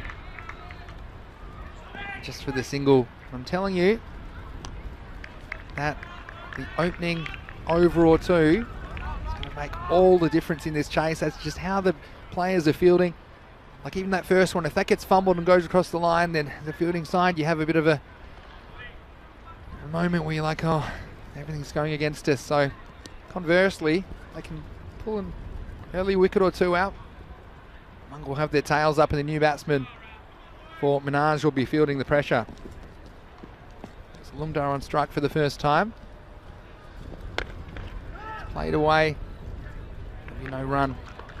Just 7.5 and over, which they need. And if you can get a couple of these overs in that go for 5 or less, that can be pushed up, and suddenly that 75 might look a bit more like something in the 90s or 100. More of a par score. So I'm agreeing the power play will make the difference in the chase. This is up, it's in the air, it's just going to loop over, and it's going to skip across the outfield for 4. And an important early boundary again. He didn't quite get the contact he wanted here. Bit of an edge. You see that landing on the clay surface. Scoots away for 4. If that'll land on the grass, it probably wasn't going to make it to the boundary. So, little things. You can see Panchal. A few slipped out early in game 1. But he's a good bowler. Searching for an early wicket. This one's down the ground. Takes some stopping, but it will be stopped by Hennessy Akmiron. So La Manga Torrevieja. You've seen them throwing themselves around acrobatically in the field. Martin says keep the wides to a minimum and watch the full tosses. Well, that's very good advice, Martin. This time it's not going to carry to mid-off. It's taken on the 1 bounce by Connor Wood. Wonder if we'll see him bowling the second over. Still 1 ball to go in the first. Bit of an arm wrestle in the first over of the chase. Here's Ravi Panchal. This one's off the edge. It's going to fly away to third man. It'll just be the single to Hussain, who will keep the strike. And at the end of the first over, a 6 for no loss.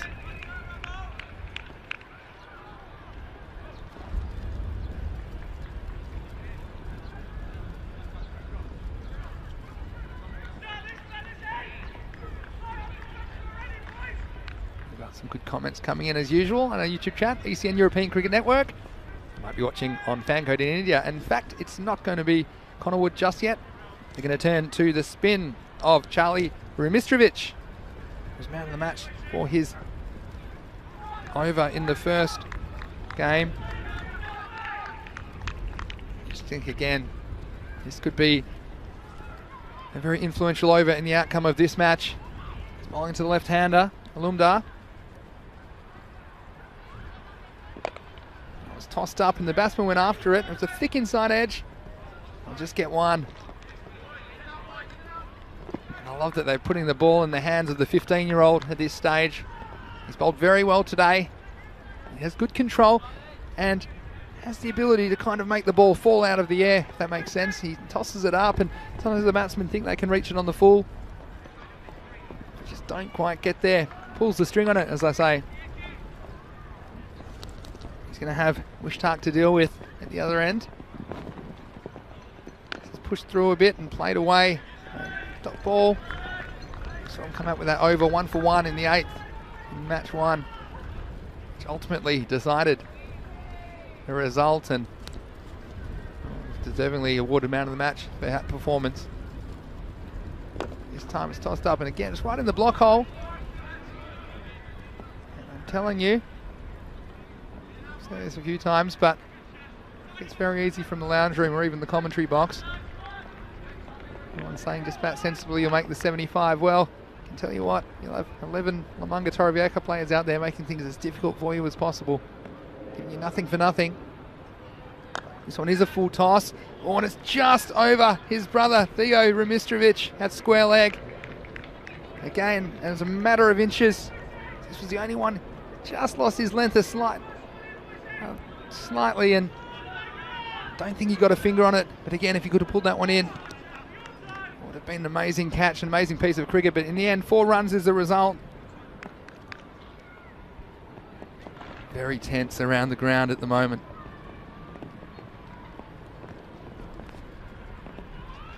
Well, this time, it's hit him on the pad. It's a full toss and he's given. And Alumdar, well, another LBW. And he'll be disappointed to get out to a ball like this. But again, Rumistrovic can be deceptive. Even though it was a full ball, it just dropped enough. And that, to me, looked dead in front, hitting in line. And you've got to assume, as an umpire, that it's going to pitch and go straight on. And Alumdar, well, he's trying the old waving the bat at the umpire, but he was having none of it. A very good decision and an important early wicket for Lamanga Torrevieja. That's what they need to do. Keep taking wickets and getting new batsmen out there. They'll be fighting very hard. ECN mentioning this kid has a nice action. Yeah, absolutely. He's a clever bowler as well. And you think he's only 15 years of age.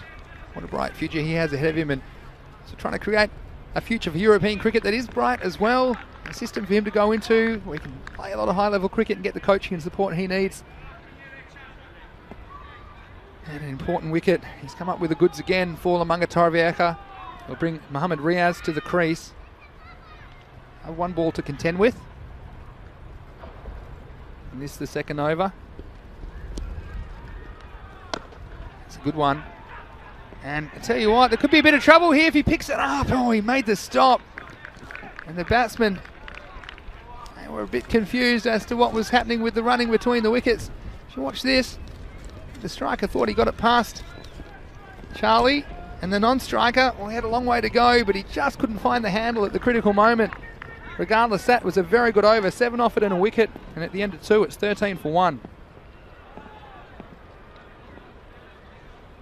We'll look at the equation now. 62 off 48 balls. And these two at the crease very capable, but it's a pressure situation, and pressure does funny things to people, I'm telling you. Keanu saying that Charlie reminds him of Noor Ahmed. Melbourne Renegades in the BBL. Yep, that's a nice little comparison, I think. Very young. And a lot of potential. Ian Willis says, great bowling, well bowled. Here's Connor Wood to bowl the third. Swing and a miss to start. There's good wicket keeping from Algie behind the stumps as well, putting the pressure on the batsman, letting him get comfortable. I can tell you as a keeper, I noticed that when I was keeping up to the stumps, often pushes the batsman back in their crease. You get a lot more LBWs. The risk is, well, it's a difficult difficult to handle the ones down the leg side, so we'll have to be accurate. And nice work by the keeper, and that's 2 dots, and that's what pressure can do now. 62 or 46, and you just watch this rate creep up if there's no boundaries. A score of 74 is going to play a lot bigger, and this is the difference. Some sharp work by the keeper, and the fielders diving around and saving everything they can if they don't give away any unnecessary extras. What do you think, guys? One of the beauties of watching cricket on the European Cricket Network, you can give us your opinion in the YouTube chat. Let us know your questions and comments. But this one, wow, it's driven firmly. It's just going to pierce the field. And it's a nice shot from Mohammad Riaz. He missed out in the first 2, but this time made no mistake. It was an uppish stroke. And Simpkins, I thought for a second he was in the game at short cover, but it was wide of him. Ran away all the way to the boundary for 4 runs. A welcome boundary for Minaj. See how Wood can respond. Comes in the air and he's dropped. And it'll just be 1, I think, in the end. It looked like Theo Rumistrovic at point, and it went quickly to him at point. Almost too quick for the camera. Did get something on it, so it'll just be the single, but again, there's half chances. If you can hold on to one of those, it's going to put Minaj on the back foot. This time he goes up and over, he gets a thick edge. I don't know if this will be caught. It'll be a very good effort. And they haven't actually run. What's happened here? Well, I'm not sure there was a run there. Have to wait on the call. And in the end, what a piece of fielding. He saved literally 4 runs for his team because the batsman assumed it was going for 4. And they didn't get a run at all. You see they were chatting to each other, but then they had to return to their own end, so no run was scored. And nice bit of work again, and that's lazy cricket from Minaj. You have to say, you can't assume in a game where there's so much on the line. So that over went dot, dot, 4, 1. Interesting dot, dot.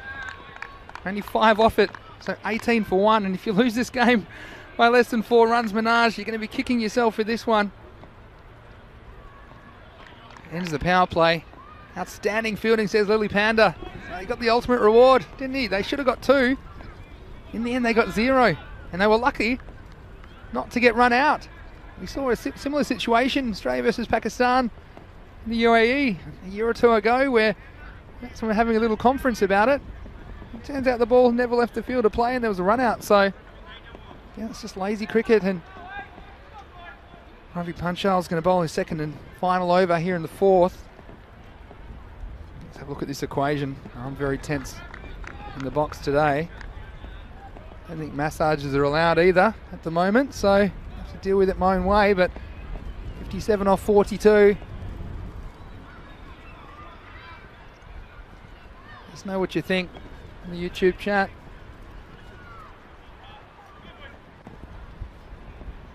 Mohammad Riaz on strike to Ravi Panchal. It's a short cutaway and he's caught, and that's the end of Riaz. And this time he made no mistake. Short outside the off stump from Panchal, and cutting away was Riaz, and Theo Rumistrovic holds on to the catch. It might have been a slight juggle, but he was perfectly positioned. And, well, he might have let one slip, but he made no mistake on that occasion. And I'm telling you, runs on the board in finals, they're always good runs, especially when they're backed up with good fielding. And that was a nice bit of work by the youngster. And Panchal, well, he's coming back for LMT. And that's going to bring Jafar Iqbal to the crease, and he's batted pretty well as well today.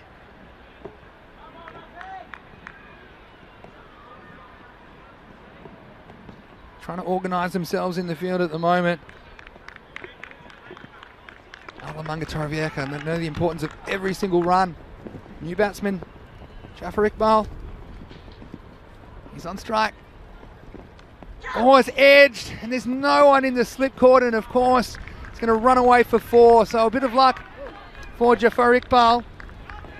It was just out of the reach of the keeper as well. You see here on the replay, thick edge, probably straight to a first slip or between first and second. Again, very difficult to protect that area, typically in these short form games.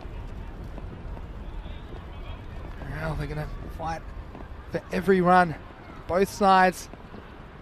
This one's down the leg side. It's a nice bit of keeping because he saved 4 there. That could have quite easily gotten away to the boundary. And Alger showing the experience and skill behind the stumps to cut that one off. We've seen those miss before. Panchal just losing his shape that time. We get to bowl that one again. This one's going nowhere fast. Jamming down on it was the batsman. Like I say, this rate was about 8 and over. That might seem comfortable. It's very comfortable when you're watching it on the TV. You get out there and there's such a big prize on the line. It's very tense indeed for both sides in this situation. Who will prevail? There's no timing from the batsman. It's just pulled down the ground for a single. And you see Ravi Panchal, this is what they missed out on in the first match, isn't it? Umanga Torvieka, with his 2 balls slipping out of his hands and being taken out of the attack early in the first over. They were able to get away with it on that occasion. He didn't bowl in the second match at all. He's back here in the third. He's doing a good job. Can he get the important wicket of Usman Mushtaq, who's on strike now? This is cut away nicely. Third man's got some work to do. And he makes the stop, but this time it's just going to give the batsman enough time to come back for 2. So it's a nice bit of work down there. Charlie Remistrovic doing his work on the third man boundary. I'm telling you, he's a 15-year-old. Your heart's in your mouth with these kind of ones as well. We've seen those go to the boundary. Ratty cuts off a couple of runs for his team. Last ball, the 4th over. He's cut away. He's got some more work to do, does Charlie. This time, he's able to handle a bit more cleanly, so it'll just be the single. End of 4 overs. 27 for 2.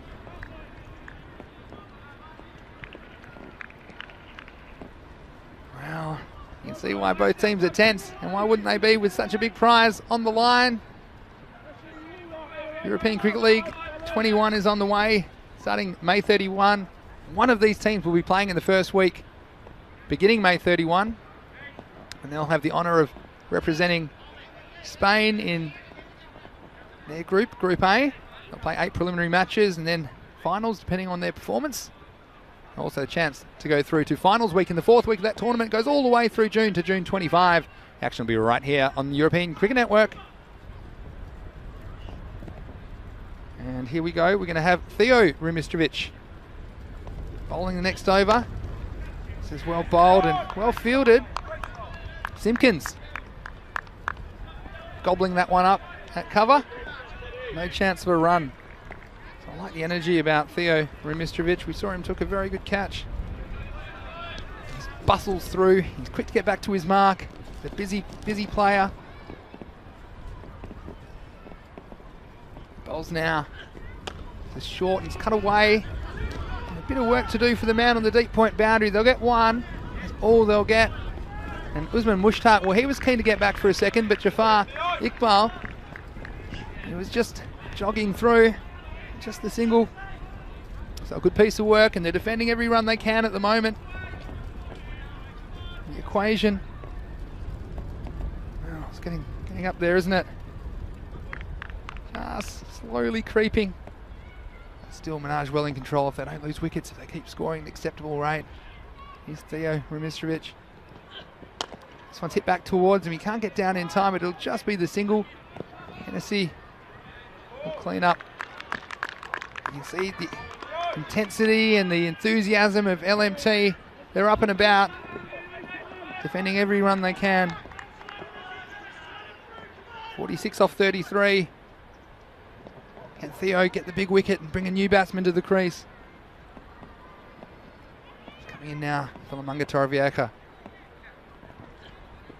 Oh, it's up in the air. It's not going to carry. to Ravi Panchal. Down the long on. See him pitch in front of him. Just the single again. So, what are you guys thinking in the chat? Ian Willis saying, much better, Ravi, well done. Yeah, he bowled good over. Everyone on edge here at Montjuic this morning. This afternoon it is now, I suppose. Here's Theo Ramitrovic. Full toss, and it's going to go away, all the way, straight. Maximo, 6 runs. And Minaj. Well, they were just waiting on that one that was a bit loose. And it's a baseball ground. This is a baseball shot. Carrying the fence. He'll round the bases, collect 6 runs for his team. And so that's a circuit breaker for Minaj, just what they were after. He's fortunate, at least it stayed below the waist, so it won't be a no ball or a free hit, but still the 6 runs. Very valuable for the batting side. See how he responds. So it's a clever slower ball, worked away by Jafar Iqbal for a single. I guess that was the difference in the Manga Torrevieja innings. They were only able to get 1 6 in the entire innings. When you're chasing 75, 1 or 2 of those big hits are going to get you pretty close to the target. End of the over. Pretty good one despite the 6. And we're 10 off it, and it's 37 for 2. So just to emphasise how close we are. Well, if you double 37, how many do you end up with? You end up with 74, which is exactly how many La Manga Torrevieja scored. But everything's going to be important. It's going to be Paul Hennessy coming into the attack for the 6th over. They'll be fighting tooth and nail in the back half of this game. They need 38 off 30 balls to win. Minaj do have wickets in hand, still 8 of them. Here's Hennessy. This is up, it's in the air. There's some good fielding down there from Jack Perman, who came across from deep mid-wicket, so it's just a single. All of the last 2 years, all of the hard work, these 2 teams, it comes down to this final 5 overs. See which one of them will get to represent Spain at the ECL. This is almost within Simpkins' grasp. And again, that's good work from the outfielder to get around there and keep it to a single. There was in a big gap, and Simpkins, well, he was sniffing around, but it's just out of his grasp. But a nice bit of work from Connor Wood at long off to keep it to a single. So 36 off 28.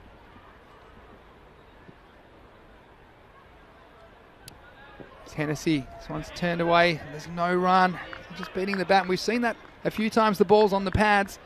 If they're not too short, they'll see a lot slide into the pads and let's go off for either leg by or no run, like we saw on that occasion. So valuable dot ball.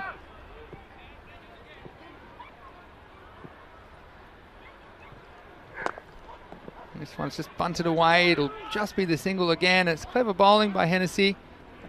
Just trying to go full and straight. And that's his go-to. We've only seen him really disappear when he hasn't got it right. He's gotten a little bit short and given the batsman some length to work with. But when he's full and straight, it's pretty hard to get away. He's satisfied with singles or dots. It's full and straight. It's pulled away, flicked away, and it's going to go all the way for 4 runs. So that one just losing his line slightly on the leg stump, and the batsman able to get his hands through it. It wasn't really that far leg stump, so the batsman taking a bit of a risk. One probably more off middle and off, but regardless, the 4 runs will count for Minaj. That boundary and over will just steady them with the rate required, between 7 and 8 at the moment. We'll get them most of the way there. This one is well taken behind the stumps. And so a top ball to finish the over. Well, going down to the wire. End of the over. After 6, it's 44 for 2. In the equation, 31 required off the last 24 balls. You just wonder, yeah, I think it is going to be Perman to come into the attack. He's still got 2 overs up his sleeve. How well he bowls could determine the result of this match, because he is capable of the wicket-taking delivery. Also, anytime a leg spinner bowling over the wrist, there's always the risk of the odd loose delivery or full toss. He's going to bowl to Jafar Iqbal, 7th over. This is well pitched. It's hit through the leg side. The chase is on. Again, a nice bit of fielding. Slight fumble, but making the ground was what it was all about. And it's just the single. So can they prevent a boundary this over? That'll really ramp up the pressure on Minaj.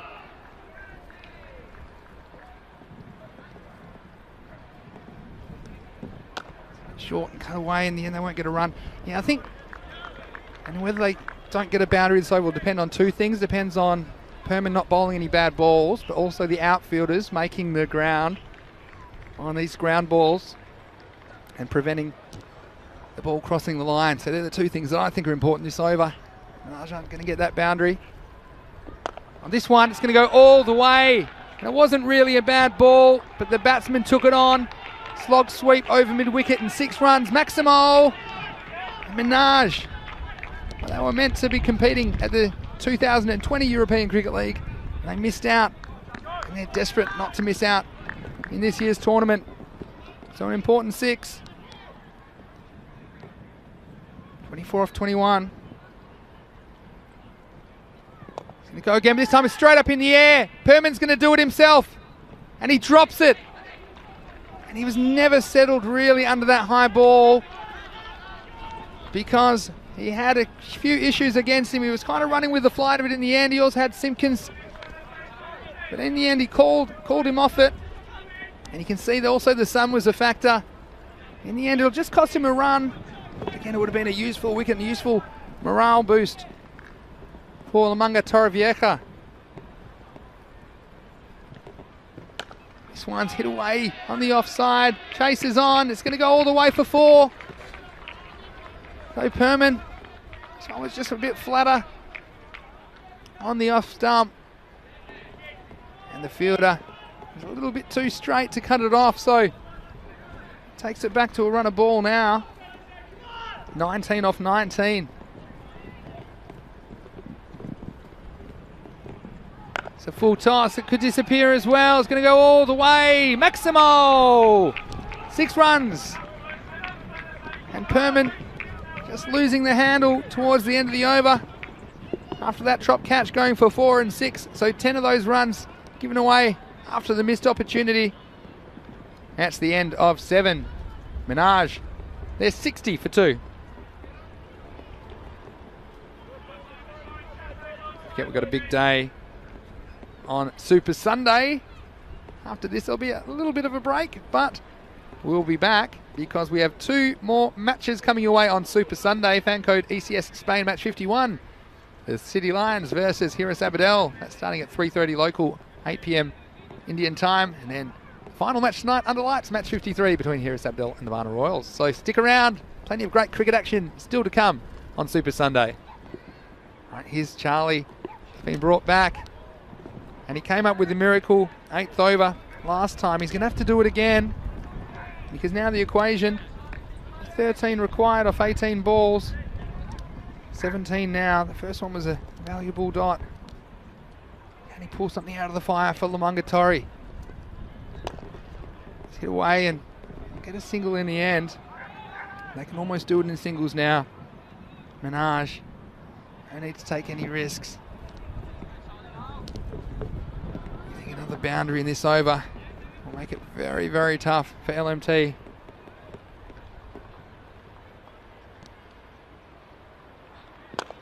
This is hit firmly down the ground. The chase is on. And a nice bit of fielding by Ravi Panchal. He's been outstanding in that position today. Just get the single in the end. So 11 off 15, the equation. Again, if you're Lamanga Torrevieja, you just need to take the game as deep as possible. If you can take it to a last over, take it to a last over. Just keeps you in the game longer. Anything can happen. This time he goes for the big shot. doesn't connect. By the same token, you have a new batsman or two coming out at this stage, even if it's a run of ball. It's not going to be easy for the new bats. We've seen it all day. Batsmen struggling to adjust to the pace of this pitch. 11 off 14. It's going to go for it. It's in the gap. And it's going to go all the way. 6 runs. Maximo! And Minaj, they're inside of the target, requiring only a further 5 runs to qualify for the European Cricket League.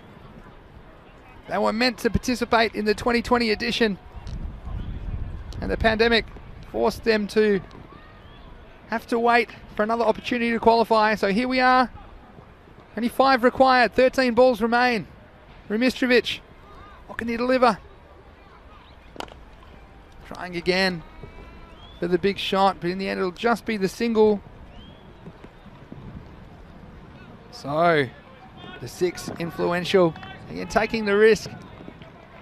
And the spin bowlers from Lamungatari, again, not easy. Don't have a lot of matches under their belt. Such a fine margin of error, isn't it? And they finished the over 71 for 2. Only 5 required. Need a miracle over now. But if anyone can deliver it, this man, Connor Wood, has been very good. Everything would have to go perfectly for LMT. So to get back into this one. 4 runs required for victory. It's up, it's in the air. Can it stay in the field of play? And the catch is taken. So staying alive. Alamanga Torrevieja. And it was a nice bit of work. And we've seen him do some great things in the field. And Usman Mushtaq falls with the finish line in sight. The batsman did cross. That could be important as well. There's still 11 balls remain. It'll be Khalid Mahmood.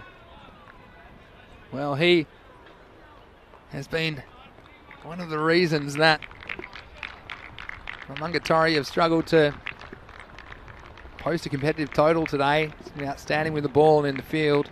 He's got the job to do with the bat in hand right now, but he's at the non-striker's end. Here's Wood. It's going to be hit down for a single.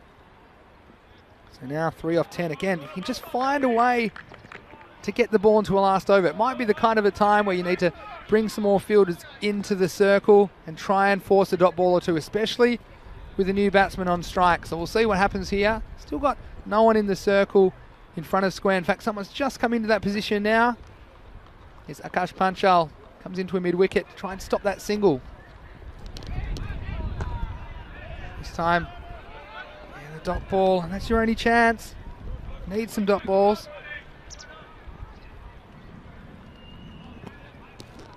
Just force some dots here, at least put some pressure into that last over. Martin Gould says, golden hands. Here's Connor Wood. This one's in the air. If this goes all the way, it's going to be game over. And congratulations to Minaj. They are the qualifiers from Spain for the European Cricket League this year. They had their opportunity taken from them unfairly last year due to the pandemic. But they've earned the right to be here today. And after losing the first match, they've recovered to win games 2 and 3. And it's Minaj that will represent Spain at ECL 21 beginning on the 31st of May. And the batsman there will be very, very happy with that result. And that man, Khalid Mahmood, he's a big reason that they got themselves in a winning position in games 2 and 3. Jafar Iqbal as well. Well, we saw him with the bat today, delivering for Minaj. You have to say credit to Lamanga Torrevieja Cricket Club. They'd be sorely disappointed to not be there at ECL 21. It was a big effort from them, and they were fighting tooth and nail. It wasn't easy for them to come out here, and especially with the bat, you saw they struggled at times, or most of the time, to deal with this surface at the Montjuic Olympic Ground. But with their bowling and the fielding, I think it's a great sign for cricket in Spain. See that kind of enthusiasm for the game. Fortunately, they weren't quite able to get the job done today in the end. We saw an outstanding piece of fielding on the backward point boundary there. The batsman not even getting one run in the end. I expected it was going for 4. And that excellent catch by Theo Rumistrovic kept them in the game, but Umunga, well, they needed everything to go right for them if they were to defend this total of 74. Just those little things like the edge away from the keeper and the sky ball late in the innings just kept Minaj in the hunt. Ultimately, they got past the total with 8 balls to spare. 76 to 74, and this was the over by Perman. Well, had a day with a bat that he'd like to forget, scoring only 3, 1 and a duck in the 3 matches, and he was a big key for them with the bat. It's not able to adjust the conditions, and this is the other story for me today. Charlie Rumistrovic, his performance as a 15-year-old, dealing with the pressure. He'll be very proud of the way that he bowled. And we're setting the table in European cricket for a bright future for all the young talent like him and so many other young players we've seen across the European Cricket Series that we played, and of course the European Cricket League, which is coming up. But congratulations to Minaj. They win the series 2-1, and they've earned the right to represent their nation and their club at the European Cricket League this year. Stay tuned, guys. We'll have a short presentation coming up, and then don't forget we have the next match, which is the rescheduled ECS match 51, beginning at 2:30 p.m. GMT, which is 3:30 in Central Europe, and it's 8 p.m. in India. So stay tuned, guys. There's plenty more cricket today coming up on Super Sunday. It's Vinny Sandhu here, Mr. Maximo for the European Cricket Network. See you shortly.